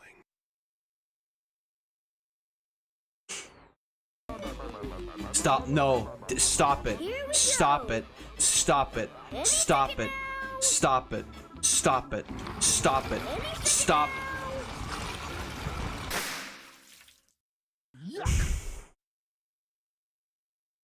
Dobson was very famous for being very easy to troll and make fun of. It was not hard at all to agitate him. Over the years, people had found ways to mess with him in increasingly over-the-top ways. I already mentioned the Samus Commission. Well, that one wasn't really a troll, more like a psyop. In 2012, someone walked up to his booth at a convention and sprayed him in the face with water before booking it.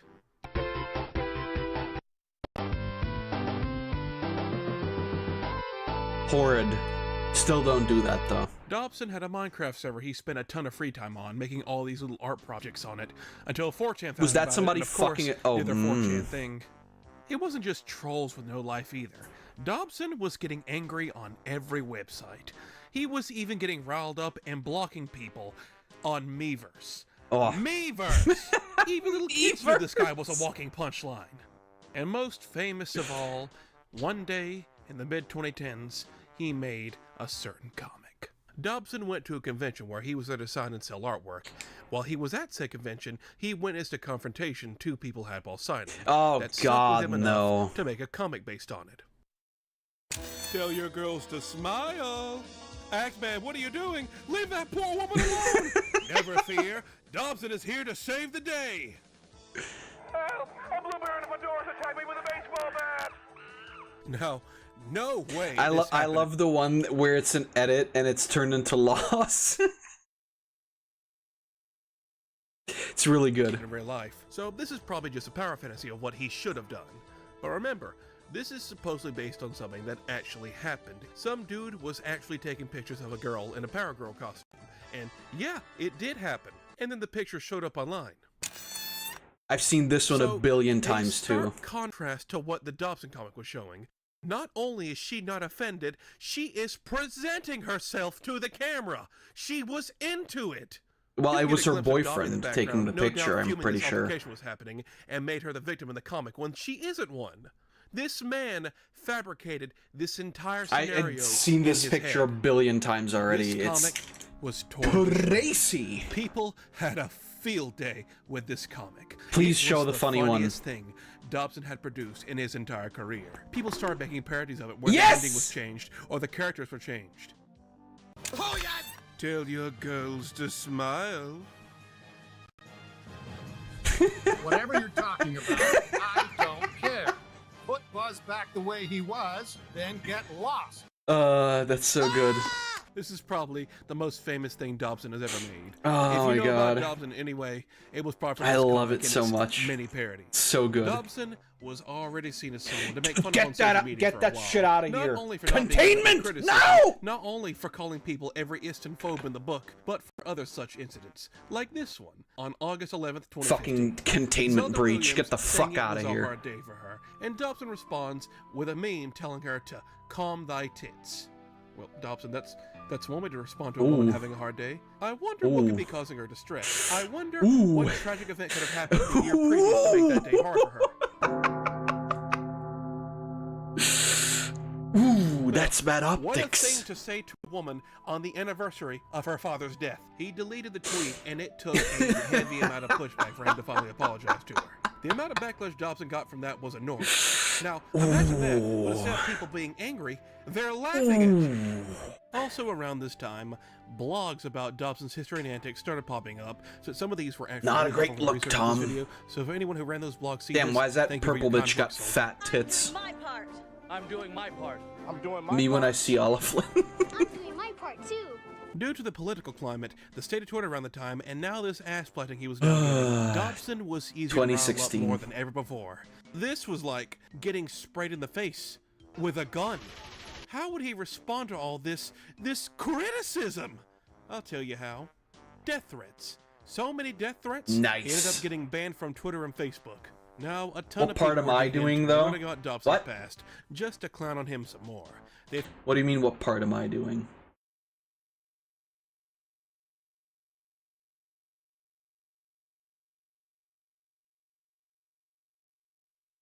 What part am I doing? The Olive Flynn part? Well, I'm the one saying why that purple bitch got fat tits. And then it's just Olive Flynn. And it's funny because he doesn't.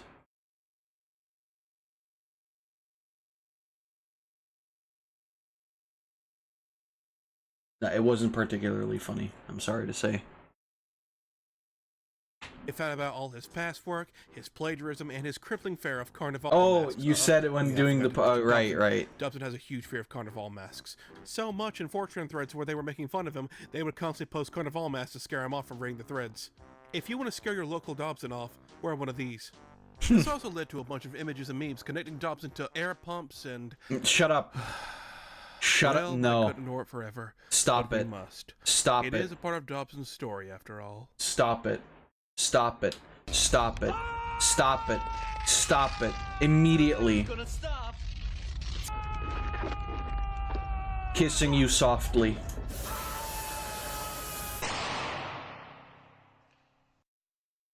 Do you remember earlier when I made a joke about Dobson potentially making an NSFW account?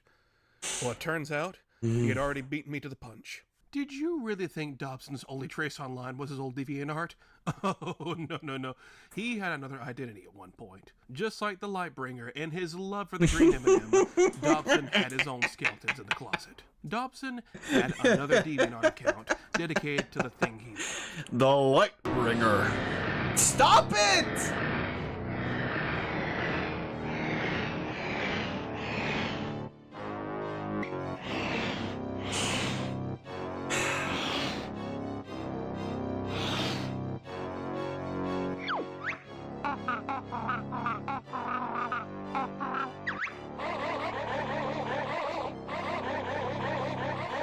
A lot of cartoons and games with that. Well, to be fair, it was not meant to be fucking... It's not like fucking fetish shit.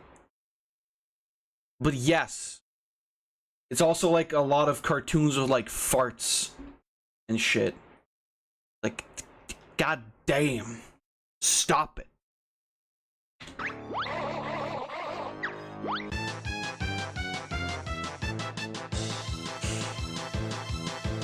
Under the alias Caddy N, this was Dobson's account dedicated to his love for inflation. No, not the thing currently affecting the US, but the act of filling people, in this scenario women, specifically anime women from the 90s, with air. Whether it be the whole body or specific parts, Dobson was the one that was drawing fucking this under this Felicia. account.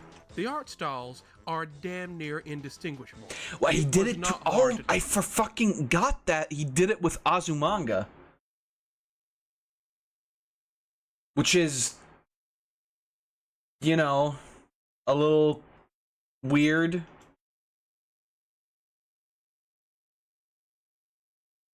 Yeah, any girls from Ghibli. Yeah. Dobson will post a ton of art under this account. Not just The fuck is DeviantArt, Azumanga? Fucking literal dog shit taste detected. Yeah, that's what you get, Pain. Go fucking read Azumanga. the whole other website, known as Expansion Man. Oh God. Oh God, what have I gotten myself into? The website is exactly what you think it is. A website for Dobson to post his artwork of girls getting blown up like balloons. You can view all sorts of comics, art pieces, and even some Flash games. Oh boy, inflation games. You know the game Kaboom by Activision, the classic where you catch bombs throwing I remember this one. Well, how would you like to play a remake of that? But instead of catching bombs, you're instead blocking nails to keep from popping inflated anime girls. I remember this one.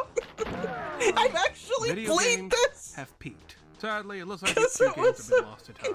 The download links don't work, and that's a shame. This one looked like a real winner. That goes for most of the site, too. Most of it has been lost to time, and only certain sections of it work anymore. Because you can probably imagine, Dobson didn't really want this still up for people to find, so it's been shut down for well over a decade now. And one of you probably wonder, why am I bringing this up? I can't replay them. They're Am I gone. just clowning on a guy for having a weird attraction to something? Am Oh, I fuck. kink shaming? Yes. Well, to be honest, the whole inflation thing isn't even that notable. You used to be able to go on the front page of DeviantArt and you get smacked with inflation art. That's very It's true, like yeah. basic level internet weirdness. It's not even anything really all that bad at the end of the day.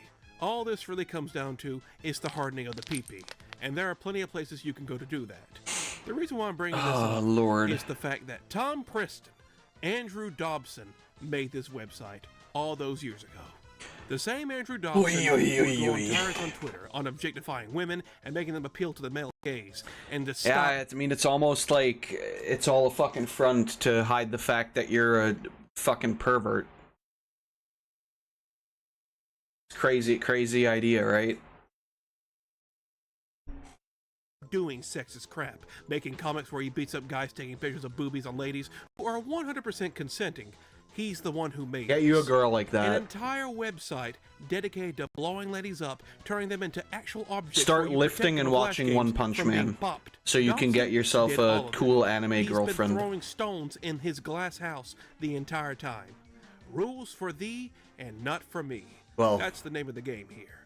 And yeah, of course, once his career took off, he tried scrubbing any and all traces of this past life, but we all know once something is on the internet, it is next to impossible to take it down. So the archives exist, and they'll stay there. A monument to a man. Was that the Pokemon font? A reminder of who he once was, no, and how it's this just will be similar. his legacy on the web. Almost 20 years of art, from inflation to a slow and painful degradation into the punching bag he would become. Oh, Lord.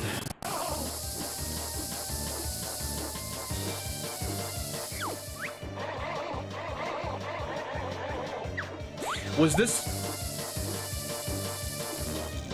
this Tui or Kazooie? I don't remember. I think it was Tui, right? Style. He has no grace. This Kong, he has no face.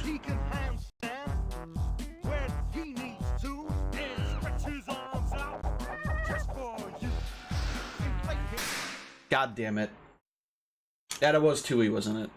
After being a walking meme, he has no style. He has no face. Dear God, he has no face. Disappear from the internet. He abandoned his Tumblr. He completely wiped all of his comics off his website. And now, the whole website is empty. It's still up, but there's nothing there. It's a ghost of a website now. Everything from Dobson himself has been completely wiped. Everything I had to use here I had to get from third-party sources, including those blogs. It really does seem Dobson just packed everything up and left without telling anyone. Why did Dobson do this? Why did he just delete everything and leave? Well, to be fair, honestly, probably the smartest thing he could do anyway. Widely believed this was actually a result of interference from his family. His family apparently told him to touch grass. Well, that's simplifying it too much. It is actually believed that Dobson's brother was getting a very high-profile government job, and his brother simply being related to Dobson, he lost said job opportunity. Dobson's actions of threatening people online, threatening politicians, and telling them to off themselves costed his brother a job.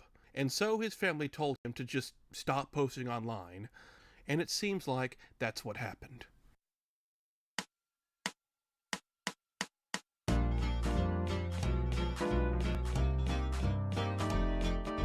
Dobson was the tale of a man who refused to I hate when companies do that. Well, this wasn't a company, Payne. This was a government job. But yeah, I mean,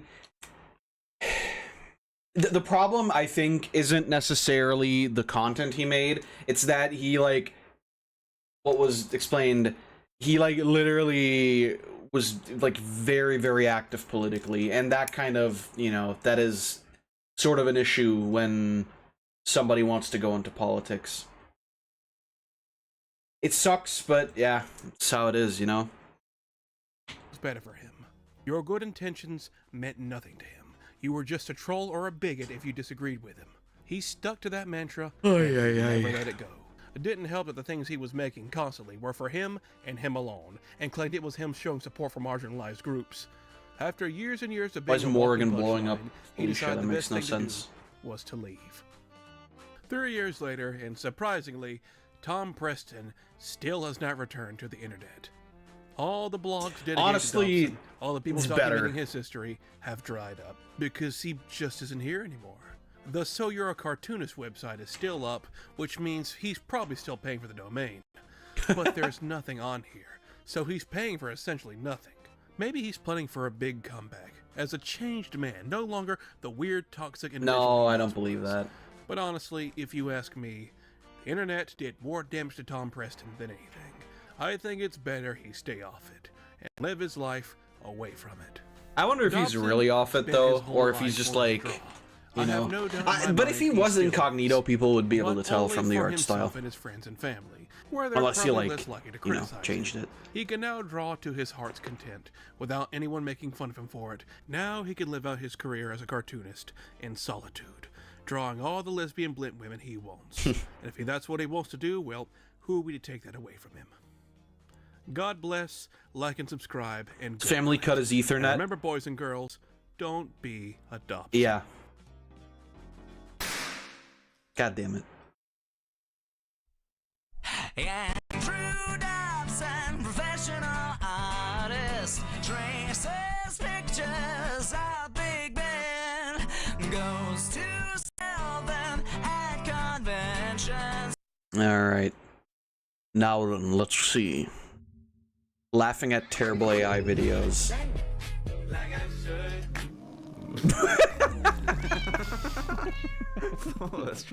Today we're using AI to ruin viral TikToks, movie clips, and for some reason Reddit posts. To find out if AI will really kill Hollywood. You brought some TikToks, right? Yeah. Let me also look up viral it cocked. Oh, we should definitely do this one. Oh yeah, this one's a classic. We should transform her into something. Smurf. Smurf? Yeah. An artist portraying a real monument to save time. Yeah, that's what we were talking about earlier, Payne. It's like, I don't see it as that big of an issue. To be fair, his like drawing of it, his stylized drawing of it also wasn't terrible. He could have left that in there. But yeah, if it's like an actual, like, you know, popular, well-known monument, I don't think it's a big deal. Who cares? I wanted to comment on it, but I was stuck in a strike. What? Stuck in a strike.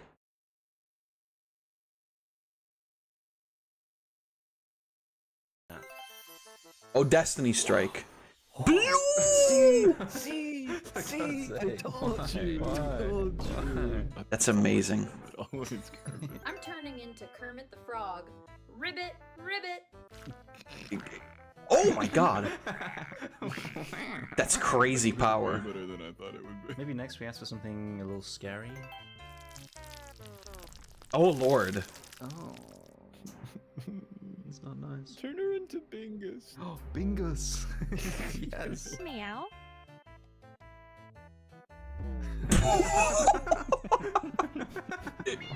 Somebody's getting off to this Go on TF. that and use this Zach King clip. Like my costume? Yo, that's so cool. How are you doing that? We should make him fly up into the air and do some insane tricks and then just reveal it was still a mirror all along.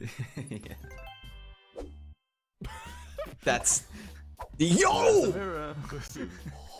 Why did he change ethnicity? The wishes, they're not even remotely in sync with any. I don't know why it's so bad. Did I not see the broom here? Damn, the AI got tricked by the optical illusion. More wishes. Oh hell yeah.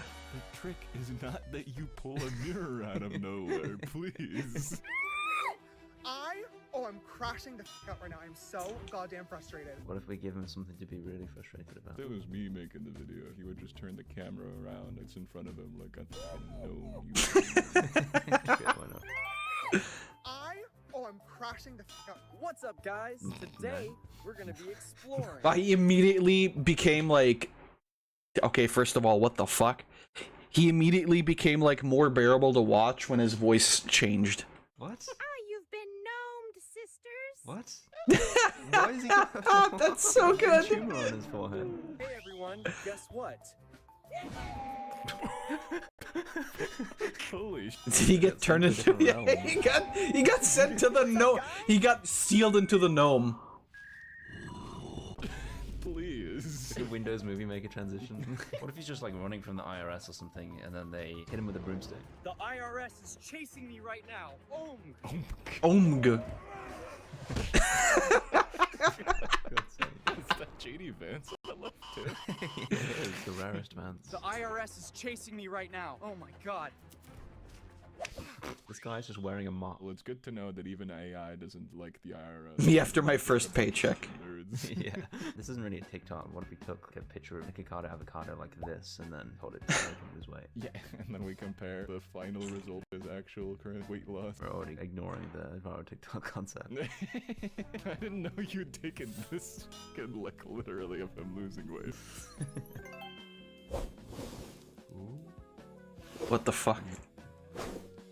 Don't throw up on me, please. He literally just refused. He's like, nope, I'm not gonna do that. You know what? This is me deflating like a balloon. Okay. Well, he's not really doing it, is Why he? is he built like that? It's like a henchman. I love how you have to say henchman nowadays. You can't just say the actual name anymore. And he's built like a goon. Anyway, I don't think that's gonna work, so let's just go back to actual TikToks. Clearly, the coolest thing that could happen here is that he turns into a hamster and eats the limes. Yo, Animorphs. Oh. Also, I don't like this dude. Somehow he got fatter. One in the video. Started to Yeah. attempt a transformation and then just faded him out. Well, I don't think it was very successful at it. What the hell is going on with that nose? I want her to twist her head and take it off. Yeah, that's the easiest one. What if it's like a magic trick? This is just Zach King again. He just comes in with a f***ing mirror. Abracadabra, look what I can do. What?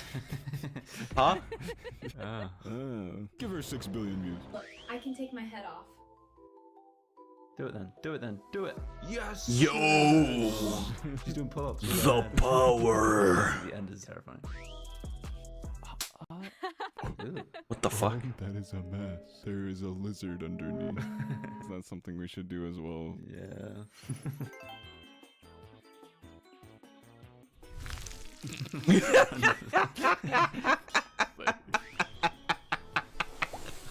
God damn it. It's kind of funny. It kind of works. What? Oh my god. What the fuck? You're kidding me. What if we do this and then Zach King comes out of the mirror and reveals that it was him all along? Can you make him keep dancing backwards, exit the door, and gets onto a stage while dancing? How to keep your pet reptile warm between your tits? That's not right. And then Zach King comes out of nowhere. Okay. Oh, great. Okay, bye.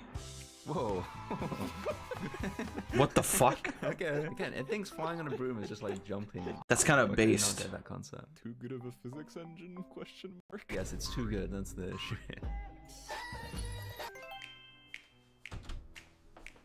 Okay, bye. What? Oh my god. Why are all the generations today so comedically bad? So bad. The one that I know I wanted to do was one of these, never let them know your next move, because I feel like this opens up a lot of possibilities. Well, I mean, there's an obvious one here without even talking about it Oh anymore. my god, There's no, just we're not so doing that. We're not doing obvious. that. Maybe the hat flies off, you know? Right. Hat, fees, okay. Maybe his ear gets longer. Eeyore gel lunges. I don't know. The arrow helps. Never let them know your next move. Who? Oh. Wow. Powerful. Flies up. Yeah. That was the only one that was legible. I guess it was. Never let them know your next move. What the fuck? He didn't let us know his next move. Well, Like, he, would yeah, you- I mean... Not even remotely anything goes right. Never let them know your next move. Oh. Oh, that's powerful. Yes, Oh, yes. hell yeah. Yes. It's like it's about to be swept through into the window. Yeah, he gets pulled out from. I really want to try again where that exact thing happens, like his ear gets pulled out the window. Oh no, my AirPod, I can't get it in. That's the wrong ear. What? What happened between, is this a different, this is the guy who the hat fell on. With the Jake Paul arc there. Go into the next round, which is move. Let's just start with one of the most iconic scenes of all time. Transformers' most exciting scene. It's a 15-second scene? Whoa. I don't remember this one. Is that Walmart bag about to turn into a Transformer? We took it to the Transformer.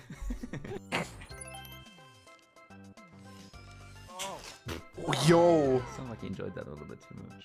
We don't know what the Transformer was doing behind that bag. We start shooting at them. For God's sake. I was gonna say we should move on to an actual movie clip, given that's what this round is, but no. Oh, yeah. We'll stick with this random Walmart ad.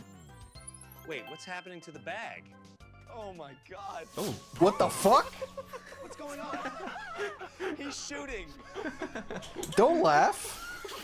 Don't The laugh. Transformer has nothing to do with this. It's just the teacher has got a fucking gun and he's shooting. Well, remember, guys, shop at Walmart. That's the moral of this story. Actually, that's not a bad Transformers ad. Excited right now. I don't know about that. It's hard. It's hard. I am Optimus Prime, and I'm about to bust on this beat. Pack it up, pack it in, let me begin.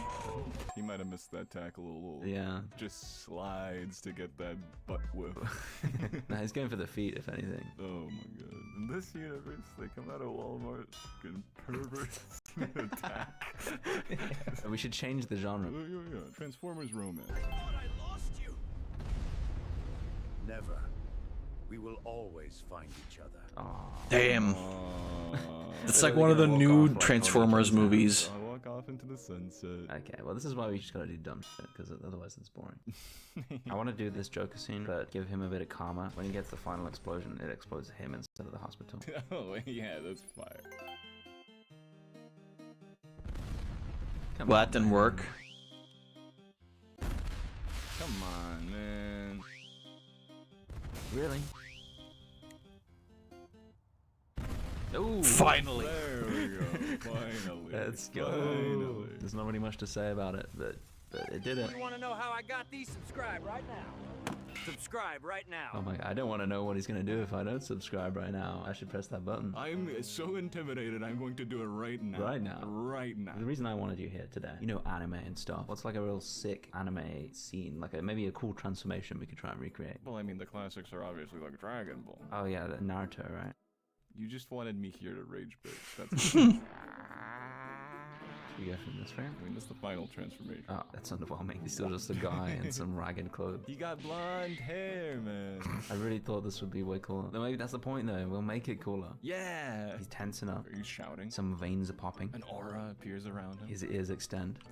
That king comes from behind. Aura is revealed to be just a mirror. What does that even mean? Ask that king, I don't know. His hair changes color. And he gets an AK-47.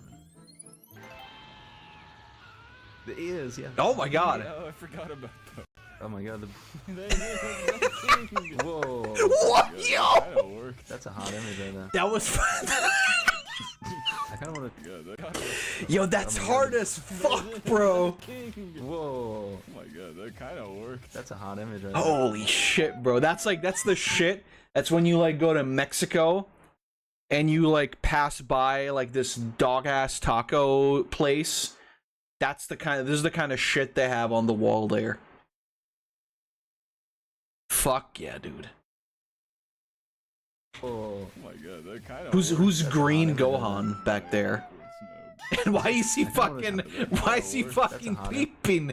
Why is he fucking Look at that, look at him. He's like fucking tweaking. Why is Green Gohan tweaking? I don't like that. It's bad. It's not completely incorrect, exactly.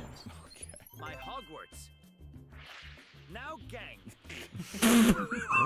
Why does the art style fit so well too? It's like that could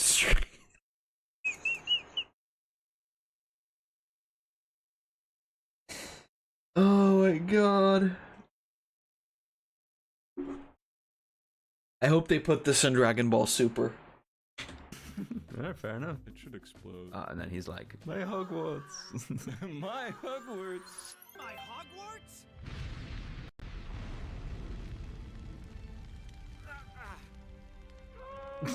He's a broken man. All he can do is collapse. Literally a broken man. I like the moonwalk backwards to the camera. My Hogwarts. Oh, that was good. We've recreated movie scenes. The only logical escalation here is to go on to Reddit posts. I found some Reddits that I think could be funny if we use Mr. Moderator over here. Pushed up my glasses just now. Found some subreddits that I think it would be funny to use the posts from as prompts on Google Via. Is it a boy or a girl? Asked my pregnant wife. The doctor, with horror in his eyes, turned the ultrasound screen to show 30 billion raccoons. I want to see what that AI does with the... That's a good visual. Is it a boy or a girl? I've never been asked that question before. How did you put me on the spot like that? Huh. Let me ask ChatGPT. Is it a boy or a girl? Yo, that's fucking good. Holy shit. Also, why was the first Doctor an Indian man and then they made him white? Racist AI? Is it a boy or a girl? Yes. I love the... She's looking at him like, you didn't answer my question. Well, are they boy raccoons or girl raccoons? Now he's black. That's good. I like how it's like overloading the system as well. It's like glitching it out. Yeah, like there's foreshadowing. Oh boy, I can't wait. Yes, you can, said the sentence interrupt who interrupted my sentence. I hate that this is my exact humor. Oh boy, I can't watch. Yes, you What? Holy. Okay. The sentence Ruictor. Ominous crack that's already in the wall behind that. I wonder what will happen. Oh boy, I can't. Yes, you can. POV, sentence interrupter after finishing his shift at McDonald's. Yeah, Shazam, right? She exclaimed as I put the ring on her finger. It was Saturn's rings and they crushed her and she died. What? Again, I'd like to see what this makes. Yeah. These are so good. Oh yes. Oh, what the What? hell? She got Guess turned did into get cum. crushed, yeah, damn. Huh. She kind of turns into snow. That was snow, yeah. Oh, Oh, bye. What the I don't know why her gravity got turned off because of that. I think she got hit by the shockwave. And then she fell in a different direction. That's the sort of creativity you don't get in Hollywood, you know? You're so right. AI really thinks of things differently. Oh yes. What? Oh, okay. Somebody got horny for Saturn. She simply became Saturn. See, now it's gone too far. We can't even comprehend the meaning behind this. It's too meaningful. This one just seems like a perfect subreddit. Oh, yo, I love that bird. Dope as bird. That's also AI. I just want like a hard-ass TikTok edit. Where did this come from? This is gonna be so cool. Every single generation we've done in this video is going to pale in comparison to this hard-ass TikTok edits. That was really good. That was actually really good. Oh, that was amazing. It kept putting transitions Please. like, like all the initial videos when we never asked for them, but now it's like, I'll give you one. No. It was joking. This is the real one. Okay. Yeah. I'm gonna fuck you. Still just one transition though. He's so baby. He's so sly. Why was 6 afraid of 7? Me-pee, moo-pee, more-pee. Why was 6 afraid of 7? Meepy, moopy, morpy. Oh fuck. What? What the fuck I is just put happening? Some substance. Meepy, moopy, Brought morpy. the boys in as well. He couldn't fight him one-on-one like a man. He had to bring in 9, 3, 9, and 2. Inside their purse, Club Penguin membership, Sphere collection, piece of string, Lego India Johns 2. Lego India Johns. Lego India Johns 2. Johns 2. I'm putting that through. Oh hell yeah. Well, I see. Why is he flying? He did not make it in. Rated, what is that? He did not. It's 2. I'm putting that through.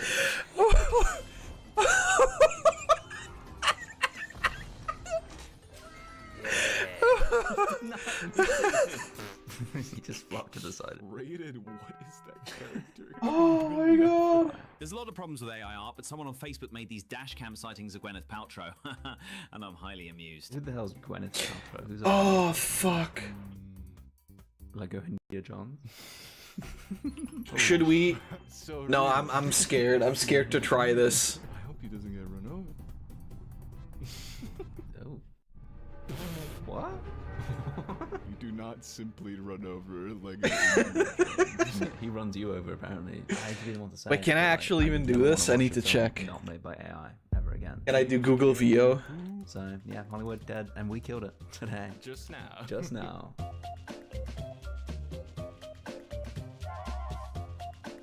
Should we try?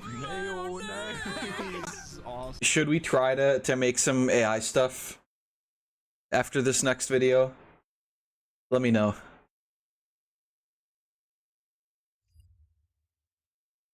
Because I kind of want to try it, honestly. I feel like we could do some funny things. Alright. First, though.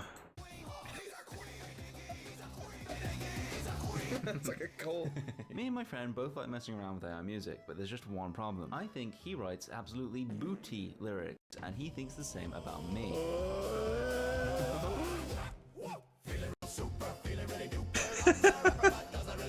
For fuck's sake, why does this actually sound alright? So today we're going head to head, and whoever creates the most unexpected bangers using our trash lyrics will win this real gold-plated microphone. Damn. Ooh. Actual gold? Oh. I'm gonna make you Look what write I a found. rap about Woody We'll post from it. Toy Story. Oh, okay. And then I need to give you 3 words to rhyme with. Cattle. Nice. Dimensional. Relevant. Wham. Just wham. Just wham. Okay. I'm done. Let's hear it. I'm excited. So I've got a couple of square brackets going on. So the first one, and I don't know how it's gonna do this, but I've just written tumbleweed. Ooh, okay. Whistling. Nice. For the first verse, I've written, don't you mess with Woody, I'll pull my gun and I'll shoot. Are you glad to see me, or is that a snake in my boot? Draw your pistol, son, we about to do battle. See the cow print on me, I'll wear you down like cattle. Nice. I'll kill you dead, go blam. Gunshot. This is your last Christmas like wham. Now your ass is bacon, see my good friend Ham. Like the pig. Like the character. Nice. And then chorus. In this wild west town, yeah, things ain't personal. Me and my alien friends, those freaks are interdimensional. Is interdimensional and personal rhyme? Dimensional. Personal. Okay. Yeah. We'll give it to you. That's fine. You'll give it to me, Jesus. I can't wait to see what you've rhymed with. Why don't you pull on my string? I'll show you why they call me Woody. Up with Jessie all night. She a baddie, I'm a goodie. Damn. That's good. That's it, to be honest. That's what I've just written. Starts to fade out and then ride like the wind. Ride like the wind. Ride like the wind. That was good. I enjoyed that. How do you want to do the style? Western, maybe some twanky guitars, but then also with like a trap beat. Alright, let's see this bad boy. Or should I say here? What? Ooh. Oh. It's actually starting out pretty good. Yeah. I like it. Don't you mess with Woody, I'll pull my gun and I'll shoot. Are you glad to see me, or is that a snake in my boot? I like this already. Yeah. Now your ass is bacon, see my good friend Ham. In this wild west town, Is this Ham? This is Jessie. why don't you pull on my string? I'll show you why they call me Woody. Up with Jessie all night, she a baddie, I'm a goodie. Damn. Ooh. That's kind of hard. I didn't hate it. That was really fucking good, actually. Let's see what the other one did. Tell you what, these tumbleweeds are got some melody to them. Okay. Full start. We'll keep trying. I'll pull my gun and I'll shoot.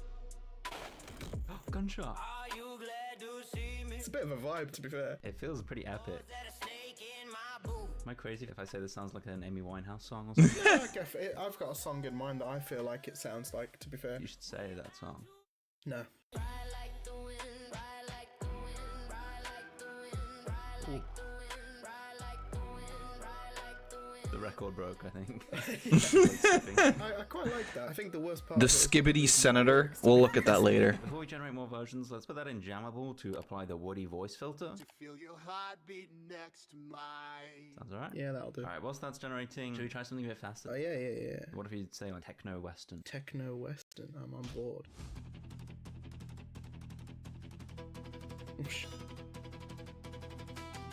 Whistling sounds different when you add techno. Jesus. I'm in. Don't you mess with Woody, I'll pull my gun and I'll shoot. Damn. Oh my Dead god. after one shot, you don't have to keep going. Draw your pistol, son, we about to do battle. See the cow. Ooh. In this wild west town, yeah, things ain't personal. Damn. It sounds like the opening to like Power Rangers.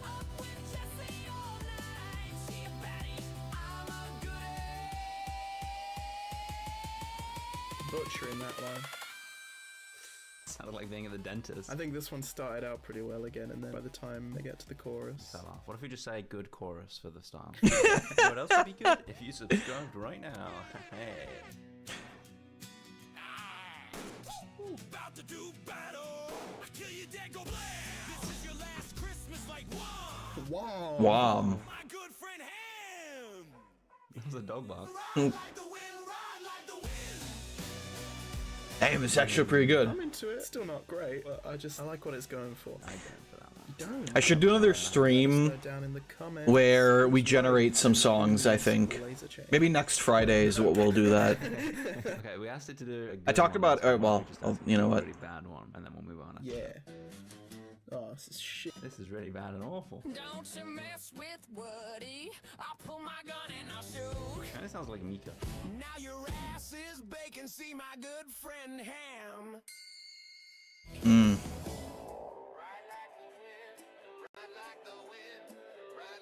This is like a song that would be in like a Trials game. That's pretty sick. This is the most totally trash thing I've ever heard, I'm sorry.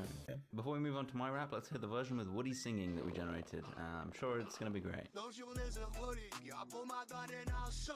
Bam! This is your last Christmas, like what? Like what? Ain't in this Wild West, all your things ain't personal. Oh yeah, I'm off Tom Hanks. Betty, I'm a goodie. Oh, that's this one.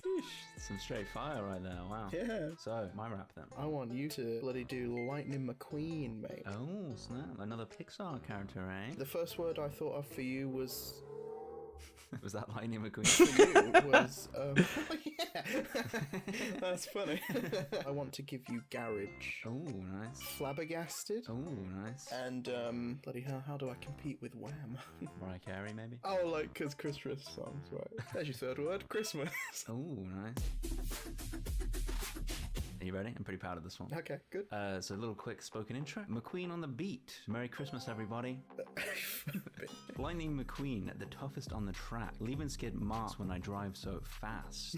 Mess with me, I'll have you seeing stars. I'll put you in the ground in a permanent garage. Do I like Arizona tea? I've had it a couple times. It's alright, but it's really expensive over here. Honking in the club, honking in the home, honking anywhere in this world that I own. Brackets, he's our queen.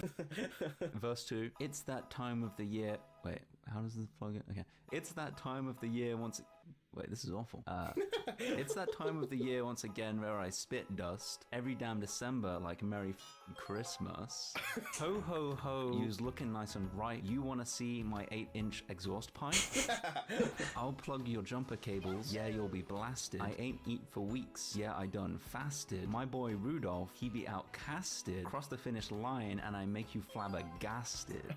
There's a new flavor. What's the flavor? Skibbity? Oh, thanks, man. But I have to say, I can't believe you came after me. Riesler blueberry. And you rhymed Christmas. I'd actually... No. Hey. I would actually like to try that. Garage and stars, I'll give you that. But Christmas and spit dust, that's a good rhyme. That's a clever rhyme. I love blueberry. The style I was imagining for this was hyper pop type beat. Yeah. Nice. Whoa.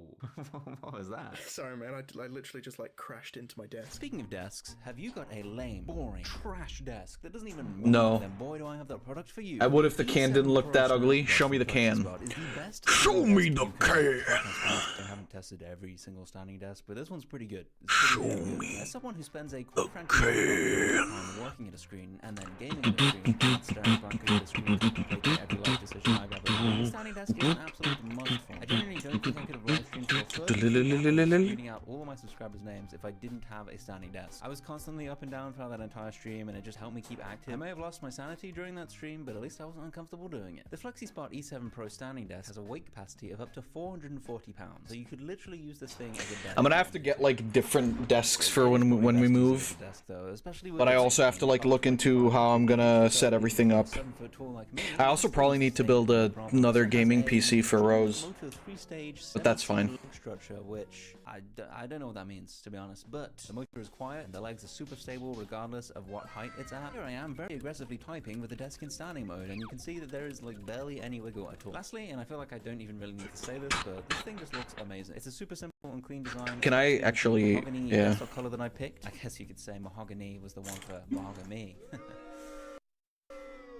And even the great D50 for $50 off. Also leave a note with my name so that FlexiSpot knows that this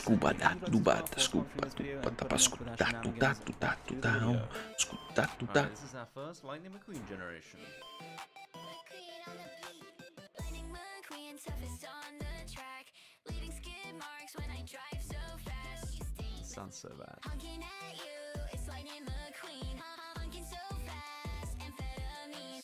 Honking in the club like Merry f***ing Christmas. Ho, ho, ho. You's looking nice and ripe. You wanna see my 8-inch exhaust pipe. Plug your jumper cables, yeah, you'll be blasted.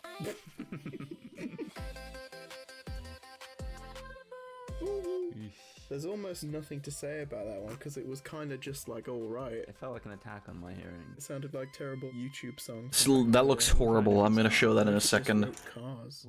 Just see what happens. Oh yeah, this sounds like cars. This is a bit more like it. Merry Christmas, everybody. Ooh. Honking at you, it's Lightning McQueen. Honking so fast, amphetamine.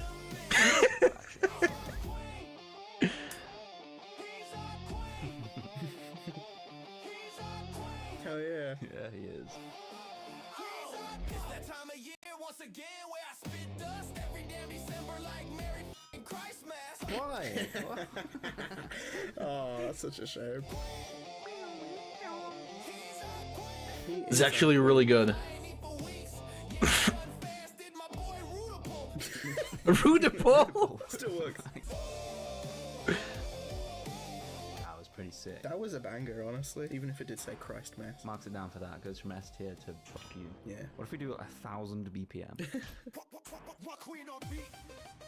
Oh damn. Here we go. We need to put together, like, I need to put together, like, some actual lyrics. And then we need to do, like, a Suno thing again. Where we, like, you know, make actual songs. Like, the meme stuff we've done was awesome, but I want to do, like, an actual, you know, an actual song. Dude, this would honk in the club so hard. Okay, I'm stopping it after that. Last one, then we'll listen to the Jambo version.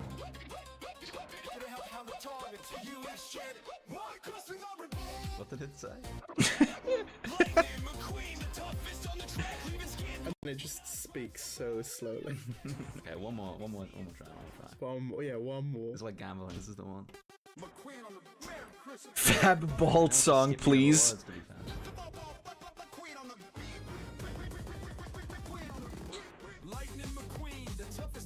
It's sick of it as well. He's gonna do it again. One more. I never want to hear Lightning McQueen ever. It's like 15 seconds. If it's not good, we'll stop. Yo.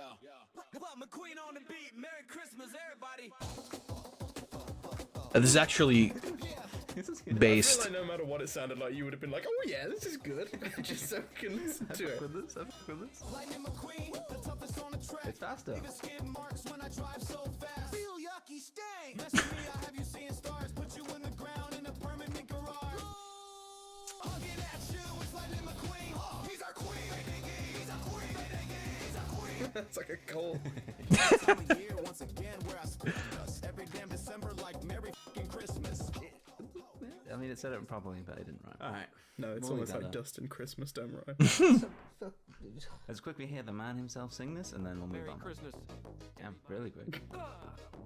Lightning McQueen, the toughest on the track. Leave a skid marks when I drive so fast. Who's the voice actor for Lightning McQueen again? Yeah, man, this is great. I can see why people would want these versions. I feel like I was just being like absorbed into that one, or like hypnotized by it. Damn. But I don't know, it was like too much to process because it was so bad. So you tuned out. Yeah, basically. For your next rap, I want you to do The Thing from Fantastic Four. Oh, also, the reason why Donald Trump is the thing will make sense later, just bear with us. The words I want you to rhyme with are cult, gulp. God, I could just rhyme those two together. You're not allowed to do that, And the third one will be bollocks. Bollocks. Okay. I'm done. Put a lot of effort into this one. Hope you like it. I got a bit of instrumental first, bit of chanting. Thing. I'm a big rock man. Thanks a lot, Marvel. But my glass ain't half empty. Nah, that is half full. I'll drink the positivity. Take a big gulp. Could be worse, I could be green. Hey, no offense, Hulk. Ooh. I got turned into some rocks. It's not my fucking fault. Fantastic Four. We ain't heroes. We're a cult. Really good so far. Bit of pre-chorus. But do you want to know what everybody asks me? I said, do you want to know? Haha, come see. Yeah, everyone. God. Yeah. Can't be that bad, surely. Yeah, everyone wants to see my dick. Yeah, the ladies want to know if it's gone fit. Do I get hard, or do I just get harder? You'll feel like you're in paradise where the horse does frolics when you get a mouthful of my big rocket ball. Oh, that's so good. Yeah, your heart will sing when you... I don't remember, but I know he says wow in every movie he's in. Right. Owen Wilson, right, yeah. Oh, just pure That's right. I'm so sorry. I'm gonna need that as an inspirational choir. This is gonna inspire the heck out of us. Excited. I'm a big rock man. Thanks a lot, Marvel. But my glass ain't half empty now. That is half I'm feeling inspired already. I'll drink the positivity. It kind of sounds like the music they use in the Fantastic Four trailer. I was thinking that. Do you want to know what everybody asks me? I said, do you want to know? Come see. Here we go. Yeah, everyone wants to see my dick.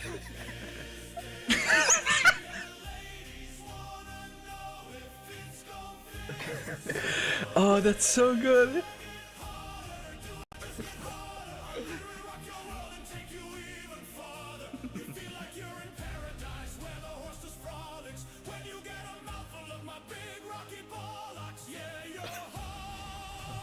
Beautiful. It's beautiful. Oh my god. Oh, that was so good. Oh god. It is like trailer music. That's so good. Suno was a mistake. Suno is perfect. Maybe we should also do like... I think we definitely should do like a Suno stream again. I do want to try out Google VO later though. I like how he said, do I get harder or do I just get harder?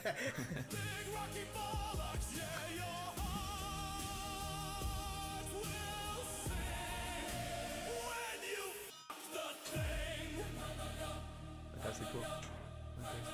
Wow. No notes. That was great. Yeah, that was the best song of the video. That's definitely the one we're gonna give Jam for, right? Yeah, for sure. We're gonna have to do some kind of fan cast for the thing. Like, who would do the voice for the thing? Donald Trump. Let's give it to Trump. Also, waiting on that, we'll generate some other versions. Can we have some kind of like a rock anthem version, maybe? But with like a twist. You can do the twist. Go on, spin a new chair. I can't, because there's a desk. Yeah, your desk now in the description. But he has a really high-pitched voice. Oh, do you think it's gonna do that? Yeah. Nice. Yeah, yeah, yo. What the fuck? Fine.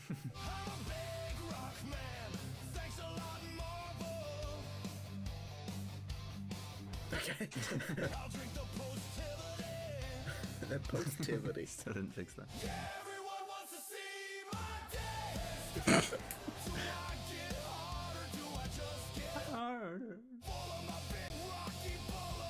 Bollocks! Thing. If you ignore the lyrics, it just really sounds like a generic song you'd hear in like Skate or Burnout for some reason. What if it was just a piano ballad? Yeah, something a bit more low key. Low key kind of sad though. But this shit kind of fire though. Still sad. Yeah. Like, cry. Oh god.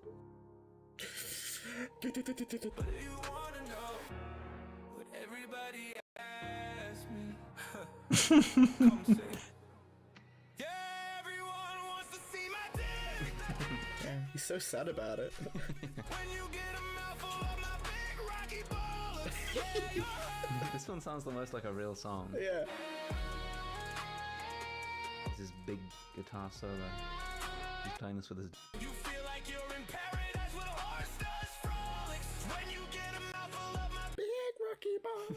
I'm cutting the music and just playing you singing that. I'm sorry. Please don't. God, it's so good. I fucking love Suno so much. Okay. Sounds like someone put this one through the dishwasher. Is this dubstep? Yeah. What happened to the words? They became dubstep. Oh my god. This is the sick one. This is someone being sick on the track. Ooh, this one sounds good. Oh fuck. I already forgot why he's Donald Trump. Never mind. Yes, we do. Do you like how I rhyme to Marvel with half full? It's a good rhyme, man. Yeah. Oh. This is my kind of music right here. Is it? Pass me the aux cord and I'm playing this. Oh, it just extended, and I don't want to hear this. Right, well, let's hear that in the voice of Donald Trump. Not that one, I hope. No, the first one. He's doing the instrumental as well. I'm a big rock man. Where's the music? Thanks a lot, Marvel. Take a big gulp. He really is like humming in the background. So. I love the bub bub bub.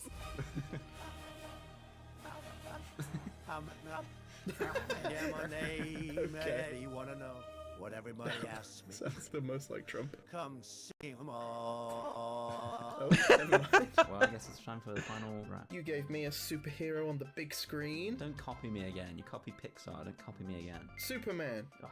This is why I write the better lyrics, because I actually have a single original thought in my head. Just the one. And my words? Binoculars. Fridge. Can I do refrigerator instead of fridge? No.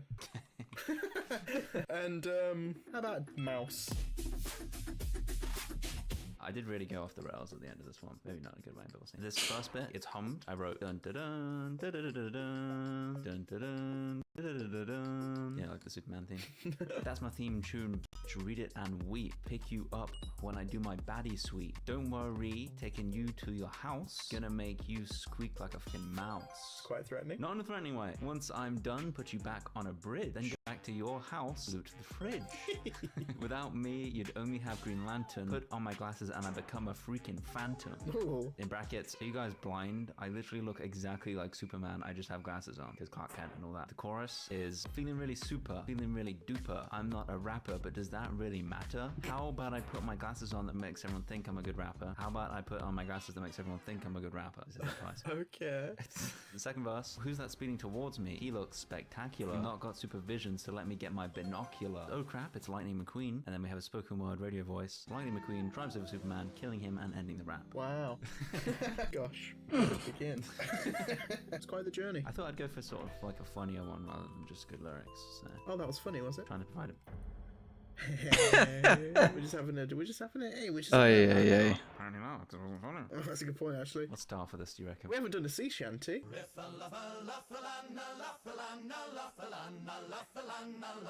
What the fuck? Don't worry, taking you back to your house, gonna make you squeak like a fucking mouse. That was a ghost, I think. Are you guys blind? Kind of sassy. I literally look exactly like Superman. I just have glasses on. Oh, feeling real super, feeling really duper. I'm not a rapper, but does it really matter? How about I put on my glasses that makes everyone think I'm a good rapper? Who's that speeding towards me? He looks spectacular. Oh crap, it's Lightning McQueen.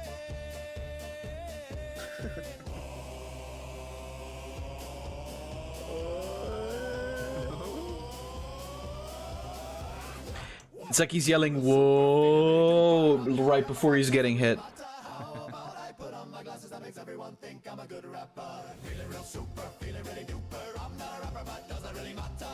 For fuck's sake, why does this actually sound alright? Because the lyrics are good. Good rapper. Who would have thought sea shanty would have been the one to save that one? It didn't need saving. What are you talking about? There's only one option for the Superman voice for that. Oh, and it's the animated voice. That's fun. To feel your heartbeat next to mine. Does that sound like him? Sounds like a man. You should try it. It does sound. I think that's a great idea. Superhero theme rap. Of course, of course. Oh my god, these are only a minute. This is going to be very fast rap.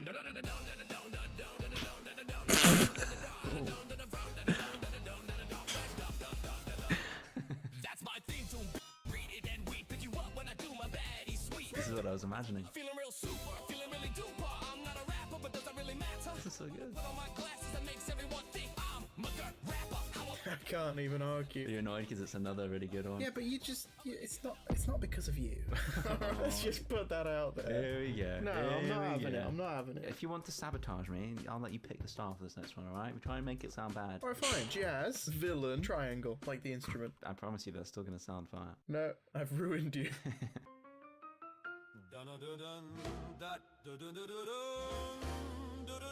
It's actually really sounds good. Like it's gonna be alright. That's my theme tune. Read it and weep, pick you up when I do my baddie sweep. Oh, for fuck's sake. I told you. Once I'm done, put you back on a bridge. Then go back to your house, loot the fridge. So smooth. So nice. I literally look exactly like Superman. I just have glasses on. Oh, that was even the best one that's done that so far. Oh, we kind of lost it here. He's scrambling now. That's indefensible.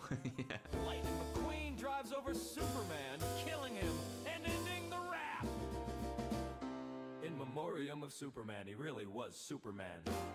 Well, any snarky remarks? No, I'm just gonna say that I guess we've come up with a pretty good new genre to use. Thanks to me. Finally, let's listen to Superman's rendition of the first one we generated.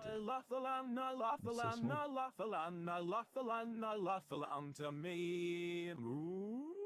Don't worry, taking you back to your house, gonna make you squeak like a. I forgot how good this one was. Once I'm done, put you back on a bridge, and then go back to your house, loot the fridge. Yippee! Are you guys blind? Oh. I love how when we do the jammable versions, we're just kind of both sitting here waiting for it to end. Yeah. I don't know why we sit through this whole thing, to be honest. I feel like I'm going insane. Everyone think I'm a good rapper. That was a bop. That was great. So let us know who won down in the comments, and then we'll get this $20 piece of tat from Amazon. Thanks again to FlexiSpot for sponsoring this video. Hell They're yeah. having their 9th anniversary sale right now with up to 65% off. All right. Use the code on screen. Now then, let's see if we can make something funny with the Google VO. I want to try. Yeah, Google VO. Oh, enhanced realism with dynamic camera movements. Wow, that's fine by me. I wonder if we can make it do like anime style. But what I want to do is like, what's like a good idea to do? What if we do like, okay, here's an idea. What if we do Olaflin rising out of a trash can, eating a burger, and pointing a gun at the viewer and telling him to get the fuck off my property? I think that's a good idea. And then we'll do the green bean slime later. Actually, you know what we're gonna do? we're gonna do the green bean slime first, and then we'll see what that does with wig. I will say purple-haired wizard. It's fine. I'll do that. Revealing he's bald and screaming. Well, get out. What the fuck? Also, where's the audio? What the fuck is this? Would generate it, you fucking asshole. Oh, I have to log in? Hold on.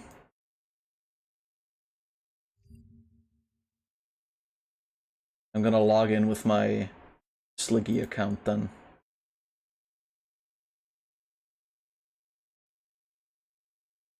Okay, there we go. Fuck off. Okay, let's go. What? Oh, you have to pay for this shit. Oh, that's gay.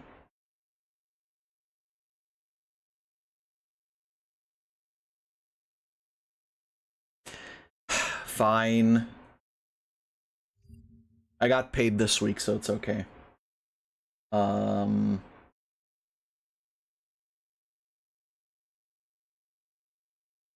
I'll just do it with PayPal. I'll take basic. It's fine. I don't think we need it for a lot right now. So it's like... And I can always cancel it, so it's okay.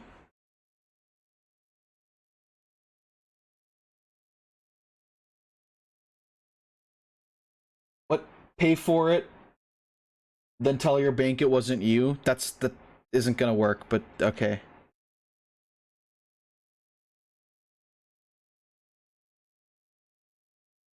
HDCP? Oh yeah, I'll fix that in a second.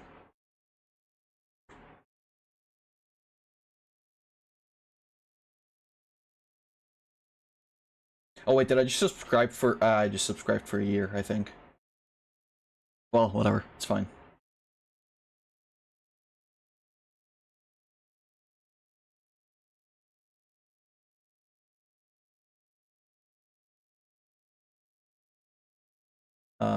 Okay, well, can I do the text to video thing now? Oh no, not image to video.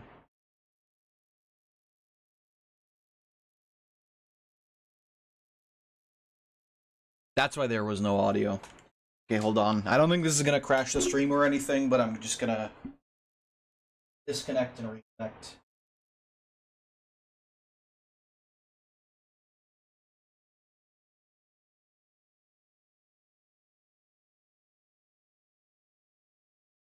Deactivate and reactivate. Yeah, there it is. Alright. So let's try that again. Can I... Yeah. I want to see if it's gonna, like, let me do it. Actually, yeah, let me just... Green bean slime with a wig revealing he's bald and screaming. Alright, generate video. Let's go.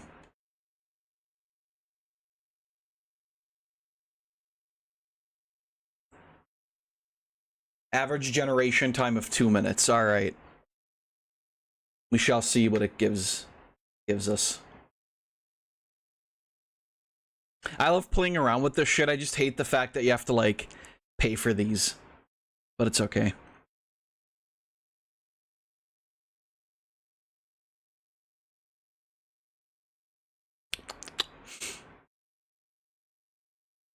I wonder what it's actually gonna do here.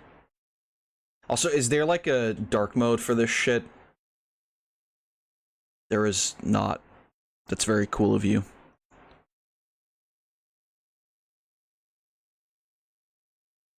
Find that to be very sick.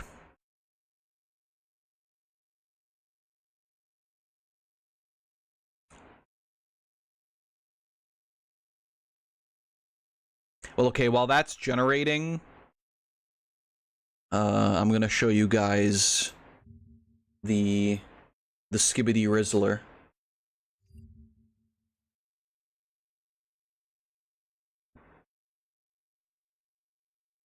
There probably is.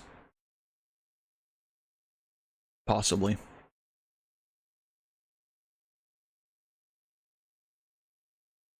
Oh. Yep.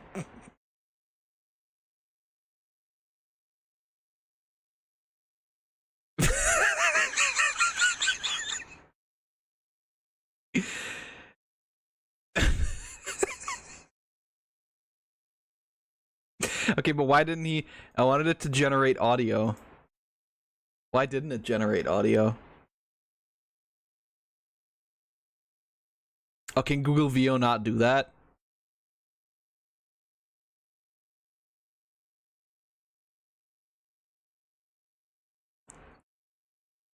Ah, okay, because I have to set it to fast. Alright. Let's try that again. Oh, that costs 900? Holy shit. I didn't realize that. Today I rise to address an oft-forgotten segment of our society. I speak of Generation Z, who will be playing a substantial role in the next election, and Generation Alpha, who will start to come of age the election after. It is for this reason that I shall now render the remainder of my statement using language they're familiar with. To the Sigmas of Australia, I say that this goofy-air government have been capping, not just now but for a long time. A few of you may remember when they said there'll be no phantom tax under the government I lead. They're capaholics. They're also yapaholics. They yap non-stop about how their cost of living measures are changing lives for all Australians. Man, please, I'm Just gonna put kill the fries in a myself. bag, little bro. They tell us that they're locked in on improving the housing situation in this country. They must have brain rot from watching too much Kai Cenat and forgot about their plans to ban social media for kids under Please 14. stop. If that becomes law, you can forgo skull emoji all about watching Duke Dennis or catching a dub with the bros on Fort. Chat, is this Prime Minister serious? Even though he's the Prime Minister of Australia, sometimes it feels like he's the CEO of Ohio. Oh, god damn it. She fucked it up. She fucked it up by stuttering. It was like, it was cringe, but it was like, okay, she was doing it. And then she tripped up, and the whole thing is like, you gotta stop. Sorry, lady. If I did not mention the ops who want to cut WA's Gyats and Services tax. Yachts and The services. decision voters will be making in a few months' time will be between a mid-government, a dog water opposition, or a crossbench that will mog both of them. Though some of you cannot yet vote, I hope when you do, it will be in a more goated Australia for a government with more aura. Australia has never been goated. Skibbity. Ugh. Filth. Alright. I believe it.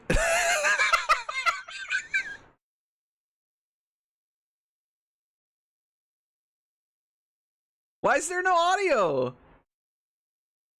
Oh, this one's so good though. I want to download this one.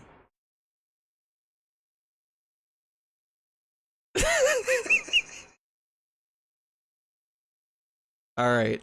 Now then. Let me Okay. So, purple-haired mage man emerging from trash can, I don't know, like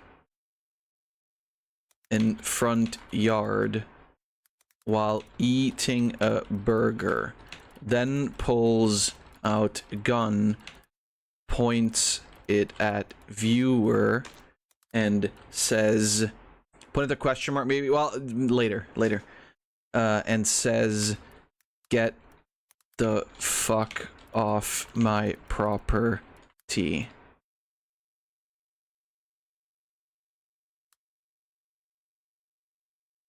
Okay, let's see. Oh, the question mark? What question? Where's the question mark?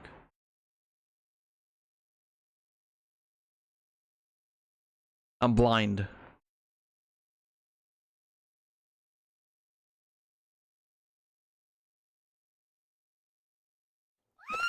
Oh, there we go.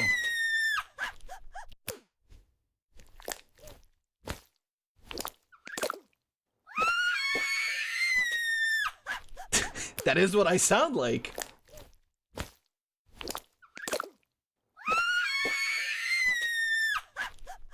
It's pretty good. All right. Let's see if it's going to generate this. This model's SFW. Oh, god damn it. Get the stink off my property.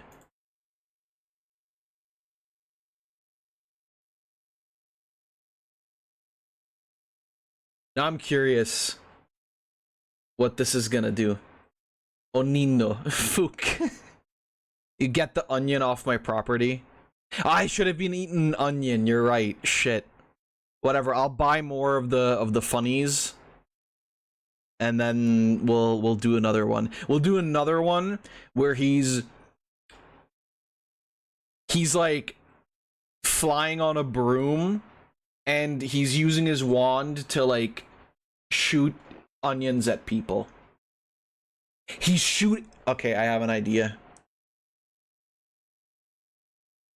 I think.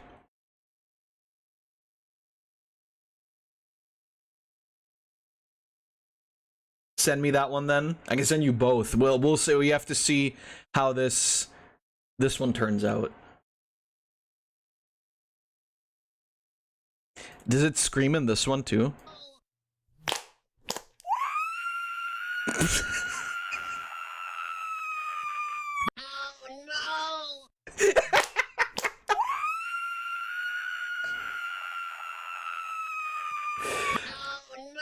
Okay, I'm sorry, I'm taking that one too. That's so good, holy shit.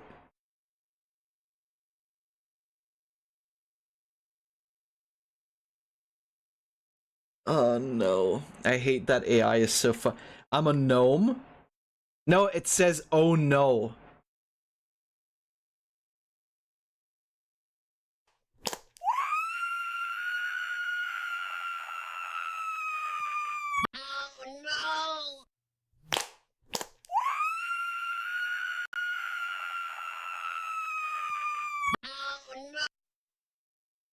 Well, here he is, guys.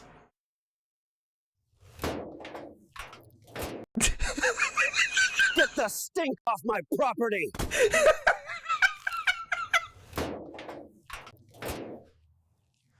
Get the stink off my property! Yeah, that's definitely him. Get the stink off my property!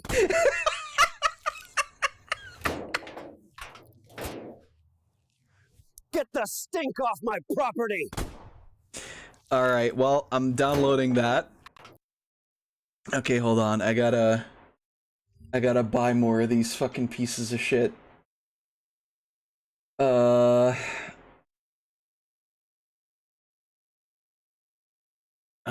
guess I'm gonna buy like 5,000 tokens.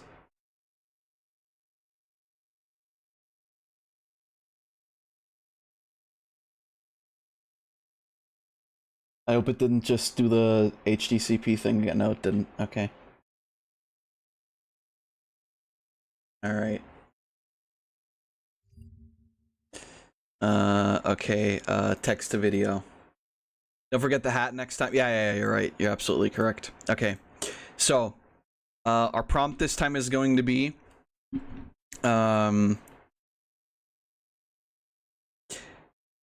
purple, hold on.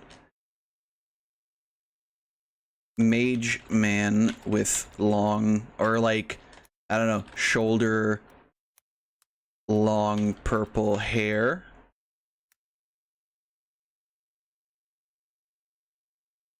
Make him eat the onion. Don't get ahead of yourself. It's gonna be fine. Flying on a broom, using it like a hoverboard, while eating an onion with one hand, and oh yeah, right. Purple hair and a big black wizard hat. Well, eating onion with one hand and shooting magical onions at the people below him from his wand. He then proceeds to crash into the World Trade Center and makes a big onion shaped explosion.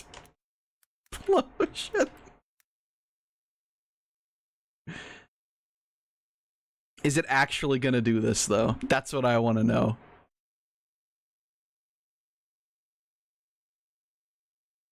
No, you can't. No, why does it do that one? But if he says fuck, that's not okay?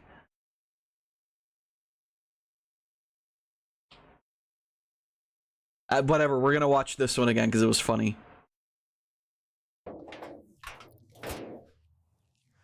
Get the stink off my property! Where did the gunshot come from?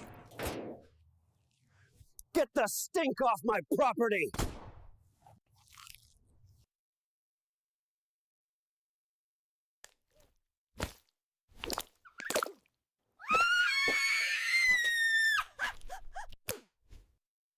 Olaflin, the live action movie, be wild. Yeah, I'm glad they got James Corden to fucking play him. I'm really, really curious what he's gonna do with this one. Like, if he's gonna get what I mean. It wasn't a gunshot noise, it was the person falling down because of the smell. Fair. Fair.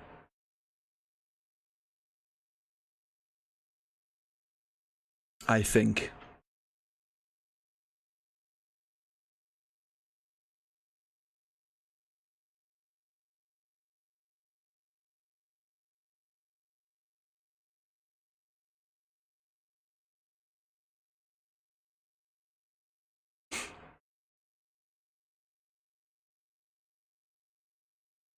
Damn, this is taking a while.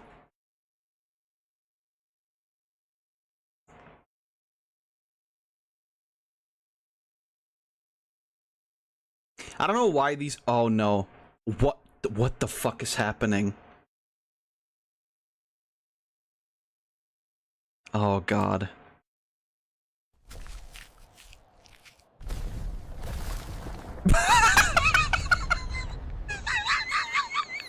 It was him! He did it!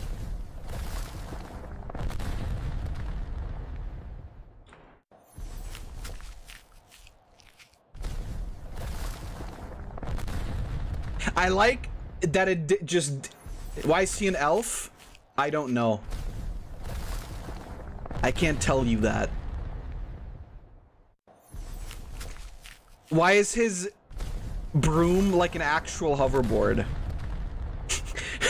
Sir, a second wizard has hit the spire.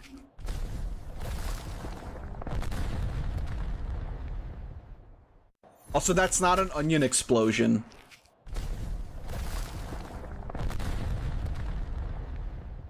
But I guess it works. Oh, they explode into purple onions too. That's a nice little...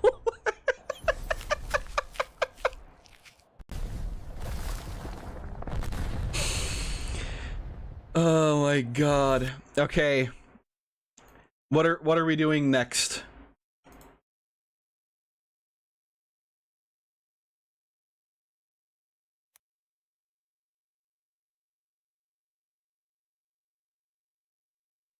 What are we doing next?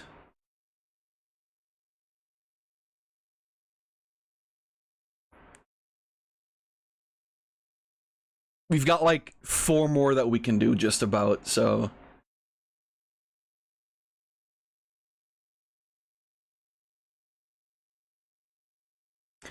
Mexican man working in Walmart, rest is up to you. Oh, god damn it. Okay. Mexican man working at Walmart. When suddenly...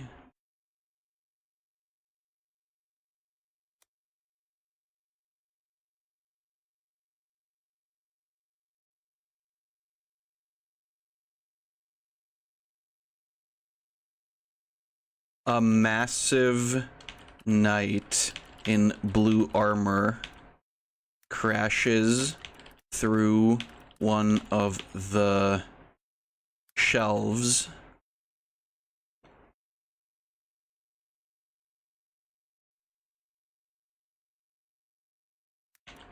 Swinging his sword at the Walmart Mexican. That sounds bad. Well, whatever.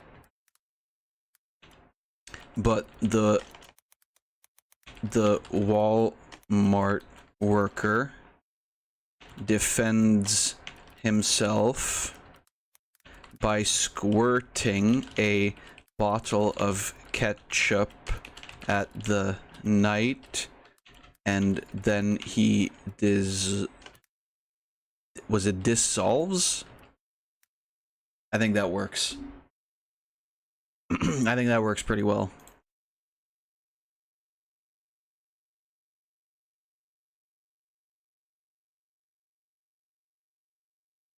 I want to see if it actually does it. Because there's like a lot happening in 8 seconds, but I think it's going to be really funny.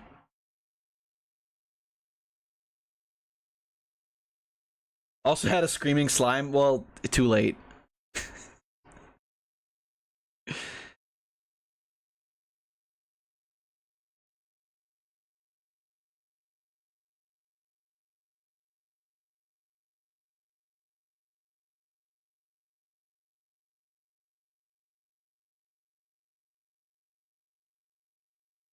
I wonder if it's like literally. Also, I like it because it's like it's Walmart and the knight is wearing blue, so it's like the knight is working at Walmart and the blue armor is what they gave him.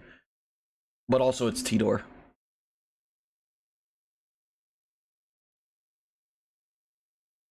I wonder if he's gonna actually make the knight dissolve or Pain. Because I like kind of didn't specify who dissolves.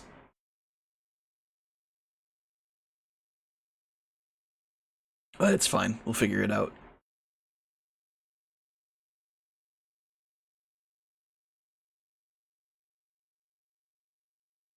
Oh no. Oh god. I see the thumbnail! Oh, I'm so worried. No, hold on. Go back. Go back. Go back.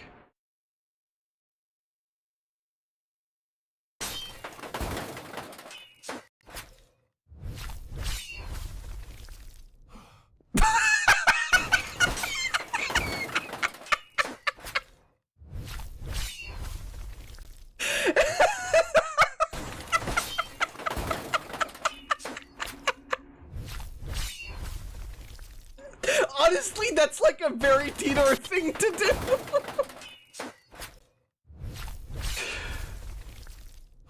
Okay, fuck. God damn it. That's so good. Wilmart? What do you mean Wilmart? Oh, it does say Wilmart in the back. Yeah, you're right.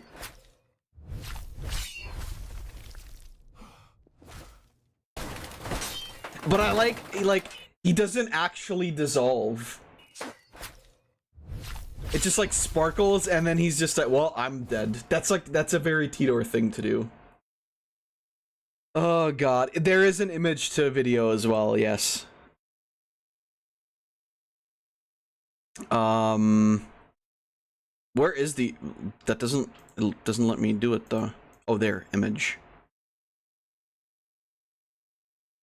Yeah, the bottle having two caps is pretty good. Yeah, I agree.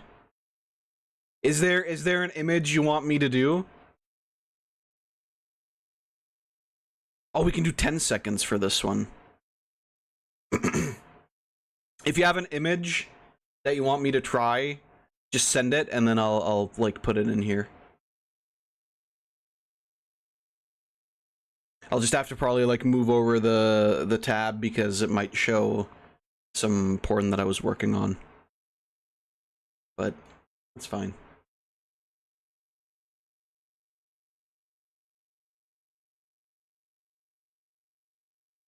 Oh my fucking god, dude. That one was so good though. That one was so fucking good though. That's like exactly what I want to see.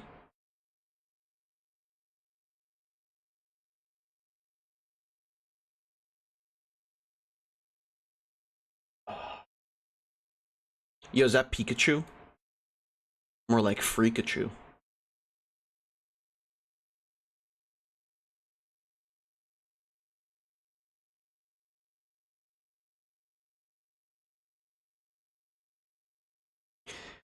Ay, ay, ay, ay.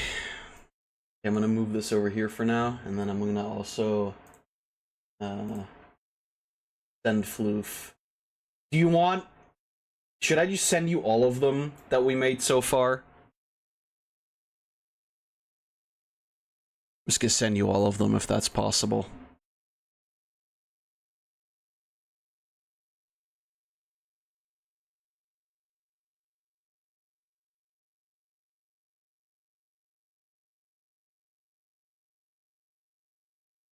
Oh god, there's so many. Just pick one. Oh, I know which one I want to pick. I know which one I want to pick. Oh fuck. No, you should not have given me this.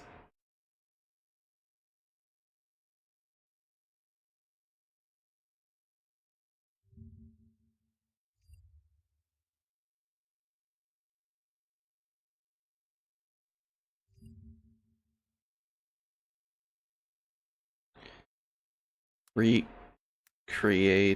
the scene in The Lion King where Rafiki lifts up Simba, but this time the green guy throws off the blonde man off a cliff. If this does it right, I'm gonna fucking piss myself laughing. I really hope it does it.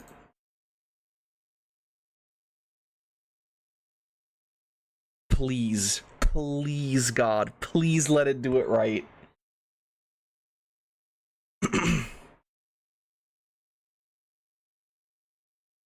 That would be so good.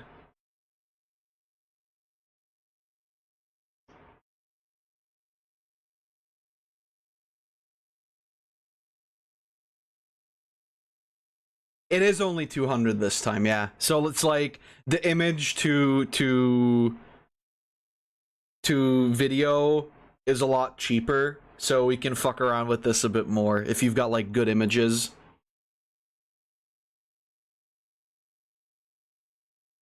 And it's also, this like is like 10 seconds, so please, oh God, please let it work. I want it to work so bad.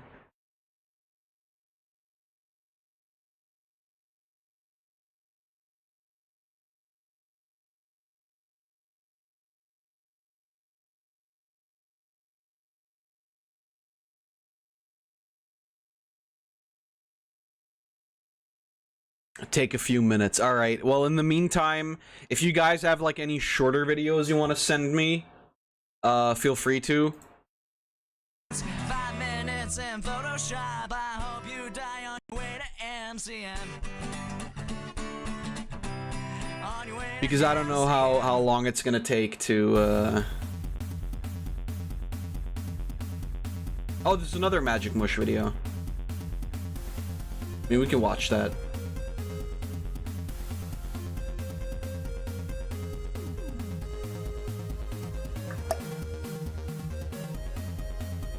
Just want to keep an eye on it. I guess I can just throw this over here The angry video game nerd and then look is at one of the most influential it myself. people that have ever graced the internet.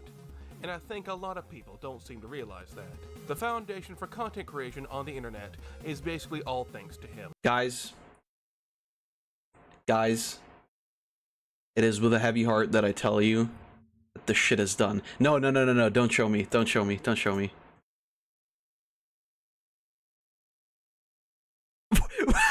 Why did I jump down with him?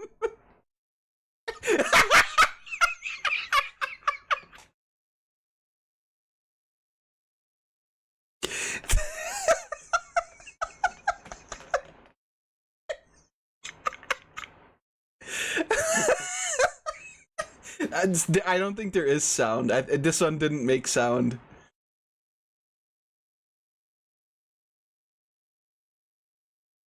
But it's so fucking good.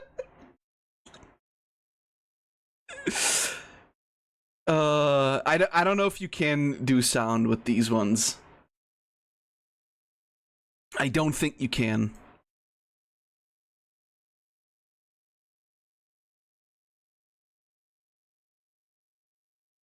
Yeah, I don't think you can.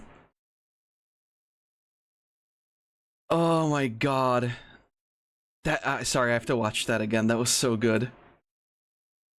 You pull a WWE on Tidor. I love that, like, we jump down and then I jump into the air and then I like body slam him into the fucking nothing zone.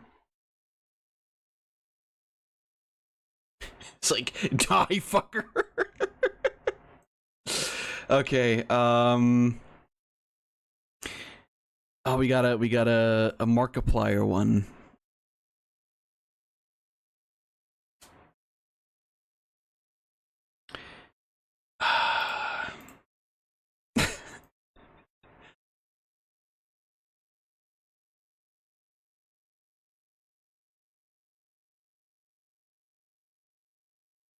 Do you guys have any ideas for prompts? If you have any like If you have anything you want me to try out, we can do that.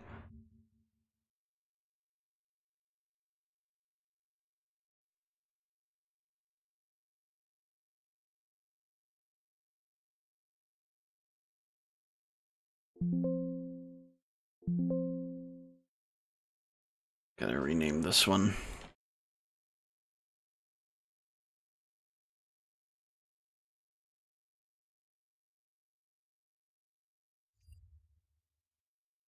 Markiplier spanking a bald, screaming blob of green slime.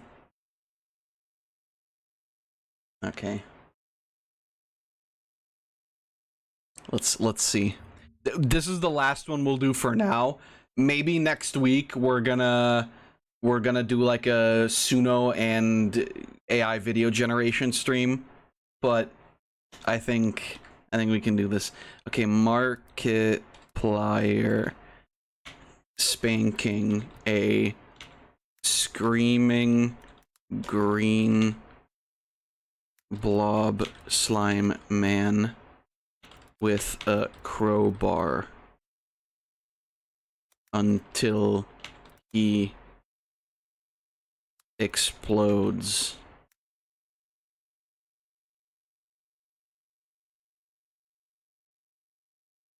Oh, holy fuck, dude. I really like that one, though. I really like the T-Door one. Try again. Your tokens have... Oh, come on. No, what's going on? Come on.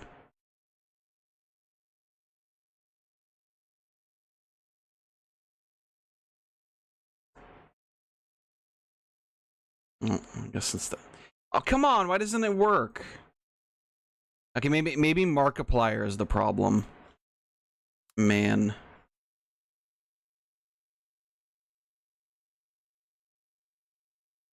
Maybe it's like if you throw in like Markiplier or something, it doesn't know what to do. Oh, come on, really? I don't think it works. All right. It's fine. We'll do this next week. Maybe I'll think of some like you know, prompts or whatever. I think next Friday that might be like a cool idea. So for now we'll just leave it.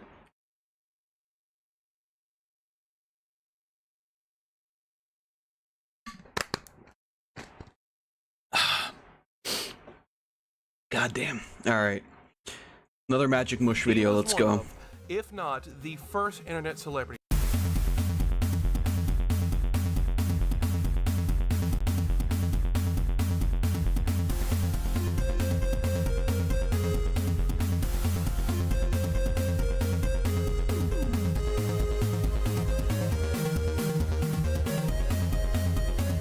God, AVGN is something.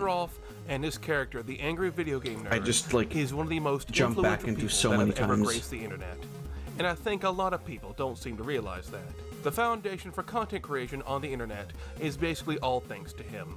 Honestly, that's like very true. If not the first internet celebrity to ever exist, starting all the way back in 2004. Like, I think a lot of people don't know that what AVGN did was basically like literally the stepping stone for all gaming content, and like you have to think about it, right? If he, maybe somebody else would have done it, but if he didn't start with his AVGN series, like I think Twitch as a business as it is right now wouldn't even exist in the way it does, and we'd probably not be sitting here right now if that were the case. But it's kind of crazy, like the impact he made is genuinely insane.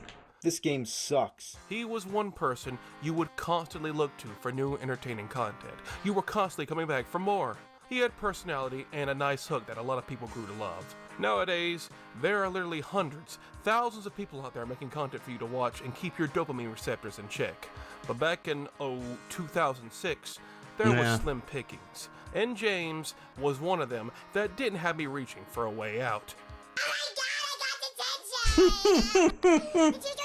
He's making a game now. AVGN made a game before already. I've played that game. It's really cool. Death cannot come soon enough. AVGN is now seen as an internet classic and a piece of internet history. I mean, yeah, he's still making videos to this day, Yeah, but you can't beat the old stuff.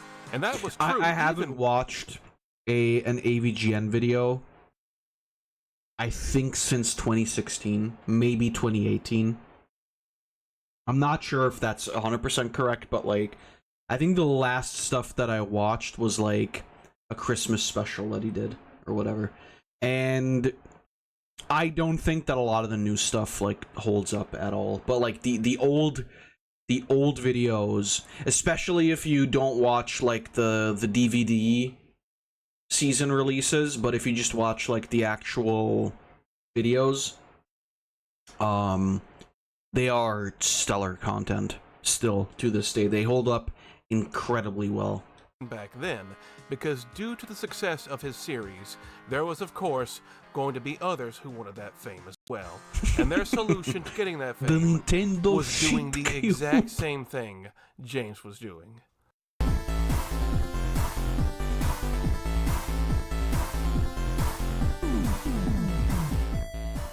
In There the he late is! 2000s, you saw angry game reviewers everywhere you went. The ticket to success was being unnecessarily angry at some video games, swearing I up a think a storm, lot and of using people- Adobe After Effects to destroy the game in increasingly over-the-top ways. Some of these obviously have way more effort put into them than others, but none of them could compare to Yeah, one of the things that people really didn't realize back then was that, like, and what I think a lot of people today don't know as well, is that James Rolfe was like a huge movie guy.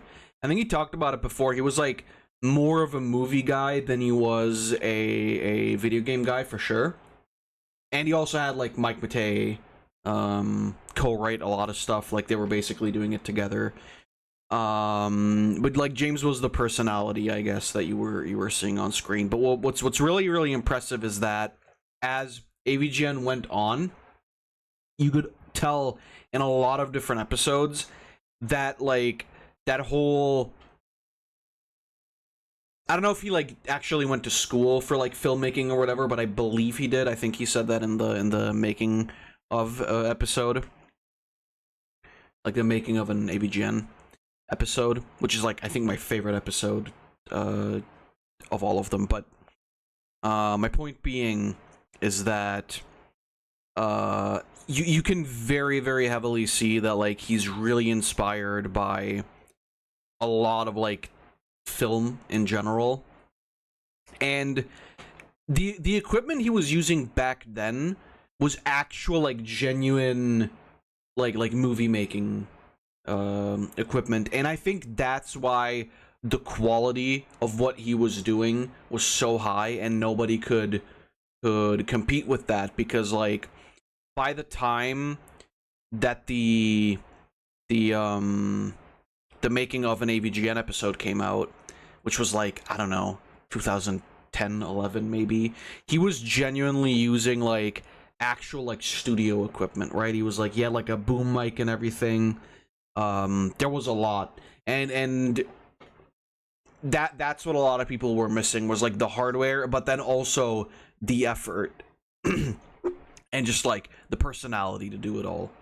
But I mean, I guess, you know, like angrily screaming at video games also worked. what James was doing.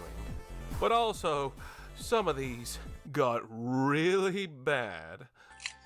Fucking kill game designers! This event Based. was Ass!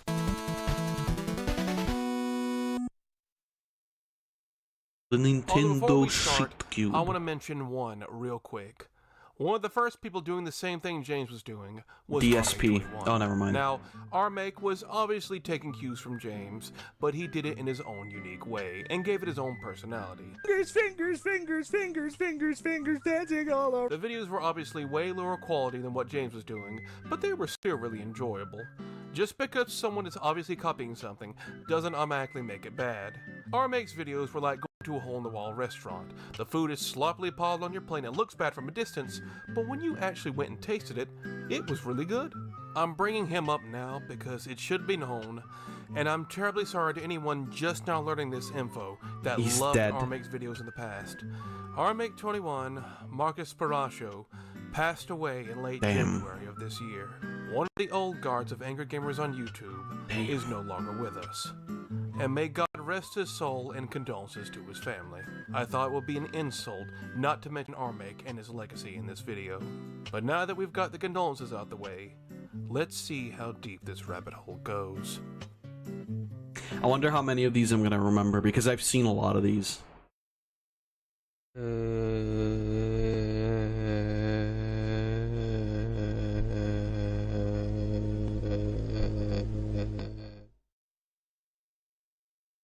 So what better way to start off a video with AVGN wannabes than talking about the angry video game nerd himself? Hell yeah. Apparently, that's what the notes say.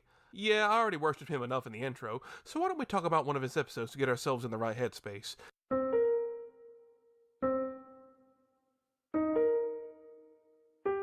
What the hell?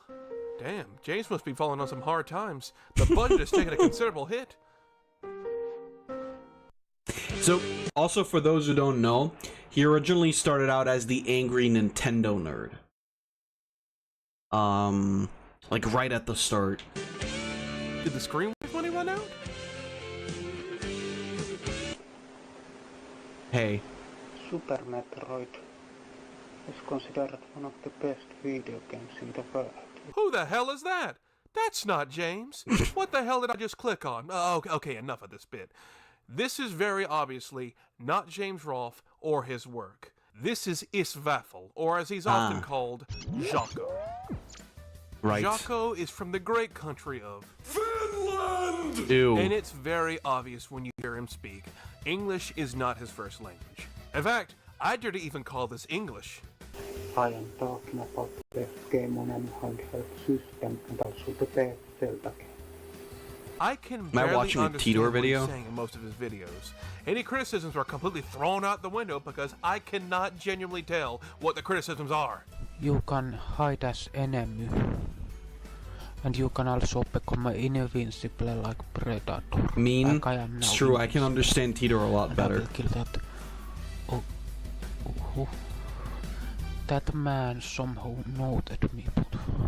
In fact, while we're at it, he's not very Save my angry, is he? eating, though. Where's the anger in this angry video game nerd video? In fact, I would dare say Jaco is a pioneer. Jaco is not the AVGN, but he is instead the ASMR. This could easily pass as one of the first. This is how you guys hear me when you're on your phone, yeah. His voice is very calm and soothing. It's anything but angry. Castle. Yes, that voice, Jaco. Why is he doing like Bulk Bulgan? Is that all they can do? Is that all Scandinavian people can do? Yes, the Castle. Who is your superstar? Was there no escaping destiny here? There is no escaping destiny. Or You my can look at the comments of his more muscles. popular videos and see people talking about how soothing his voice is and how it helps them sleep. Jaco had something going for him, and he didn't even realize it, especially back then. It was way and I ahead of wouldn't his recommend time. any videos in particular, because this man has hundreds of game reviews. Wow. Hundreds of these things. Because as you can obviously tell, there isn't much effort in these videos at all. Legit, all it seems to be is booting up an emulator, turning your mic on, and just commenting on what you see. What? So it's basically just a stream. Even though I was Super Mario, I got killed. Oh god, the emulator filters he's using is truly sinful. Looking good.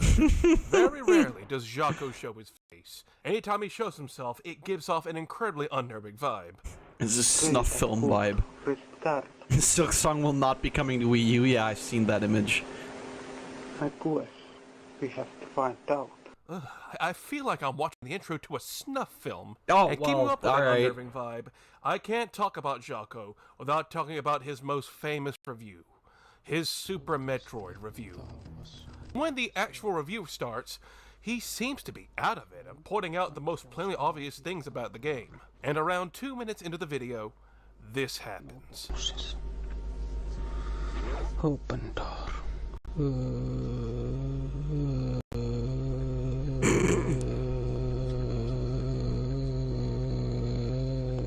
He got abducted by alien.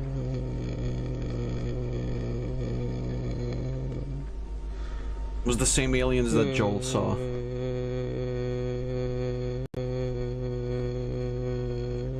If it wasn't plainly obvious by now, this dude is just having a laugh. These low-effort wastes of time were just made to trick people into thinking they were actual AVGN videos, and this is what they got instead. Back then, people were pissed. Today, this dude is just kind of a meme now, mostly due to the phrase he utters constantly, open door. Open door. Open door. T-door. Open door.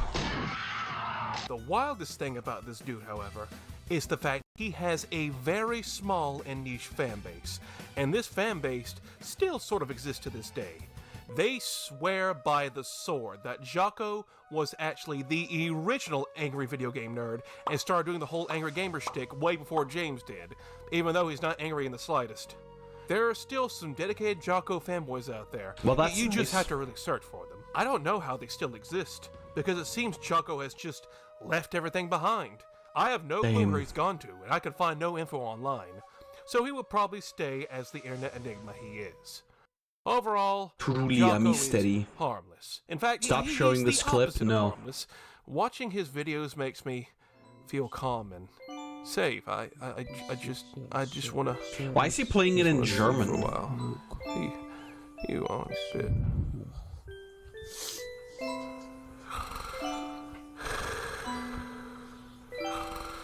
Throats are... Yeah?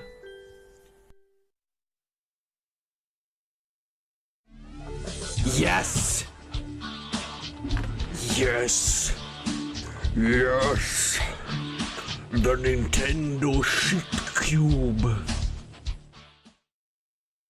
We really got a good variety of angry reviewers back in the day, all unified of doing the exact same thing James did, and of varying quality. But you have to remember, some people did not have access to the resources James did.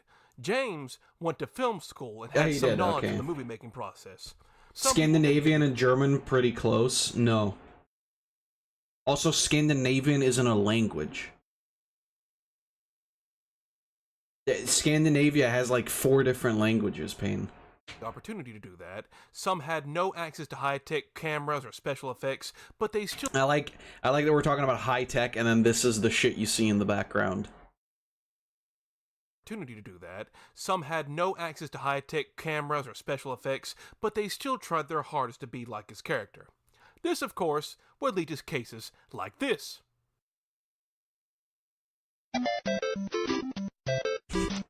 Nice mouse, asshole.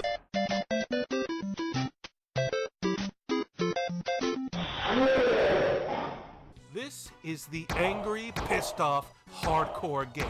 Hell yeah. And if you couldn't tell, he means business. He's going to tear the things you loved and grew up with, including the shit cube, the Yes. shitbox 360, Yes. and the place where it all comes from. I wouldn't mind tasting it.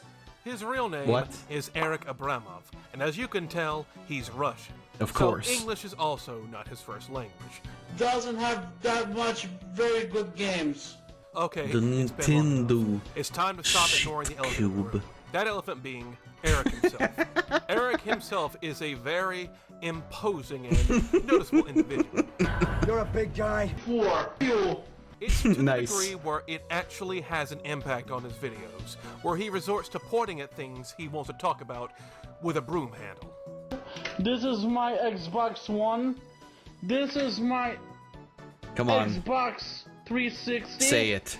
Like, legit, Say the no. jokes write themselves. He's even acknowledged his weight in his videos and is self-aware about it. But honestly, that's low-hanging fruit. I'm not here to mock a man for his weight in videos that are well over a decade old. We don't body shame on this channel. We just make self-deprecating jokes about autism, that's all. So, I will not be making any more comments or jokes on this man's appearance. I will be playing this music though. Eric was very clearly doing the same thing James Wrong was doing, and he didn't even try to hide it. He even used the AVGN theme song in one of his videos. Now, the AVGN was criticizing things for how broken or frustrating they were. The angry, pissed-off gamer criticized them for minor problems and thought that was worthy of destroying them, whether with special effects or actually breaking things with a hammer. It's not good. Right. It doesn't even work. Fair. Well, as you can tell, Eric's production values were not very high. No, what are you talking He seems to about? be working with MS Paint and Windows Movie Maker to make his stuff, and while it may come off as cheap to some, this gives the videos these sort of weird nostalgic feel when this is actually what a lot of people did back then. You can tell he's really trying to be badass and hardcore with these, and oh, sweet Jesus! Now that is actually kind of terrifying. AI. Imagine waking up in the middle of the night and this thing is staring at you. You could jump scare someone with this pretty effectively.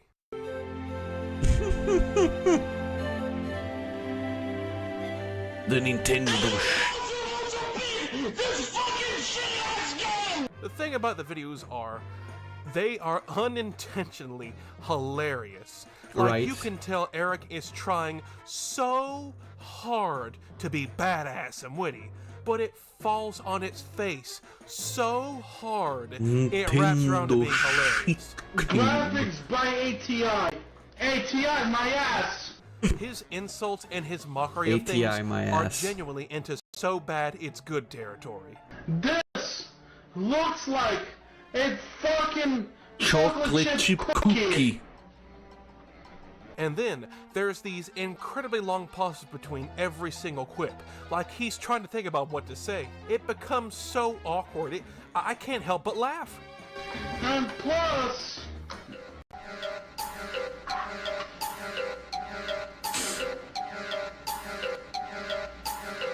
Yeah.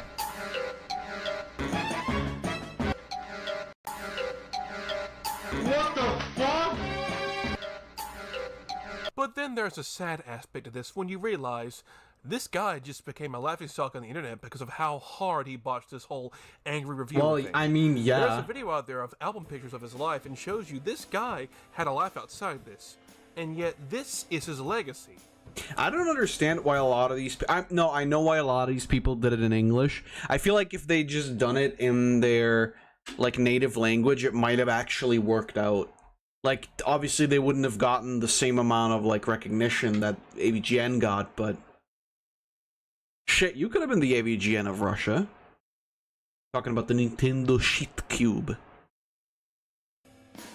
Eventually, Eric gave up on the whole angry reviewer shtick and just decided to review things normally, and tried to be an actual informative reviewer. And well, I wouldn't say he succeeded at this either. And the power Yeah? port Right. right here. And even after this, it seems that Eric gave up on reviews altogether and decided to focus on his own life. He lost some weight and decided to become religious. Yeah, he became a man of God, and sometimes would post religious videos online in his own Eric way. You can bow on your hands and knees. Well, I mean, first of all, you can't, but is that fucking Ruby Gloom in the background? Goated reference, by the way. Interesting. Interesting choice of imagery. And kiss God's ass all you want. I guess. Nowadays, Eric is still online, sort of. I actually found his YouTube channel, and sadly during the editing of this, he seems to have removed almost all of his videos. But the one thing I do remember, he had a lot of videos of him making art of women with huge badonkers. So he's found himself a hobby. A man of God and a man of taste, I see. I hope I didn't come off as too mean-spirited towards Eric, because honestly, he probably had the best future out of anyone else in this video, as you'll soon find out. Oh, God. Got his shit together and went on to do something with his life. For something he's actually passionate about. You know, honestly, that has to be admired. He said he just wanted to entertain people. You can't knock and it. had no issue with people loving or hating the videos, and admits the videos were just, well, bad. If you like them, you like them. If you don't like them, don't like them. I don't give a fucking shit if people like my videos I or don't not. give a Nintendo shit, Those videos was Q. on purpose to make people laugh. Well, Eric, I would say you still succeed. You know, I even can if not the respect way you that. intended. Honestly, These videos are some of respect. the funniest and nostalgic I like the things orange I've seen juice. in a long time. Go to They juice are choice. true form of Dear art. Lord, Sasuke It is Uchiha. genuinely the YouTube version of The Room. It's trying so hard, it ends Well, I up wouldn't amazing. go that far. I would say you made your mark in history, Eric. What's funny about The You should Room be is proud that of when Tommy Wiseau tried to recreate it and make it a comedy. So what I'm trying to say here is that, like, so The Room, the original, is like obviously unintentionally hilarious, right? Because it's just terrible, but it's funny. But then, like, because that it gained popularity through the memes, like, Tommy Wiseau then started, like, to make more movies, but they're with the intention of being comedies, and now they're not funny anymore, because they're not funny for the wrong reasons, right? And it's just really, I don't know, it's like, it's kind of sad. I prefer if he still, like, I prefer if he did, like, a, oh shit, hold on, fuck off, I gotta do, come on, let's go, Blue Protocol. Wait, what? 50 minutes. Well, I thought it was, I got scammed. I said it too early.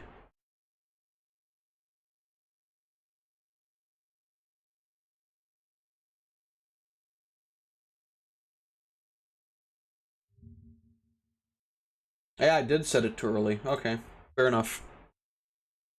In an hour, then.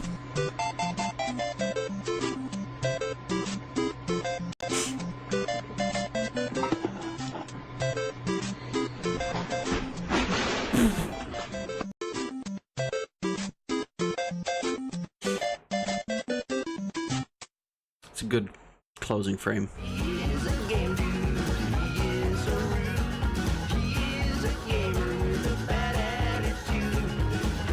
Who's this?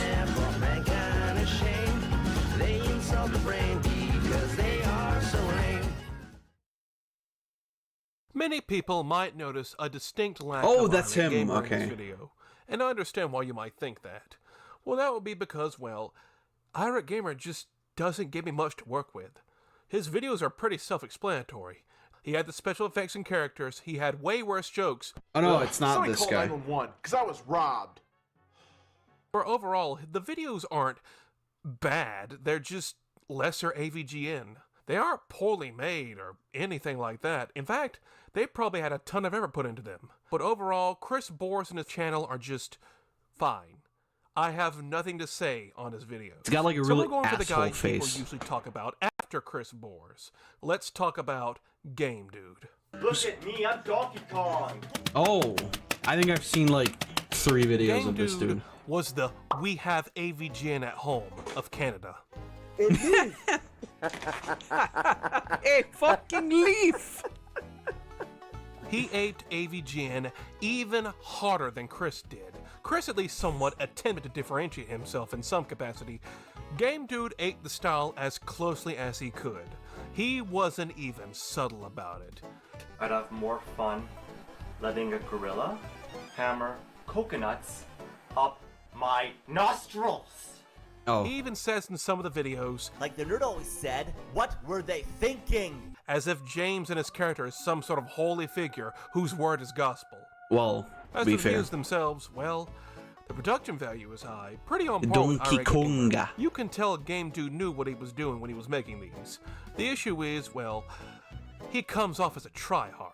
He tries way too hard to copy what James was doing, and he does everything James does, but lesser. No, even lesser than Irate Gamer. Game Dude is the last kid you pick in Dodgeball. Aw, you only watch him that's if you really mean. have no other choice. If James and Chris were banned in your household, then this was your only option. It would be less irritating listening to a constipated hyena laughing hysterically, trying to take a shit but just can't while giving birth.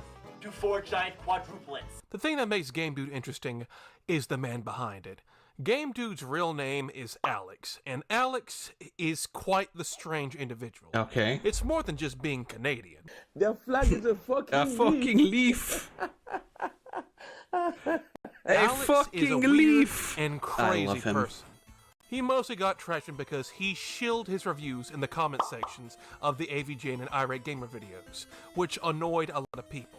Spam shilling is pretty much universally frowned on. And Damn. I can't say it didn't work. That's how I found about him all those years ago. So there's the obnoxious shilling, and then there's Alex's views on video ratings. Alex refused to let a video get below 3 star. Oh, shit. Zoomers don't know what the hell the star rating system is. Back in the day, instead of thumbs up or thumbs down, there was a 5-star rating system. The more stars, the better the perceived the video is. There. Anyway, Alex They refused should to bring let that any back. video I get think below we should 3 bring stars. back.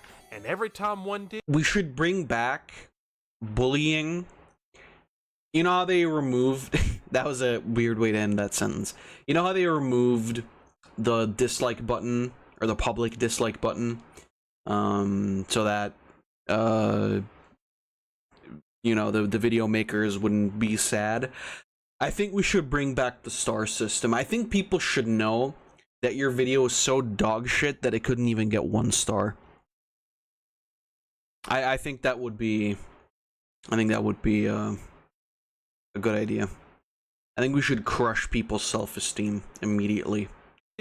he would delete the video and re-upload it to refresh the rating. As you can imagine, this got Have I very gotten annoying many with his dislikes? subscribers Not really, no. who just wanted new stuff instead of the same video re-uploaded just because it went below the rating he wanted. But his subscribers wouldn't have to worry about that, because soon he would stop uploading game reviews altogether.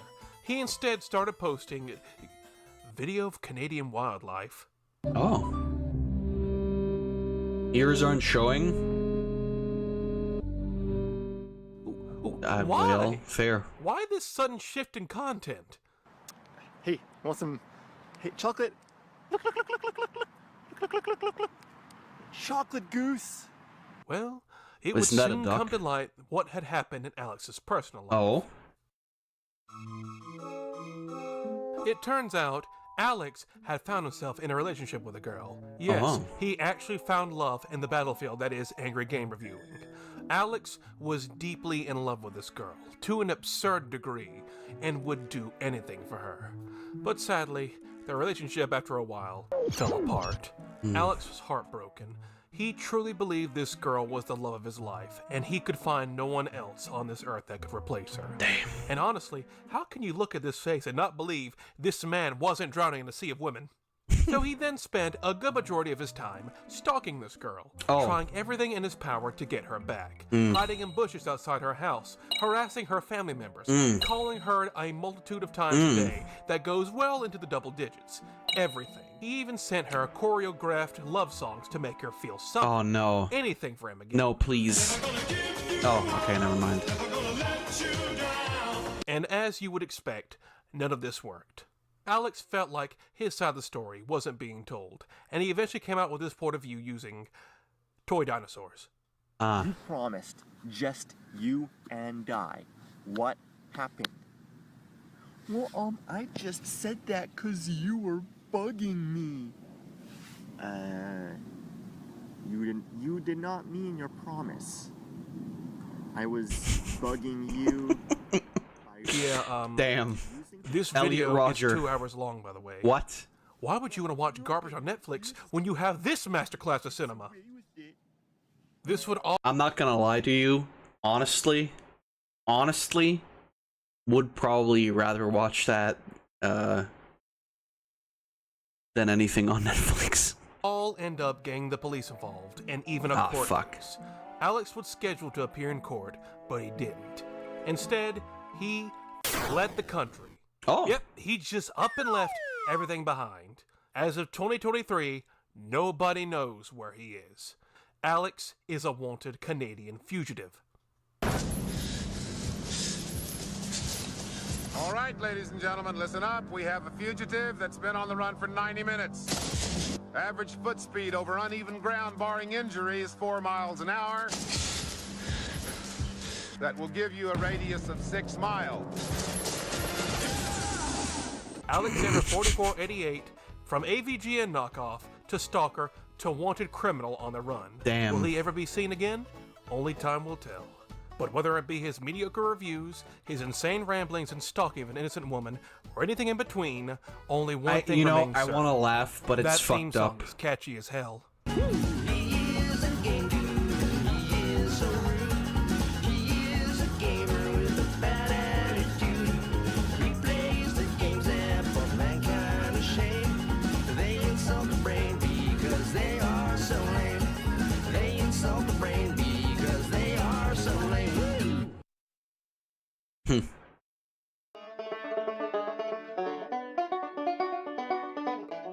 You know what's bullshit? Oh, you know what sucks? Never mind. When I originally started this video topic, I thought I was going to have a smorgasbord of topics to choose from. And technically, I do. There are legit dozens and dozens of angry game critics I can choose Vex from. the gamer. But the issue is, when looking at a majority of them, The disgruntled aren't gamer. worth talking about. They're either really The boring or frustrated trying to be bad gamer. on purpose. He's the angriest gamer you ever heard. He's the angry video game nerd. I don't really know the rest of the words to this song, but the reason I'm angry is because of the game I got to review. There's NC-17 Productions, one of the first AVGN knockoffs, and he's pretty... They got 3 windows. Just fucking push the button when you're under them, right under them, because if you're just a little off, just a fucking little bit off, they don't fucking climb down the goddamn ladder. I mean, what sense does that make? Yeah, he's pretty by the numbers. I could talk about Spoonie and the deep dark spiral he's been down, but that's been done to death. And besides, his videos are actually really good and still fun to watch. Code! Code! Code! Was I just yelled at by Barack Obama? There's Retro Gamer 3 and his various reviews back then featuring characters like The Gaming. Oh. Ooh. Oh yeah, I'm sure that's a name that'll take off. I watched a lot of these, and the majority of them just have nothing to comment on. Like, give me something to work with here. So in some form of desperation, I decided to look at James Rolfe's other shows to see if someone tried copying them. Board James was a no-go. No one dared try to copy that because only James could have taken it in the direction it went. Yeah, it's And like then that. Like Board James is honestly cinema, sins even. No, Massacre. Whoops, wrong one. Yeah, Board James is fucking peak. I love that shit too. I rewatch that shit regularly as well. I guess I just rewatch like James Rolfe content in general, but I mean, you know what's bullshit was kind of like, I don't think that was ever like a serious side project. Looked at, you know what's bullshit. His show about talking about the mundane things in life that pissed him off. It was a fun and relatable show. And for the most part, there were no takers on ripping off this show either. But I did find one. It's called... You know what sucks? Traffic lights. You know what sucks? You wanna know? Yeah? Grades. You know what sucks? CD jewel cases. Really? Yeah, this is pretty blatant. It seems to be some young adult just taking James Rolfe's idea and running with it to talk about what he thinks sucks. I mean, there's nothing wrong with that. But then again, this still doesn't give me much to work with, because it's just doing the exact same thing James did. If you're gonna fill a quarter of the bag, then why not make the bag that size? It's a scam for your money. The only reason they put a little window near the bottom is to fool you, thinking there's more jerky in there than there really is. But something seems off about the person making this. I feel like I've heard their voice somewhere before. You gotta take a piss, and of course the toilet's loud too. Thank God I don't have a turbo flush.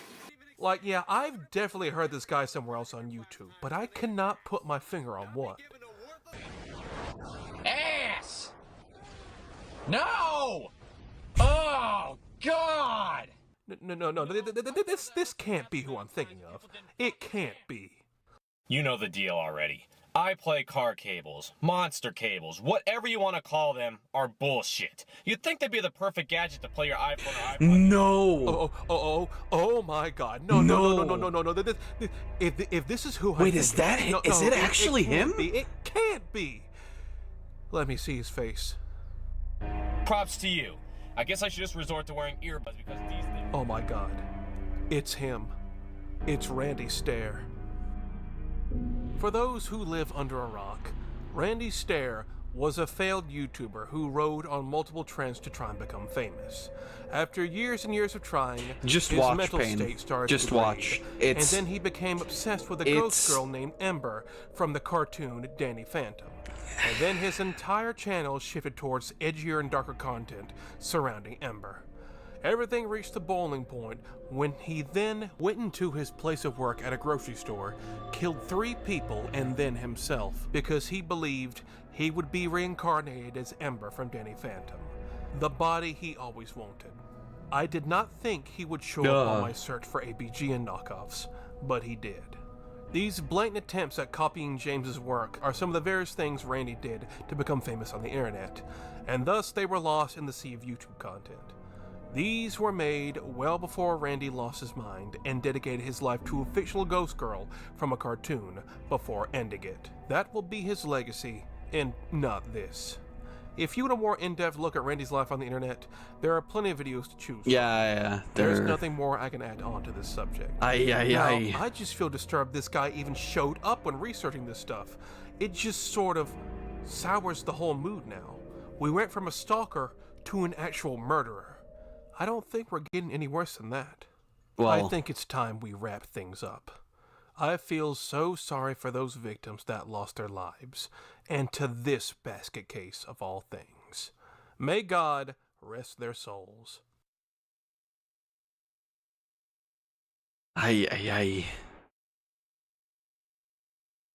I really do think James Rolfe is one of the most important people on the internet, who inspired Honestly, that's a ton like of people to not make even their own an videos and their own overstatement. characters for the sake of entertaining others on the web. Now they're everywhere, from every part of the globe, from every shape and size, and some went on to do good things, and then others who did really awful things. It can't be helped. You can't control who watches and looks up to you. Well, yeah, I but mean- you should take pride in knowing you've helped make what the internet is today. God bless. Like I and heard this subscribe, before. Yeah, I mean, and it's one of good the, night like to the you all. biggest Stay safe. stories on the internet ever. Same thing with like Elliot Roth. Tito time. All right, what do we got? Nintendo Switch painful launch. Please take a look at how the game looks on screen. This is the new world of Zelda. Nice. I don't think my Nintendo Switch is supposed to be doing this. Yeah, no. That is fucking loud. What did you do? Highly annoying. What is that? This is utter demonic. What is that over there? Satani. Satani. I don't feel well. Oh, it's fine. Jesus.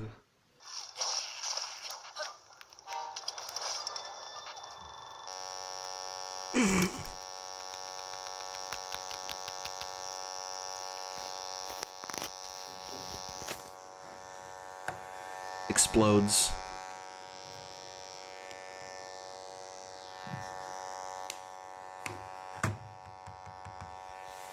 I'm sure tapping it more is gonna work. Okay, let's play with the buttons. Let's play with the thingies. Oops, I went into the thing. Whoa, did you go like way over? Is this the wrong side? Is this? Do we have the wrong sides? Oh, we do have the wrong. This is- Okay, so it's very evident. Oh, mine's stuck now. Oh, mine's stuck too. Ooh. This is like cemented on now. What the fuck? Uh-oh. Are you fucking kidding me? Shit. That's why I didn't attach those. Damn it.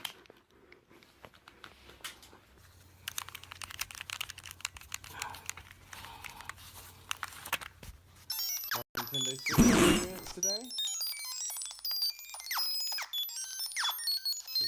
All your base are belong to us. Can't even turn it off.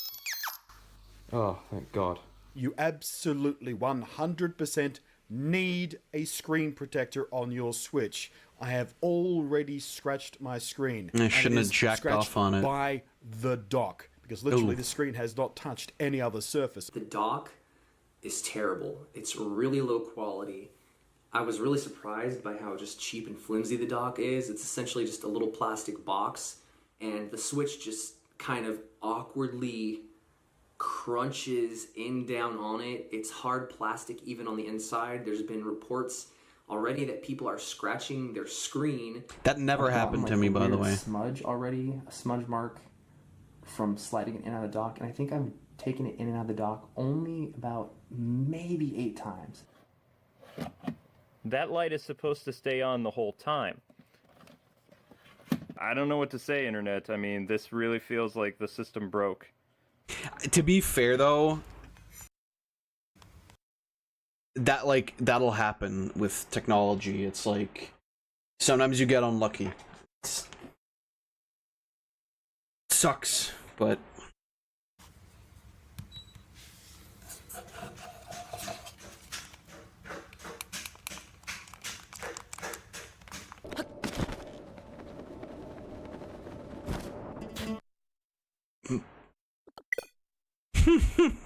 Press again.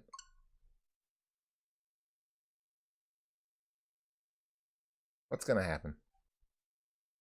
The software was closed because an error occurred. That's Zelda for you.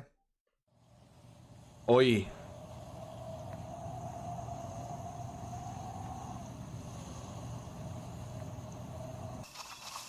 Nice. Nice. This is the super version. Oh, cool. Just don't look up easy. Just don't look up easy problem solved, right? Quite literally just turned it on. Hmm. And yeah. Yeah, that's not good. Let's try turning it off. Yeah, that's like a that's the display's fucked. Must have been dropped or something. And immediately. Wow, that sucks. Ms. Jenkins, can I get some help with mine? Oh no, god damn it, he's doing it. There it goes, There right? you go. But Yeah, did you match up the pluses? So you'll have the Did I? pluses Wait. matched on the front, so here's No, match look. the minuses, and you screwed it all up. I did. How did you manage to do that? I don't know. I It's a tried hard. Nintendo. It's a Nintendo product. I don't know how you could do that. Here, I got it. Do you I find got it it? crazy Or this way. that they hooked in so hard that you could not take them apart anymore. That's like, that's an insane design. Uh-oh. This thing is actually stuck on here. It went on super easy, honestly. That's genuinely crazy. I mean, also a lot of them are just like trying it with one hand, which is, yeah. I will have to say though, like because I compared when I got the Switch 2, the Joy-Cons on the Switch 1 are so fucking flimsy. They always been. I just never noticed because I like rarely play it outside of the dock, but they are flimsy as fuck.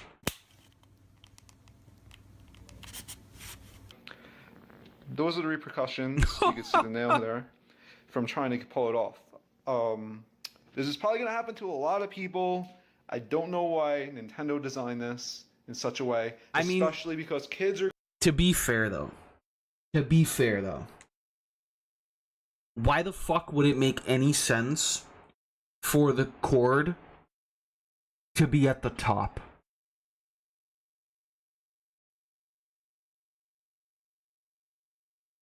You know what I mean? Like, and it even has like the plus to tell you that it's matched up. Like, I don't know. It seems like a you problem. You're going to be doing this.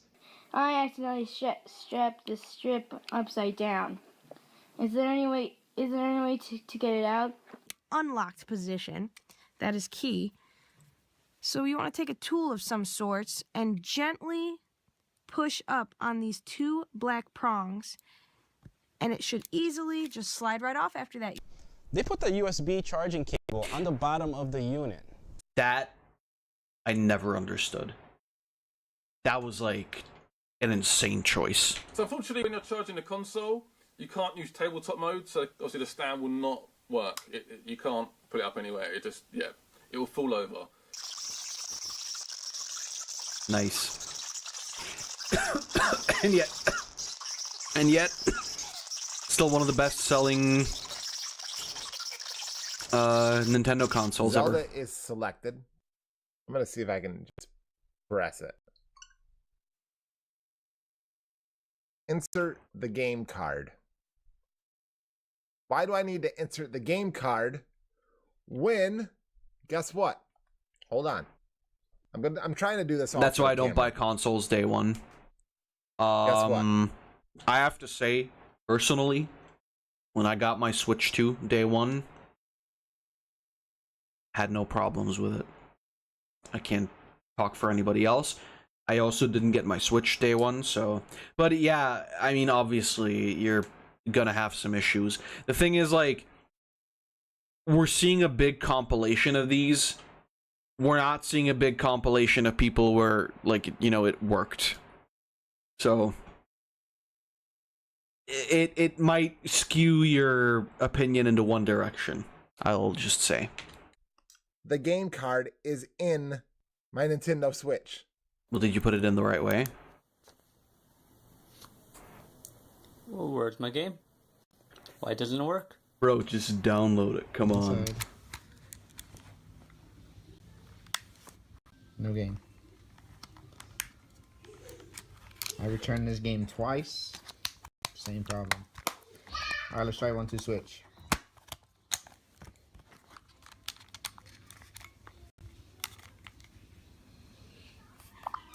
1-2 switch works. Huh. Interesting.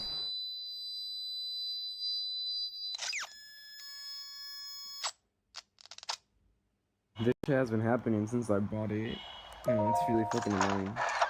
And it's pretty much bullshit, because, I mean, you know, new console and you're trying to play, and you get this shit. It's been, like, flickering since I bought it. Damn. It's giving me fuck. Oh shit, the demon. Okay, yeah, it just happened. Like, it's all negative. And even if I go to the menu, Turn off the filters, bro. Turn off the negative filter.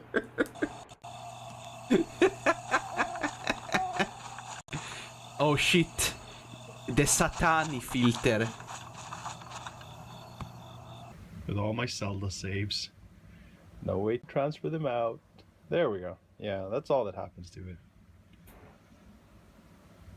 Well, it sucks to be you. Right there, there's a group of little pixels. A group of little pixels. 3, 4 maybe, and a perfectly straight It's line. 2 pixels. Or it's a bit of dark behind the screen. I do not know what it is. Stuck or dead pixels are characteristic of LCD screens. These are normal and should not be considered a defect. And this is from Nintendo's direct site. They're actually saying it's okay to have a dead pixel, which is really disappointing. It seems like Nintendo is basically just saying that it's normal. The latches on this suck. Like, terrible. Like, I apply barely any pressure to this. Just wow, that's crazy. Like I said, I think though a lot of these are just like, you know, it's just defects, Okay, right? I'd read that these things were sturdy, but this is not my definition of sturdy. Now, it doesn't affect gameplay or anything like that, but it just makes it feel a little bit flimsy when playing in handheld mode, almost like they're about to fall off. So far, I've only seen the gray version. Just have don't this issue. play in I haven't handhelds, seen the dude. red or blue have this issue, and I just don't know what's causing it.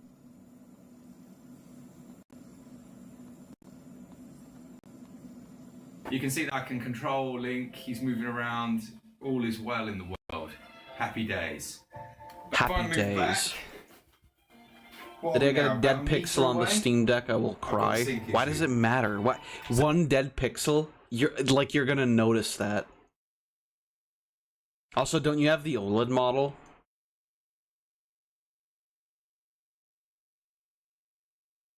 So if you can just come over here so you can see the screen. So left controller, It's running without Well, if me. you have the See that? OLED version, then I wouldn't worry about a dead pixel. 6 foot away. It's not that it, you know, can't get dead 没有反应 pixels, 的 but 但是呢，我这里是有反应的，我类比遥感是完全没有反应的。 of course.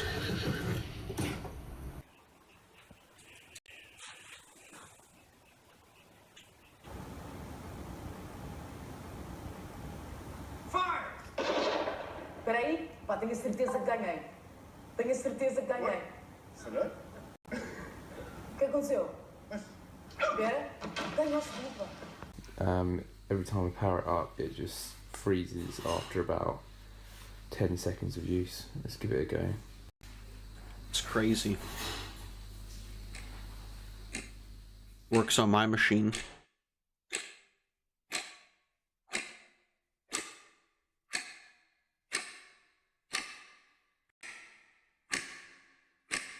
To be fair though, like, yes, on day one, consoles should also work.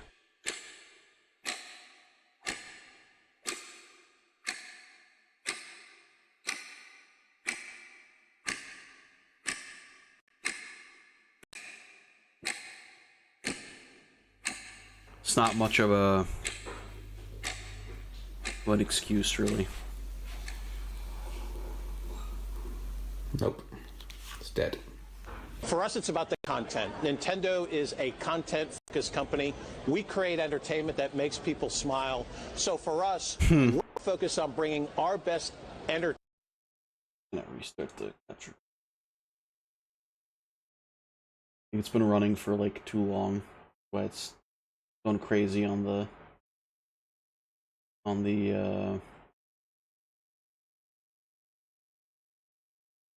audio.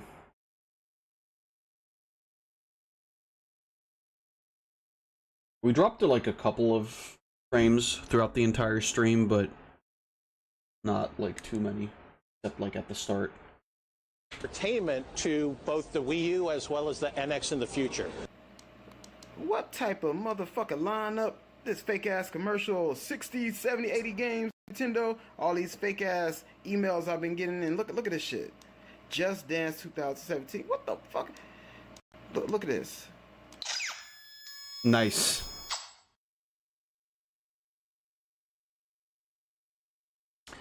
All right. What else we got? 5 years plus $40 million. At the heart of Mass Effect Andromeda is a question. Oh God. How far will we go? The Mass Effect trilogy is a huge part of our Not history very far. and the lives of many of our fans. It was an amazing story, but this is a whole new adventure. We're building on the things you love about Mass Effect. Amazing stories and gameplay, and now we're letting our imaginations run wild. How far will we go? That question is also at the heart of the development of Mass Effect Andromeda. And for the first time, it's all powered by Frostbite, which means you're going to see, hear, and feel Mass Effect like never before. That's our promise to you. That's crazy. Because that shit didn't happen. Simulating the ocean is hard. Simulating a face is harder. Rise and shine, super fast graphics computers, new creative software, and high-resolution pictures are rapidly taking us to the point where audiences can't tell if it's real. Balls, Mr. Freeman. This is going to feel like, in many ways, Mass Effect 1 again. Like, you'll be able to experience things for the first time again. And that was our goal, because yeah, we didn't like want to just human retread ground faces and make it for the feel like first it was time Mass Effect again. 4. This is what I think, like, you know when the fucking weird, like, fish crawled out of the fucking funny, out of the soup? These are the faces it made. This is what it created first. What happened? You were clinically dead for 22 seconds. Damn.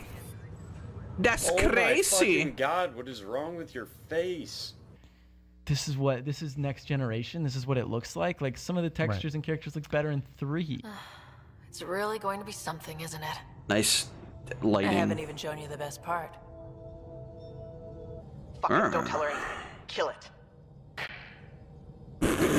Alright, what happened? To who? To whom? And your goddamn father. Sorry, my face is tired from dealing with I can see that. And they just look a little bit off. I wrote in my preview, I think they kind of look like Sims 3 era Yes. Sims. They sort of just, something about their eyes is a little bit off. Their eyelashes are incredibly thick and just obviously like stuck to their face. Be aware. That's all. Don't worry. Should play Mass I Effect majored 2. in glad handing during Pathfinder training. Don't like being sat on, huh? Not by you. ER is Ellen If it was Ryder. Liara.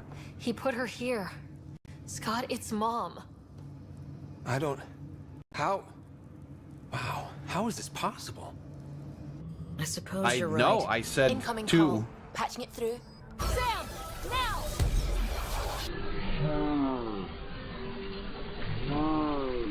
I hope it would a face is copy harder. over my save However, file, at because that some was on the point- old PC. At some point, it gets sufficiently real, it falls off a cliff, and it gets creepy. At some point, it gets creepy. You start this, I'm gonna finish it. Was it on Steam? Yes, it was the Steam version. It was the collection I version. don't need an army. I've got a Krogan.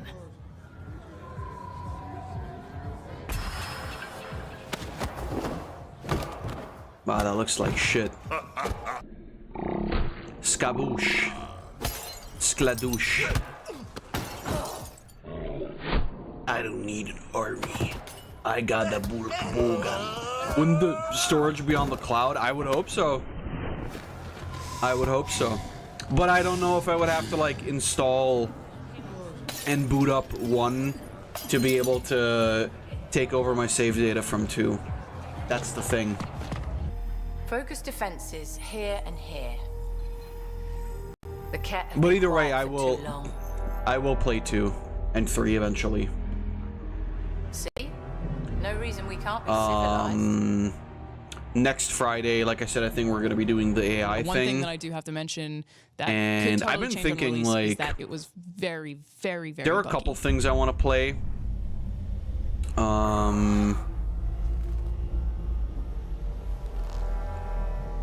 I'm thinking, I don't know, there's like a couple of things, I don't know.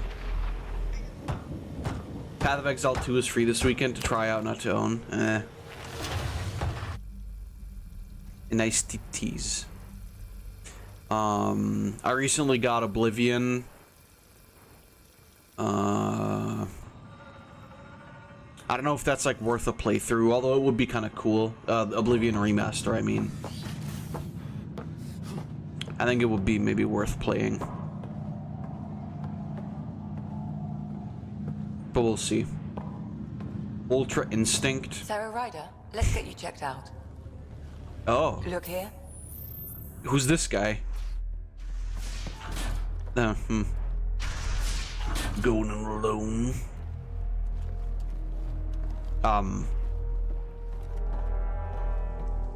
Think carefully about your next move, Pathfinder. We have to disarm them. That was loud as fuck.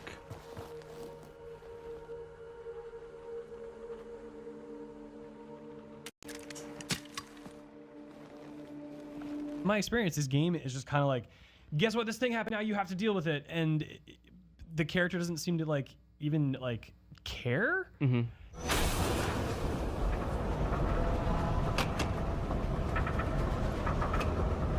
They're also stone-faced. Shit.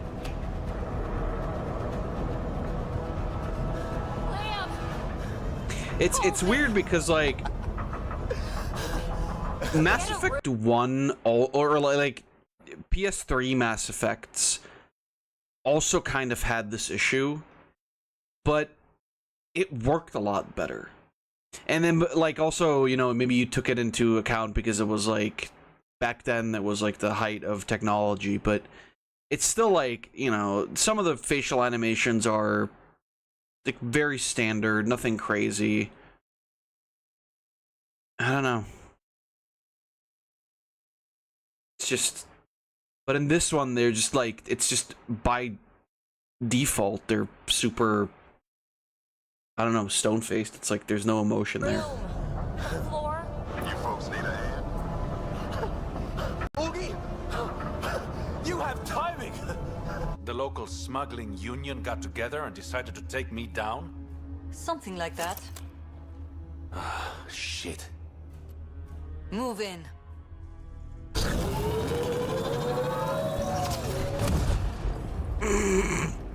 Nice. Nice. Nice. Yeah, get off the planet, you fucking moron. Oh, bye. Oh, nice. Is this sex? It's crazy. Hey, don't intrude. From their gear, they were hoping to capture someone. Probably me. Sorry about that. Though, if you'd broken a sweat, I'd be sorrier. You sent us the message about the Solarian Ark? Let's be frank. There are too many inconsistencies aboard our Ark.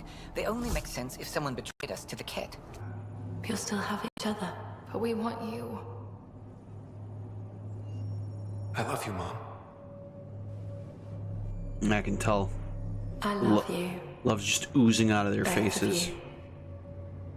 Live your lives.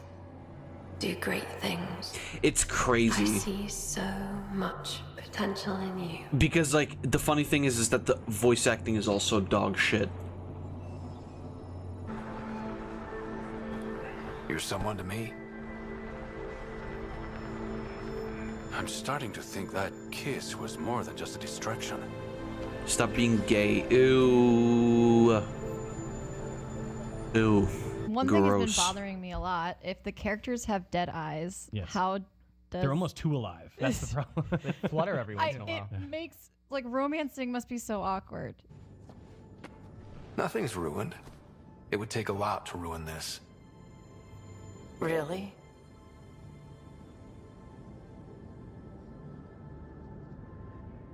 Because I love you too. I think That's I know how to beautiful. make all this up to you. Please, no more food. I think you're cute and I like seeing you up here. Oh my goodness, writer! Also, the accent. The accent is... I mean, it's not the only thing, but... Okay, I should just go over there to the There's no piloting shepherd thing. riz in that. Kill me now. Literally. Thanks. Engineering update. We are working on accessing more power from the Hyperion.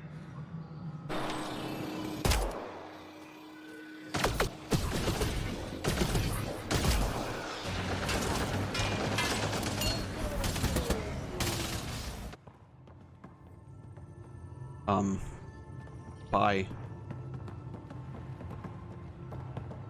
The walking animations look so janky too, somehow. I don't know why.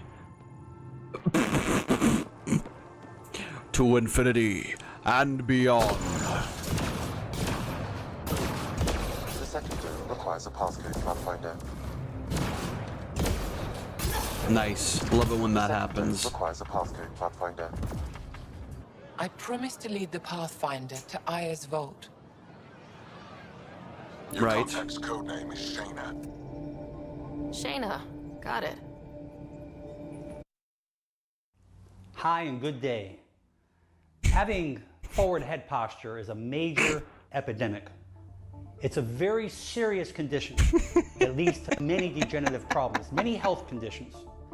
Not only as children who spend so much time looking down, texting on their computer, but us as adults as well. What's that posture called? How do you feel? Like I've been dead 600 years? Yeah, that looks about correct. Nice. I love just syrup. Just straight fucking syrup. Unlike you in the Pathfinder, I do not require I have yours. You've made this much more difficult, Pathfinder. The marrying Manson. But not for me. Right. father lowered himself to join your clan because he admired your grandfather. He was laughed at, called not worth killing. But now I've bested you, Morda, and Clan Knackmore will pay with blood. Hey, guy. Oh my god. Oh no. Oh no. Oh no. Oh my god. The colony at risk over a grudge you carried across dark space? You really aren't worth killing, Durable Strux. Oh no. Get out. Take your goons with you. Now where's the drive core? Hand it over. Hey there. Hey yourself. Question for you. Shoot. When all this craziness is over, you think you'll have kids? Where the heck's that coming from? At some point soon, we better get busy making babies. Right. Oh, nice Hey, poppin', you asshole. okay?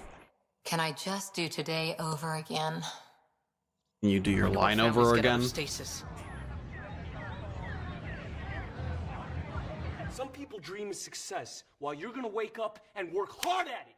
Nothing is impossible. So just do it! Is that actually what it is? Be dreams. Make your dreams come true. Just do it.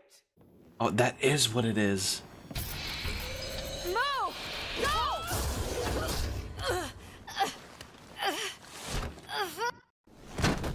Get fu- Nice. I've seen this one. It's pretty good. It's pretty good. Good game.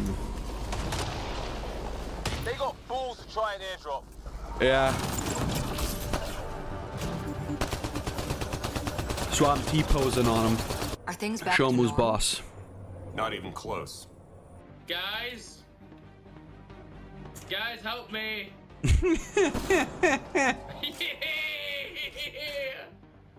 Yeah! What's going on? So perfect. My scanner would literally become a remnant mystery detector. Your enthusiasm is infectious. Don't tell Lexi.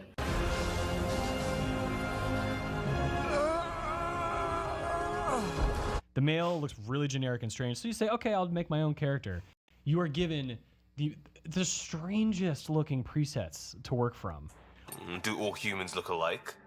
Some of you sound alike. Whoa, whoa, whoa. Time to rest Rasisto. up. That's an order, Specialist Writer.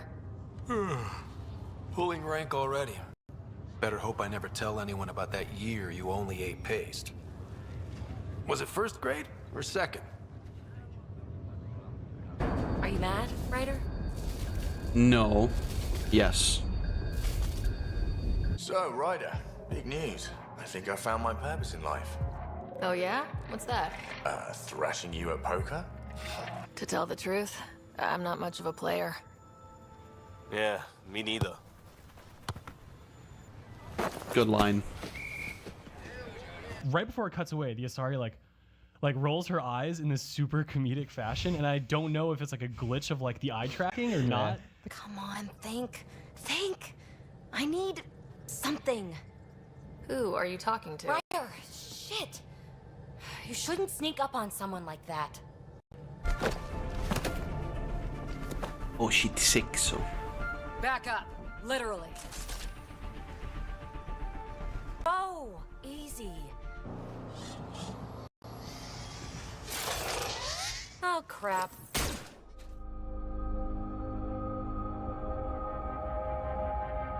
Oh my. I never noticed that. We tried to take. I never noticed that. Literally holding it backwards. That's fucking insane. That's crazy.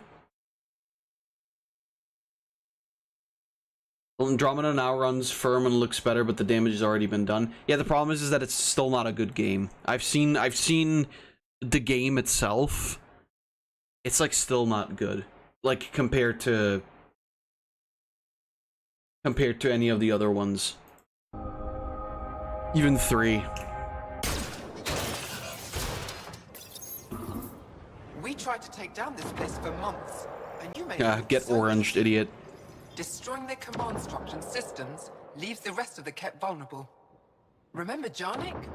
The shield around it's come down. The Frozen City? That's the one. Bye. This is... Moron. Good. This decision, the policy and protocol, sick that's trick. not what your victory was about. There's more to life than this.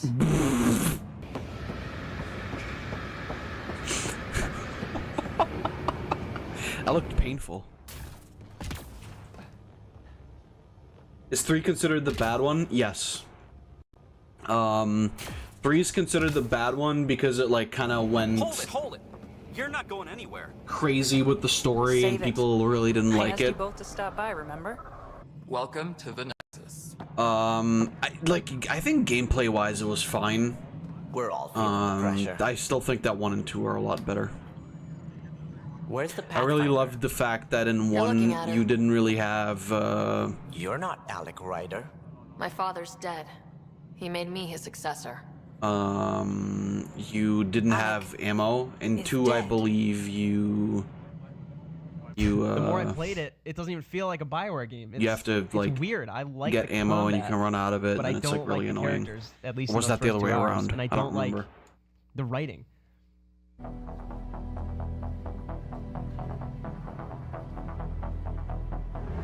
You are all the same. Not so fast. You're late. I've got a good reason. You'll see in 3, Don't just stand there! 2. Kill them!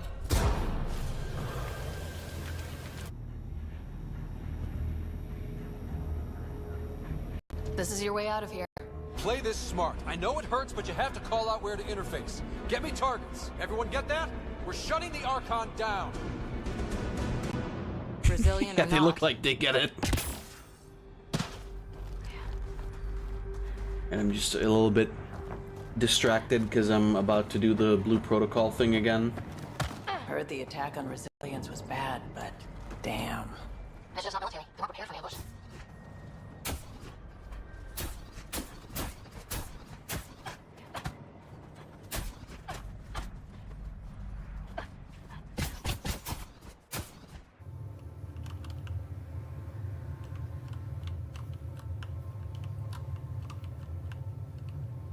Losing another Pathfinder is bad enough, even with the Krogan safe.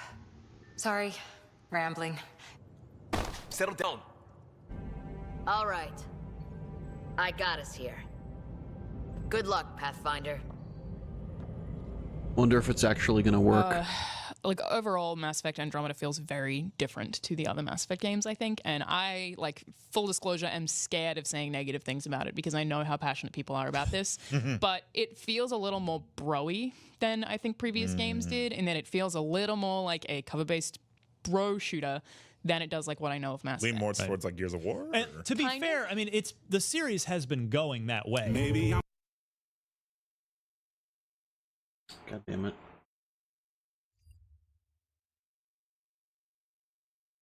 No way this is home. That's why I'm here, exploring the unknown. Who are these guys? Visitors just like us. Get her on the shuttle now! Nice work, kid.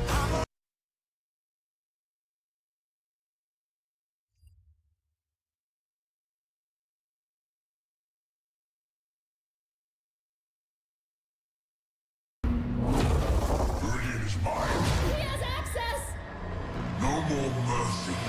Yeah, this is Niall, and I'm doing another Blender tutorial. This is how to animate in Blender.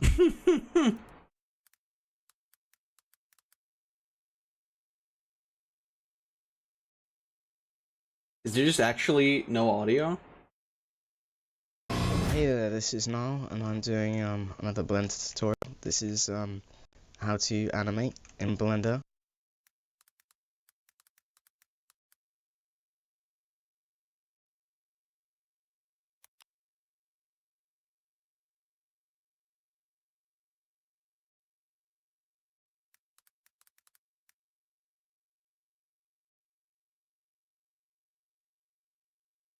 Now you are a part of the first wave of arcs arriving in Andromeda, our new home for humanity.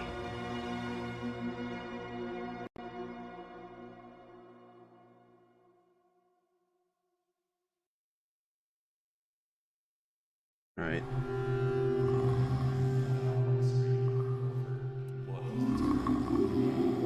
Hold on. I'm doing funny shit.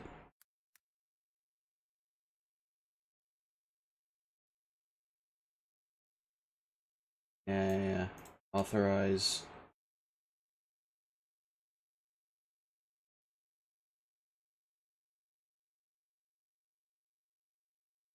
Is it gonna do it or what?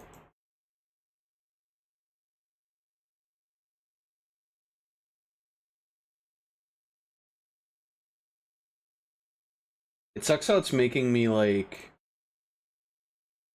do all this dumb shit and then it won't even work properly. Because it's not doing like the Discord thing. It's not loading that.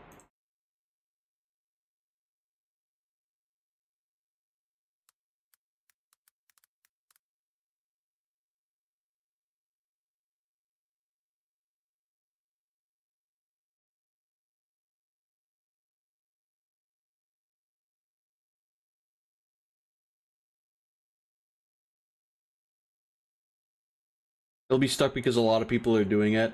I guess that's fair. I mean, I already have like 2 done. With Val for so long that it was really easy for us to just show them stuff. They'd be like, "Here, check this." All right, let's see. Sonic and Miku fucked. Yeah, I've seen that. I've seen that. I love video game glitches. I mean, really, who doesn't? They spark your curiosity and invite you to explore the games you love in new and exciting ways. Maybe you'll unlock a cut feature from the game, access new, never meant to be seen areas, see some boobies, or just find some pointless additional amusement out of your beloved games. Either way, glitching is fun and allows you to get more out of the game than intended. But glitches are still glitches. Mistakes in the game's design, and when something isn't intended, that usually means something is wrong. The degree of how wrong, well, that's what we're going to be discussing today. Join me as I take a look into the dark side of glitches and explore the top 10 worst game-breaking glitches of all time.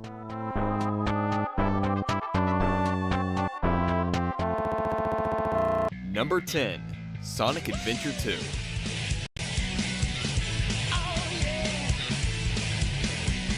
Sonic Adventure 2 is a rad game and has a notable place in Sonic history for introducing Shadow and being the last Sonic game released on a Sega console.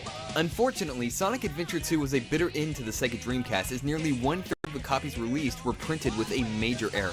When you're at the final stage and you complete the first part of Canon's Core with Tails, the game then switches you over to Dr. Eggman for the next part. However, when you spawn, you just drop through the floor and to your death. That's it. How pathetic.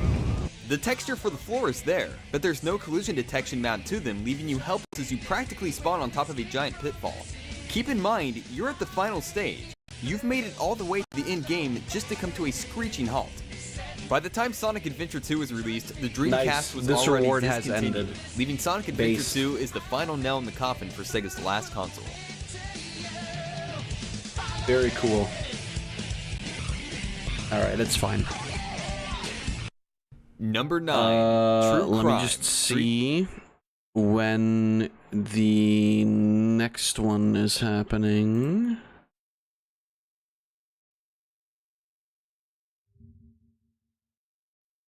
And that is in 17 hours. Okay. So, that's fine.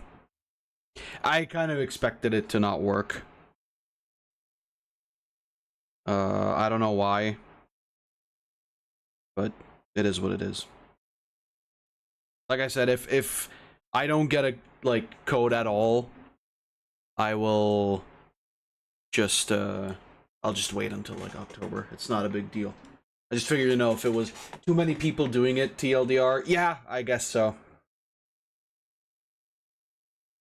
I really don't understand why they're doing it in this weird way this time around anyway, where they're just why not just do the lucky thing like they did the first couple times around? I hope you guys get in. Well, Floof's in. Floof got a code. He did the stream earlier this week.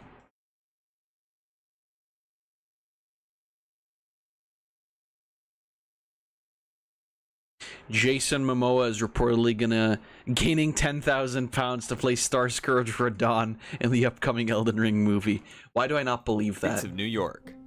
True Crime Streets of New York was famous for featuring an all-star cast as well as being a massive marketing tool for Motorola and Puma. It was also known for... Wait, what the fuck is that thing? Hey friends, over here. Be quick. That's mean. It was also known for being a buggy mess, which just reinforced everyone's opinion that it was a mediocre GTA clone. For the PS2, GameCube, and PC, the glitches were rather tame. At its worst, you would have to reload a save or reset the console to escape a glitch. However, for the Xbox version, the game was even more broken, including a game-breaking glitch that prevented you from completing the main campaign. Depending on how you chose to complete the game, you'll either be near the middle of the story or near the end. Either way, you'll eventually have to play the Shadow Tom mission, Human Cargo. Near the end of the mission, you have to fight a mini-boss named Tommy on top of a shipping crate. Except, you'll never win. What you're supposed to do is push him to the end of the crate and then throw him off, but for the Xbox version, your window of opportunity to do this is a fraction of a second. By the time you're prompted to throw Tommy off, he's already instantly recovered, leaving you with no endurance. And what then happens is he'll throw you off with ease and you'll have to restart the entire mission. Because you're unable to defeat Tommy, you're unable to complete the mission, which means you're unable to complete the game. So why does this happen? Apparently for the Xbox version, the wrong build was released. Yeah, that would explain why this copy is more glitchier than the others. Ironically, the Xbox version is ranked higher than the other platforms. Oh. Probably because the official Xbox magazine gave it an 8 out of 10. I'm speechless. Oh shit, the 50 cent Needless to game. say, this glitch pissed a lot of people off, mainly because Tommy is actually an extremely easy boss on the other platforms. However, on the Xbox, the confusion factor for what you're supposed to do is legendary. Simply put, you can't win. True Crime Streets of New York Sounds was like the a last skill title issue, in the True quite Crime frankly. series before being bought and rebranded by Square Enix as Sleeping Dogs. Square and Enix. Females, they alright. Oh, they a little sexy. They take off the glow. What else? Danger! Google! Number 8, Soul Calibur 3. Oh, hell okay, so yeah. you're playing Soul Calibur, I you've love made your Soul waifu, Calibur. you've leveled her up in matches, and you've been playing through Chronicles of the Sword. Nice, this is a fun game. And then one day, you decide that you have too much space on your memory card. Time to delete an older game you don't play anymore. Unfortunately for you, you've just activated a ticking time bomb for a game-breaking glitch, and you don't even know it. Let me back up. By having Chronicles of the Sword data on your save file, your game is always at risk, because if you transfer or delete a save game that was made before the Soul Calibur save, so that means all of these, then you've activated a bomb for a game-breaking glitch. The reason why I call it a time bomb glitch is because the next time you start your game, you'll be none the wiser. The game will continue as normal and everything will seem fine. However, anytime you save your game after that point, it's over. Because the next time you load your game, save file corrupt. Damn. Everything is gone. No. Let's have a moment of silence Not for all the waifus lost my Soul to this deadly Calibur glitch. waifu. I wish Soul Calibur 6 was better. Because I really didn't get a lot out of that. Buddy. Space, Number please. 7, Grand Theft Auto Vice City. Okay, this is a game that needs no introduction. It's Vice City, the epic open-world crime simulator set in the 80s. It took everything great about GTA 3 and gave it some style. It's no surprise that Vice City won many awards and sold over 20 million copies. It's so goated. This game is perfect. Well, almost. The first release of Vice City had a very nasty bug. In the mainland island, an ice cream factory can be purchased. Once you do so, a save icon will appear inside. That save icon is dangerous, because if you save your game there, the next time you start up Vice City, the game will freeze at a black screen. Damn. This glitch is especially bad because, look at it, it's an ice cream factory. There's an ice cream truck out front. It's so sad to me, to a degree, that back when I played, many people did save their games there, and back when I played many people got Vice City, very pissed off. Thankfully, Rockstar was able to quickly fix this glitch. It was in around the later time when like the computer was kind of fucking around.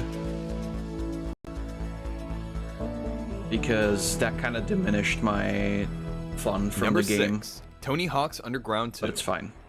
Okay, just a quick backstory for this one. The Tony Hawk game series used to have a thriving online community. It had many fan sites, many forums, and many sub-communities. I'm also dedicated considering, like, and rightfully so, because the Tony Hawk series was trying the pretty dual ambitious streaming with its stuff online again. gameplay, offering features such as creating and sharing maps, showing off custom sprays, and having the So- ability to upload your own face to put on your character. So for You know, Tony Hawk's we'll Underground see. 2, it went even further by including the ability to create a profile, have a friend list, private message, and more. And yes, being able to message someone was considered a luxury in those days. Unfortunately, this is where our game-breaking glitch begins. When you sent someone a message, the game limited the number of symbols you could send to someone. However, if you plug a USB keyboard into your PlayStation, you could bypass this limit and send a long string of them. By simply sending a series of brackets in a message, for some reason it would completely freeze the console of the player who received the message. They didn't have to check it either, they just had to receive it. To give you a better idea of what I'm talking about, let's use the modern day equivalent. Imagine if someone had the power to go to their recent players list on Xbox Live, pick a player they just played with, and send them a message that freezes their entire console. Yeah, that shit was happening. So now imagine people randomly connecting to lobbies only to quit out and then send a bulk of messages to freeze everyone. It happened and it was awful. It got so bad that the official GameSpy servers shut down and no one could play. The Tony Hawk series had a thriving online community, but it all died at Tony Hawk's Underground 2. Shortly after its release, the biggest Tony Hawk Pro Skater fan site shut down, and the community was more or less dead. Sad.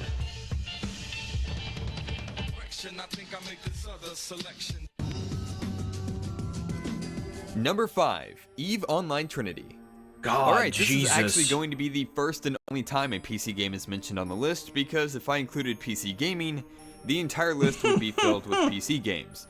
PC Master Race bullshit aside, PC gaming tends to produce lower quality games, shittier ports, and have many compatibility issues. Is that Dark Seriously, Souls for 1? every AAA title released, go to the support forums and you'll see tons of game-breaking bugs. This whole list would be filled with them if I included PC games. So consider this spot on the list reserved for general PC gaming crashes. But for a more specific example, we have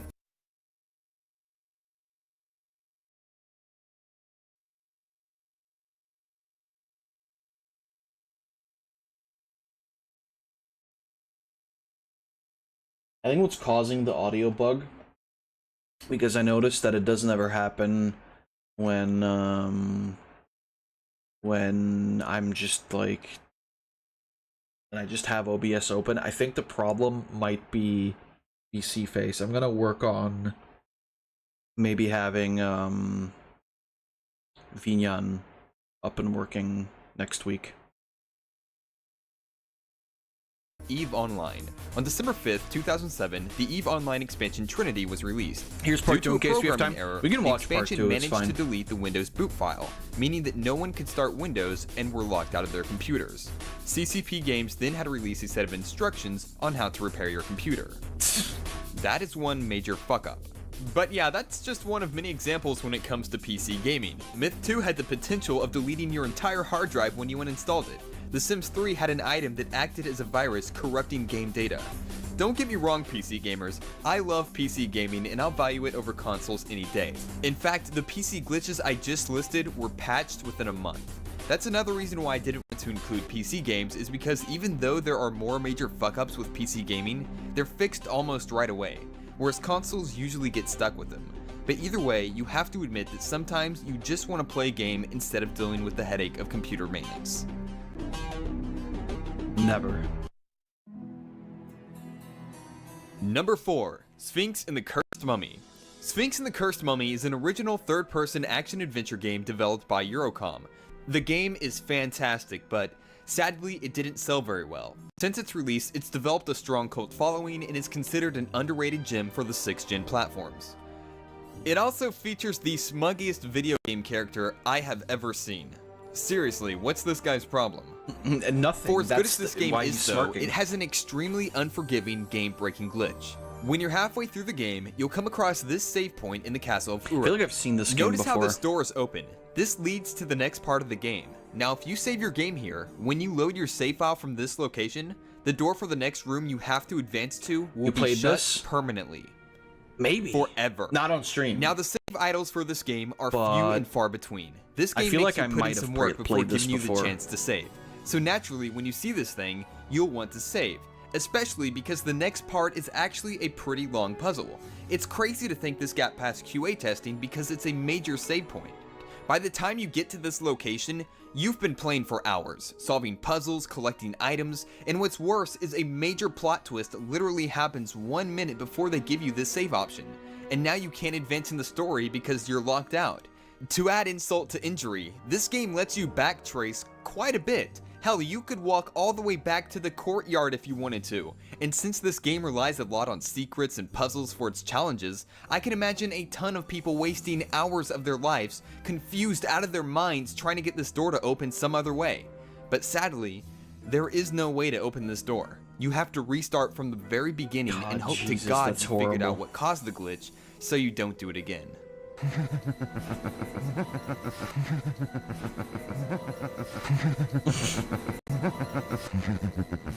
He got that super mewing smirk. Number 3. Donkey Kong Country 2, Diddy Kong's Quest. Oh shit, Diddy Quest. This game is usually considered the best in the Donkey Kong Country series, but it also features the most damaging bug for a Super Nintendo title. In the Castle Crush stage, near the very beginning, you'll find a DK barrel. If you drop this barrel and pick it up just as it breaks, you'll be holding an invisible barrel. Now, if you throw this barrel, weird things can happen. Like a lot of weird things. In fact, it varies, but it always ends the same way. Your game crashes. Dang. An additional outcome of this glitch is that it can delete or corrupt all your save files, but the most extreme case of this glitch is that it not only corrupts your save, but it alters your save game data in such a way that when you load the file select screen, it will crash your game, basically making it impossible to ever get past the main menu. For that reason, you should never try this on actual hardware.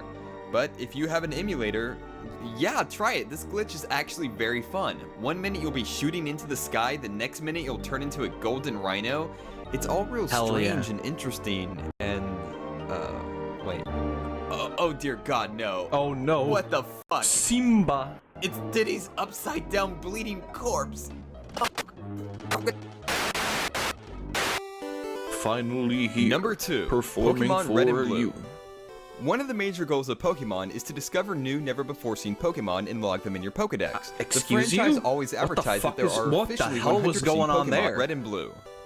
One of the major goals of Pokemon is to discover new, never-before-seen Pokemon and log them in your Pokedex. Pocket. The franchise always advertised that there are officially 150 Pokemon, but there were always hints and rumors that there were more to be discovered. Even in the anime, the first episode shows a new unknown Pokemon. So when rumors started to spread around the schoolyards about this weird, metallic-looking Pokemon, me being the little aspiring Pokemon master that I was, naturally went after him. Just what could this Pokemon be? Okay, it's Missing No. Everyone knows about Missing No. It's probably the most popular glitch of all time now, but back in the late 90s, beyond a vague text description you found on an Angel Fire site, no one really understood what this thing could be. Could it be a new Pokemon, a cheat, an Easter egg? Really, it was kind of weird. So I grabbed my Game Boy and went on a weekend quest to find Missing No. The instructions are simple enough. Go to Viridian City and talk to the old man. Ask him to show you how to use a Pokeball, and then fly to Cinnabar Island. Surf up and down the East Coast, and you'll find the legendary Missing No. When I first saw this thing, I thought it was the most epic thing I had ever come across. It was level 130, and just listen to it roar. Powerful. We are going back into his Pokeballs.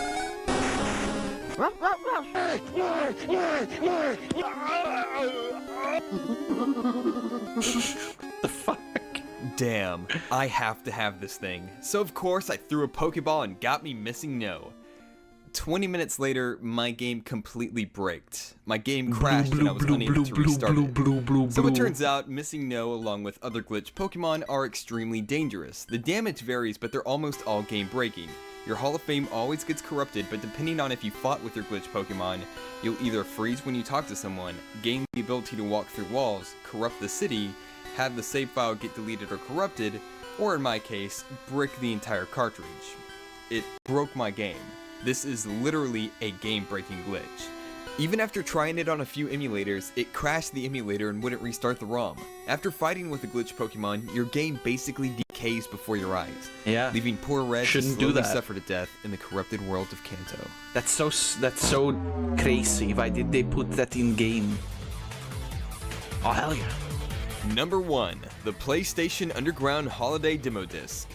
Now you may be asking yourself, what the hell is a demo disc doing on this list? What could possibly be bad about a game-breaking glitch on a demo disc? Well, yeah. On this disc is a game called Beautiful Joe 2.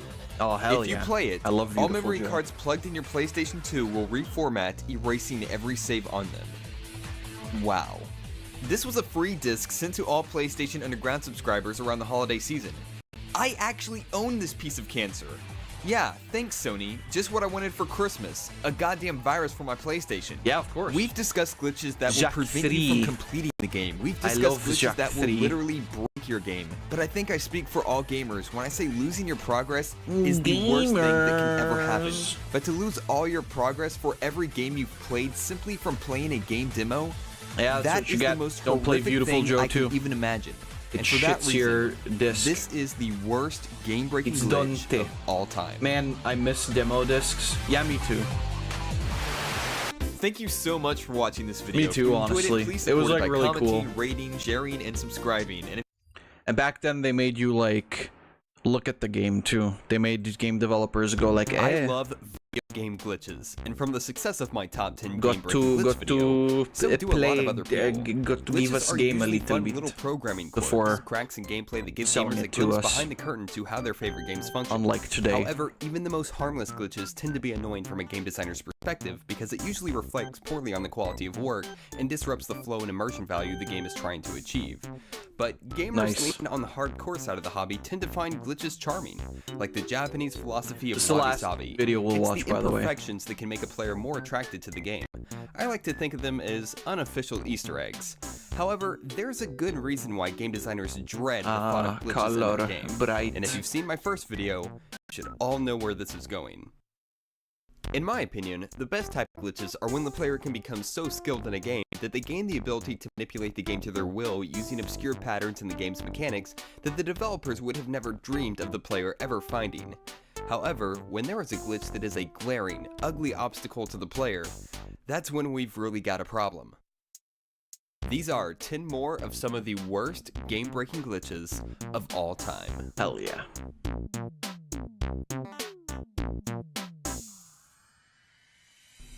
Number 10. Grand Theft Auto San Andreas. About 3/4 of the way through Grand Theft Auto San Andreas, CJ must save the drunk and suicidal rapper Mad Dog by driving a truck with boxes underneath him before he jumps off a roof. It's a unique mission to the game and serves as little more than a quick and easy way to advance the storyline. But for some players, it wouldn't be so easy. As soon as the cutscene ends, Mad Dog immediately kills himself, leaving the player completely confused as to what the hell they were supposed to do to prevent it. Is there a criteria that hasn't yet been met? Is this how the game is supposed to play out? What could be the problem? Well, many players would eventually come to the conclusion that this mission has an anti-cheat flag put in by Rockstar to punish anyone who used too many cheats. They're on the right track, but this falls more into the developer oversight category. It doesn't really matter how many cheats you use. If you use the pets attack each other cheat even once, your game has the potential of forever being stuck at the Mad Dog mission. Really? The common scenario is that many users played around with cheats early on in the game during free roam and then disabled them for the story. The problem is that the glitch would still occur even after the deactivation. Using cheats completely shifts the properties of the game, but even though you deactivated them, the game doesn't really check to make sure everything is back in its right place. When you enable the cheat, the Civ Mel class is overwritten to look a little something like this, but when you disable the cheat, it doesn't reinstate the rules, it just removes what it added. Now, PEDs continue to do their thing because their existence is just backdrop anyway, but because Mad Dog has a specially scripted sequence that he must go through, his character class being modified at this point makes the entire thing shit the bed. Oh, okay. If you were unfortunate enough to save during any point after using the cheat, That's your game crazy. would forever be stuck at the Mad Dog mission. Huh, So I never this seen one is that. up in the air. Should Rockstar have been more responsible in what powers they gave the player, knowing that it could completely cripple their gaming experience? Or should players have known better than to save while using cheats? Personally, while I think Rockstar should have made sure that deactivating cheats would have completely restored the NPC properties as opposed to reset them to a static value, that's definitely an oversight. I think the responsibility falls on the player for saving with cheats. These days, it's often hard to find games that give the player cheats, and I think it's for reasons just like this. Game designers know that giving the player tools to potentially break their games is a bad thing, and because of that, yeah, these days they just release them broken and then it's fine. So remember, don't ever can't save shit up while what's using already shitted. Number 9, Grand Theft Auto 3. Well, I just cannot mention Grand Theft Auto game-breaking glitches without mentioning the infamous Purple Nines glitch in Grand Theft Auto 3. The northeast end of Shoreside Vale is home of Day 1 features, that's what I call them. I mean, sure. That works too. Two gangs, the Red Jacks and the Purple Nines. After a set of missions given to you by D-Ice where you target the Purple Nines, my God, you fucking unlock one final mission where you and D-Ice's brother Patrick battle Hurd the is entire really gang with struggling baseball bats. today. As soon as you pass the mission, the standard mission pass data is executed, but included in that line of code is override gang model. Once this is ran, the Purple Nines cease to exist. Now, for some bizarre reason, that bit of data carries over to every new save file, essentially making the original save file a virus. For every save file you make, the Purple Nines will still be in the override effect and never spawn on the map. So if you try to play the first mission D-Ice gives you where you must kill 20 Purple Nines to pass, you're instead going to see nothing but Red Jacks, making the entire mission impossible to complete. Interestingly enough, this glitch apparently has never been fixed, so even in the Android edition, this glitch can occur. Nice.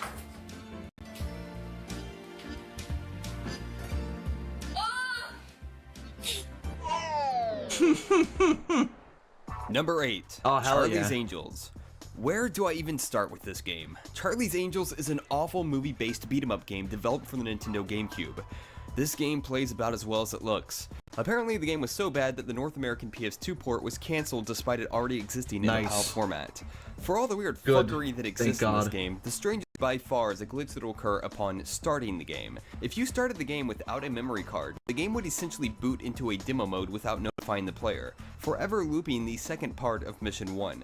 As soon as the mission ends in a seamless transition, you'd be right back at the start. Oh, You'd that's go through interesting. Again and again and... I don't remember. Was it Yeah, was it this the is basically JonTron hell. video? Many players who I think encountered so. this glitch often gave up without ever experiencing the main game where there exist many more fighting combos and features. It's still a terrible, awful, no good, very bad game, so this glitch is probably doing you a favor by stopping you from playing it. Number 7. Action 52. well. How can I not include Action 52 on this list? The entire cartridge is practically a game-breaking glitch. Action 52 was developed by 4 just out of high school college kids who had a mere 3 months to design, program, and compile the final game. Most of them had never even worked on a game before. They were hired by a businessman who didn't have a clue about the market he was getting into. It was a recipe for disaster, and a disaster is what we got. According to one of the designers, he came into the office one day and everyone more or less said, "Well, it's been 3 months, we're done." And that was the end of development. No one bothered to test the final game. It was compiled and that was it. The result is a 52-game multi-cart priced at $200, but almost every game is a poorly programmed mess, and many of the games crash upon selecting them from the menu.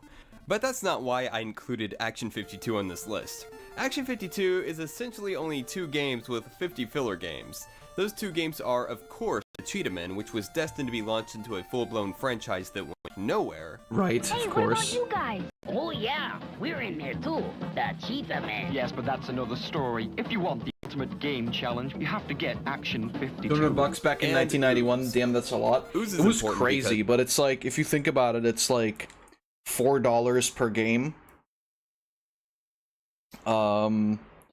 Which then isn't so crazy, I guess. Of course, that would mean that those were actually like full games and not terrible dogishiti. So, yeah. But you're right. $200 in 1991 is crazy. This was one of the major marketing ploys for this game to sell. The advertisements claimed that anyone who could beat Ooze would be entered to win $104,000. However, anyone brave enough to attempt this feat would quickly have their journey end on Stage 2 when the game freezes while attempting to transition to Stage 3. And the instruction manual isn't very helpful on what to do about Avoid this. this green Ooze is actually a ooze. fully playable game if you're running an emulator, but due to conflicts with the NES hardware, it completely crashes on a real console. If you manage to beat the 5th level, you will get a contest entry code which you're instructed to send to an address in the Bahamas. Sadly, nothing ever came from the contest because it was impossible for anyone to participate because of this glitch. Damn. So I'm probably the first person to have ever done this, but I did submit in an entry to the contest, so by default, I humbly accept the title as Action Game Master. I hereby demand everyone involved in the development of Action 52 send me money. I don't think that's gonna happen, but... Number 6. Luigi's Mansion. Oh. Luigi's Mansion debuted as the launch title for the Nintendo GameCube, and for the first time, Mario's younger brother was cast to be the leading star. Well, technically this would be his second, but we don't talk about that other game anymore. The premise of the game has Luigi searching a haunted mansion for his older brother Mario. To do so, he must fight hordes of ghosts and collect keys to progress through the locked doors in the mansion. God, I love there are original about Luigi's 25 Mansion. keys in the game you must collect in order to unlock the entire mansion to save Mario. Our game-breaking glitch occurs on the very last portrait ghost, Vincent Van Gogh. First, the player must fight a wave of every ghost variation before taking on the main ghost himself. After an intense battle, he's defeated. At this precise moment, two things can happen. One, the player runs and grabs the key right away and the game continues as normal. Or two, there's a ghost hiding right next to us. Let's go ahead and take care of him first. Of course, this being one of the most annoying ghosts in the game, he's going to immediately run through the wall, enticing you to chase him. And so you do so, and of course, he's going to run right back. However, when you re-enter the room, you might notice that something's missing. No time to think about that, we have a fight on our hands. So after you defeat the Boo, you're prompted to save as you always are after a Boo fight, and... not so good. Wait a minute. Where's the fucking key? By leaving the room after the key spawns, you despawn the key without ever collecting it. Which is crazy. So you're screwed. You have to reset the game. Game over. It's not over. Everybody betrayed me. I fed up with this world. Bye, Luigi. Number 5, Tommy. Metroid Other M. Well, okay. Metroid Other that M whole is game quite is a a glitch, controversial game though. among fans of the Metroid franchise. Part of the life. controversy is because the main protagonist, Samus, underwent some major character development in the title that left many fans feeling even more alienated from the once mysterious galactic bounty hunter. The word he so obviously chose, outsider, pierced my heart. Well, you are a bird, so... It's like, wow, Samus is so serious and deep.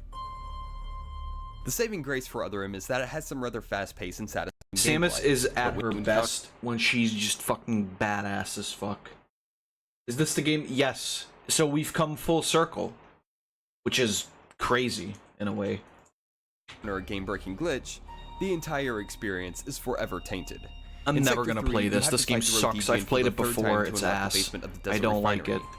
After the fight, if you I need to happen play be the low in Prime health and series decided, anyway. Nope, not going to risk dying and redoing that boss fight, and walked all the way back to the last save point, the door that you would need to go through to continue the rest of the game would instead be permanently shut. Thankfully though, Nintendo made sure to warn everyone about this glitch in every way they could, and even offered a service where players could send in their glitch saves to be fixed for free. I'm not exactly sure if the service is still being offered, but if it isn't, then your only option at this point is to restart the game with a new save. Still, it begs the question, why do so many games have important doors that lock upon saving? Yeah, that is weird.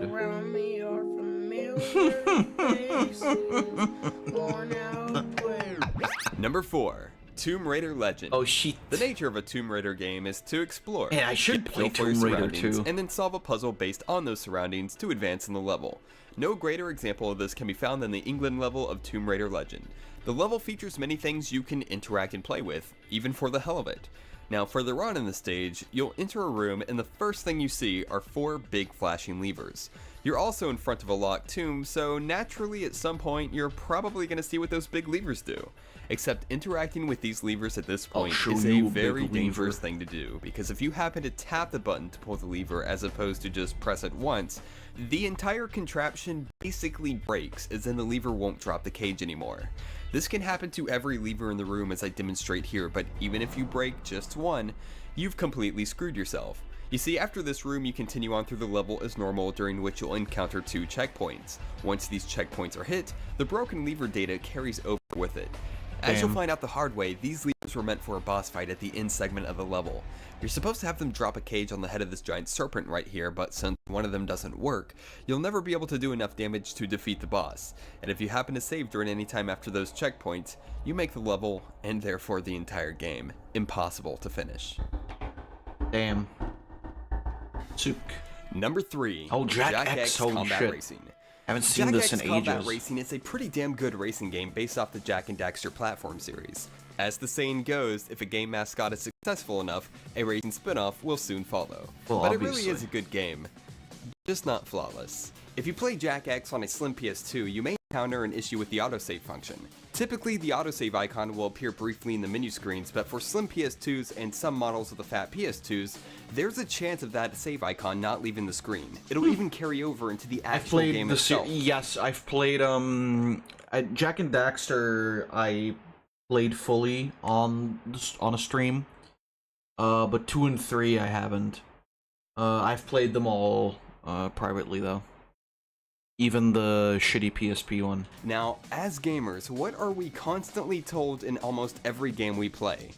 Do not turn off the system while the game is saving. Except, the game is constantly saving, so eventually the game is going to have to shut off. When that happens, your saves get corrupted. You may even get a block of undeletable corrupted data on your memory card. Yikes. There were like 8 or so versions of the PS2. Some of the versions were obviously different like the slim models, but most of the changes were tweaks internally in the fat models. Given that there were so many versions of the PS2, my guess is that Naughty Dog didn't have the time to have the game thoroughly playtested on every model, thus it slipped past QA. This is basically the console equivalent of what I was trying to say about PC gaming glitches in my last video. Everyone got so angry at me for bad-mouthing PCs, but this is the point I was trying to make. Because there were so many models of the PS2, that means there were a lot more variables developers had to take into account for things to go wrong. Developers have a limited amount of time to get a working game finalized, and they're not going to have time to test every make, model, and add-on for a console. For PC, it's the same way, except almost no PC is built the same. It's pretty rare to see a glitch like this on a console, and that's why Jak X is so special. Number 2. Enter the Matrix. Enter the Matrix is a game designed to tie in with The Matrix Reloaded and The Matrix Revolutions. Featuring over an hour of original live-action footage, this game was meant to fill in some of the gaps between the films. As far as movie-based games go, that makes it pretty special. But in typical movie-based game fashion, this game is a bland, watered-down version of the films. Sucks. It doesn't help that there are many like glitches in the an game hour or two. Oh yes, there is absolutely a glitch in The Matrix. I played all versions of this game and I've come to the conclusion that the GameCube version is just about flawless. The Xbox version, however, would sometimes show a damaged disk error despite being in mint condition, and would also pop up this error message from time to time. Press L1 to try to recover. Except I'm on an Xbox. Out of curiosity, I decided to look more into these error messages, and it turns out they had a really tough time making this game. So they just copied it over from the PS2. SPU WOD stream failed. Big fuck. Tell Tony. Scripter fucked up and tried to trash memory. Particle texture fucked. Whore ass. Too many portals. I got into some shady ass B-Lee save game code. Oh no. Who's calling my code shady? I pity the fool who's calling B's code shady. Pity, I say. Brian Lee, I'm calling all your code shady because this is one busted ass game. Anyway, the PS2 version is by far the worst version. The frame rate is outright terrible in some levels, but the game will also constantly crash at the Control Tower 2 level, making the entire game impossible to finish. Right when the boss appears on the screen, the game just freezes, and there's nothing you can do. So basically what we have here is one game with 2 different game-breaking glitches on 2 different platforms. What a disappointment. Cheating. Mr. Anderson. Number 1. Age of Empires: The Age of Kings. Age of Empires for the Nintendo DS is a portable turn-based strategy port to PC counterpart. featuring 5 historically based scenarios, 28 unique campaign missions, oh, and 1 nasty game-breaking glitch. If your player profile name was 3 characters or less, the game would sometimes freeze in battle, save data would become corrupted, and worse, the entire cartridge would be bricked. Truly a game breaker. Bricked. Apparently the glitch was Like so me. hard-coded in the game that Majesco couldn't even fix the problem once they were aware of it. Instead, future copies of the game came with a little slip of paper warning players about the glitch. If that isn't some busted-ass programming, I don't know what is. That's crazy.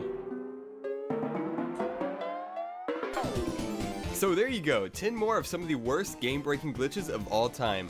I hope you found the video informative and... Wait, whoa, negative what? Oh, shitting. Well, okay, just to clear things up, many people were a bit annoyed that I only included old games in my list, and the reason is very simple. Games are now being patched. When patches now existing on all current-gen consoles are making game-breaking glitches less of a problem in this current age of gaming. But of course that doesn't mean game-breaking glitches are ever going to die. They're just going to get stronger. For example, the Wii U has been known to have some rather buggy system software. An error players often got was The error newest 160. console. This made playing some games impossible, including the long-awaited Super Smash Bros. Players desperate enough to fix the error would try to reformat their system so they could wipe it clean of errors and have a fresh start. The thing about that is, by reformatting, you brick the entire console. Ouch. Oh, and what about the Xbox with its Red Ring of old is Death? this video? I had to replace a total of 3 consoles because of this. Or 9 maybe years, it was 4. okay. I lost count. When you lose count on how many times you had to replace a $300 piece of hardware, then something is seriously fucky. Not to mention that people have gone into business and made a living off selling repair kits for this shit. People were making disgusting, gaudy modifications to their Xbox in order to give their Xbox a fighting chance against this error. Hell, people would actually wrap their Xbox in goddamn towels to purposely overheat and reset their Xbox in order to milk just a few more minutes of game time from their systems. That is some next level game-breaking bullshit. Okay, well, obviously this is a hardware malfunction and not a glitch, but Whoa. Shut up. Oh, and don't think I'm letting you off the hook, Sony. Last year when Sony released version 2.5 for the PlayStation 4, many users just automatically had their consoles bricked. When one user contacted Sony about it, they wanted him to pay $150 to have it shipped and repaired. Wow, stay classy, Sony. So I guess the moral of the story is that game-breaking glitches are never going to die. Maybe the next time you turn on a console, maybe you'll get a game-breaking glitch. No, please. Okay. Not so that's the end. Thanks for watching and supporting my channel. Hell Check out yeah. the That original was cool. top 10 here and click. Nice. All right. That's a pretty good stream, I think. We had a lot of different videos, which is nice.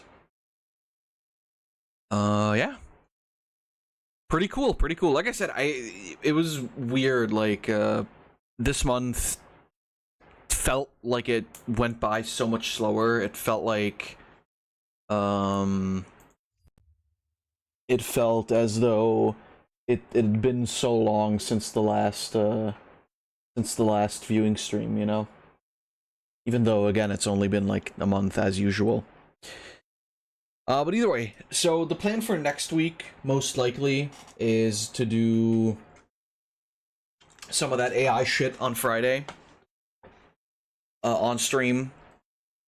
And then Saturday, we're gonna see what game I'm gonna jump into.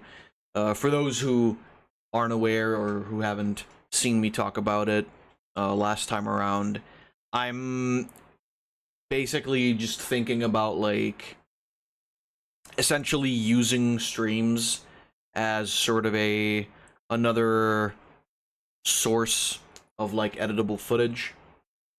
I kind of came to terms that I really like that idea of just like, you know, maybe not necessarily privating the streams afterwards, but you know, making them unlisted and then uploading the footage of what we did. Now obviously for something like the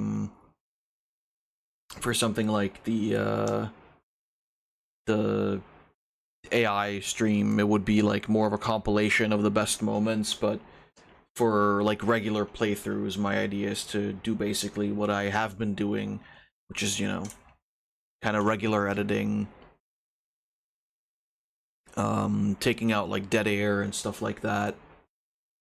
I think that's not a terrible idea. I think we're gonna see how that works for like September, because then in October I kind of mostly want to focus on just streams anyway, because you know, we're getting back into Spooktober, and I do want to like actually do the Haunted PS1 collection this time around, so you know, probably would be better to do multiple streams. But yeah, like I said, that's the idea. I'm gonna attempt to do some more streaming. Videos are coming out as usual though. There shouldn't be any issue there. We finished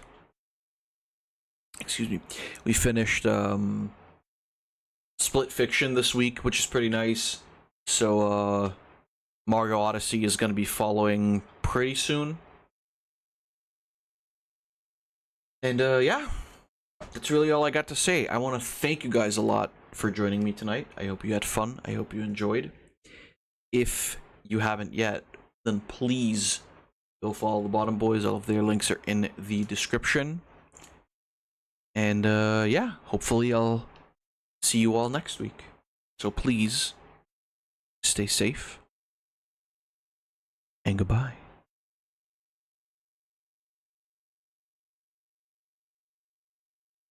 And don't get glitched. You're gonna go to hell before you die.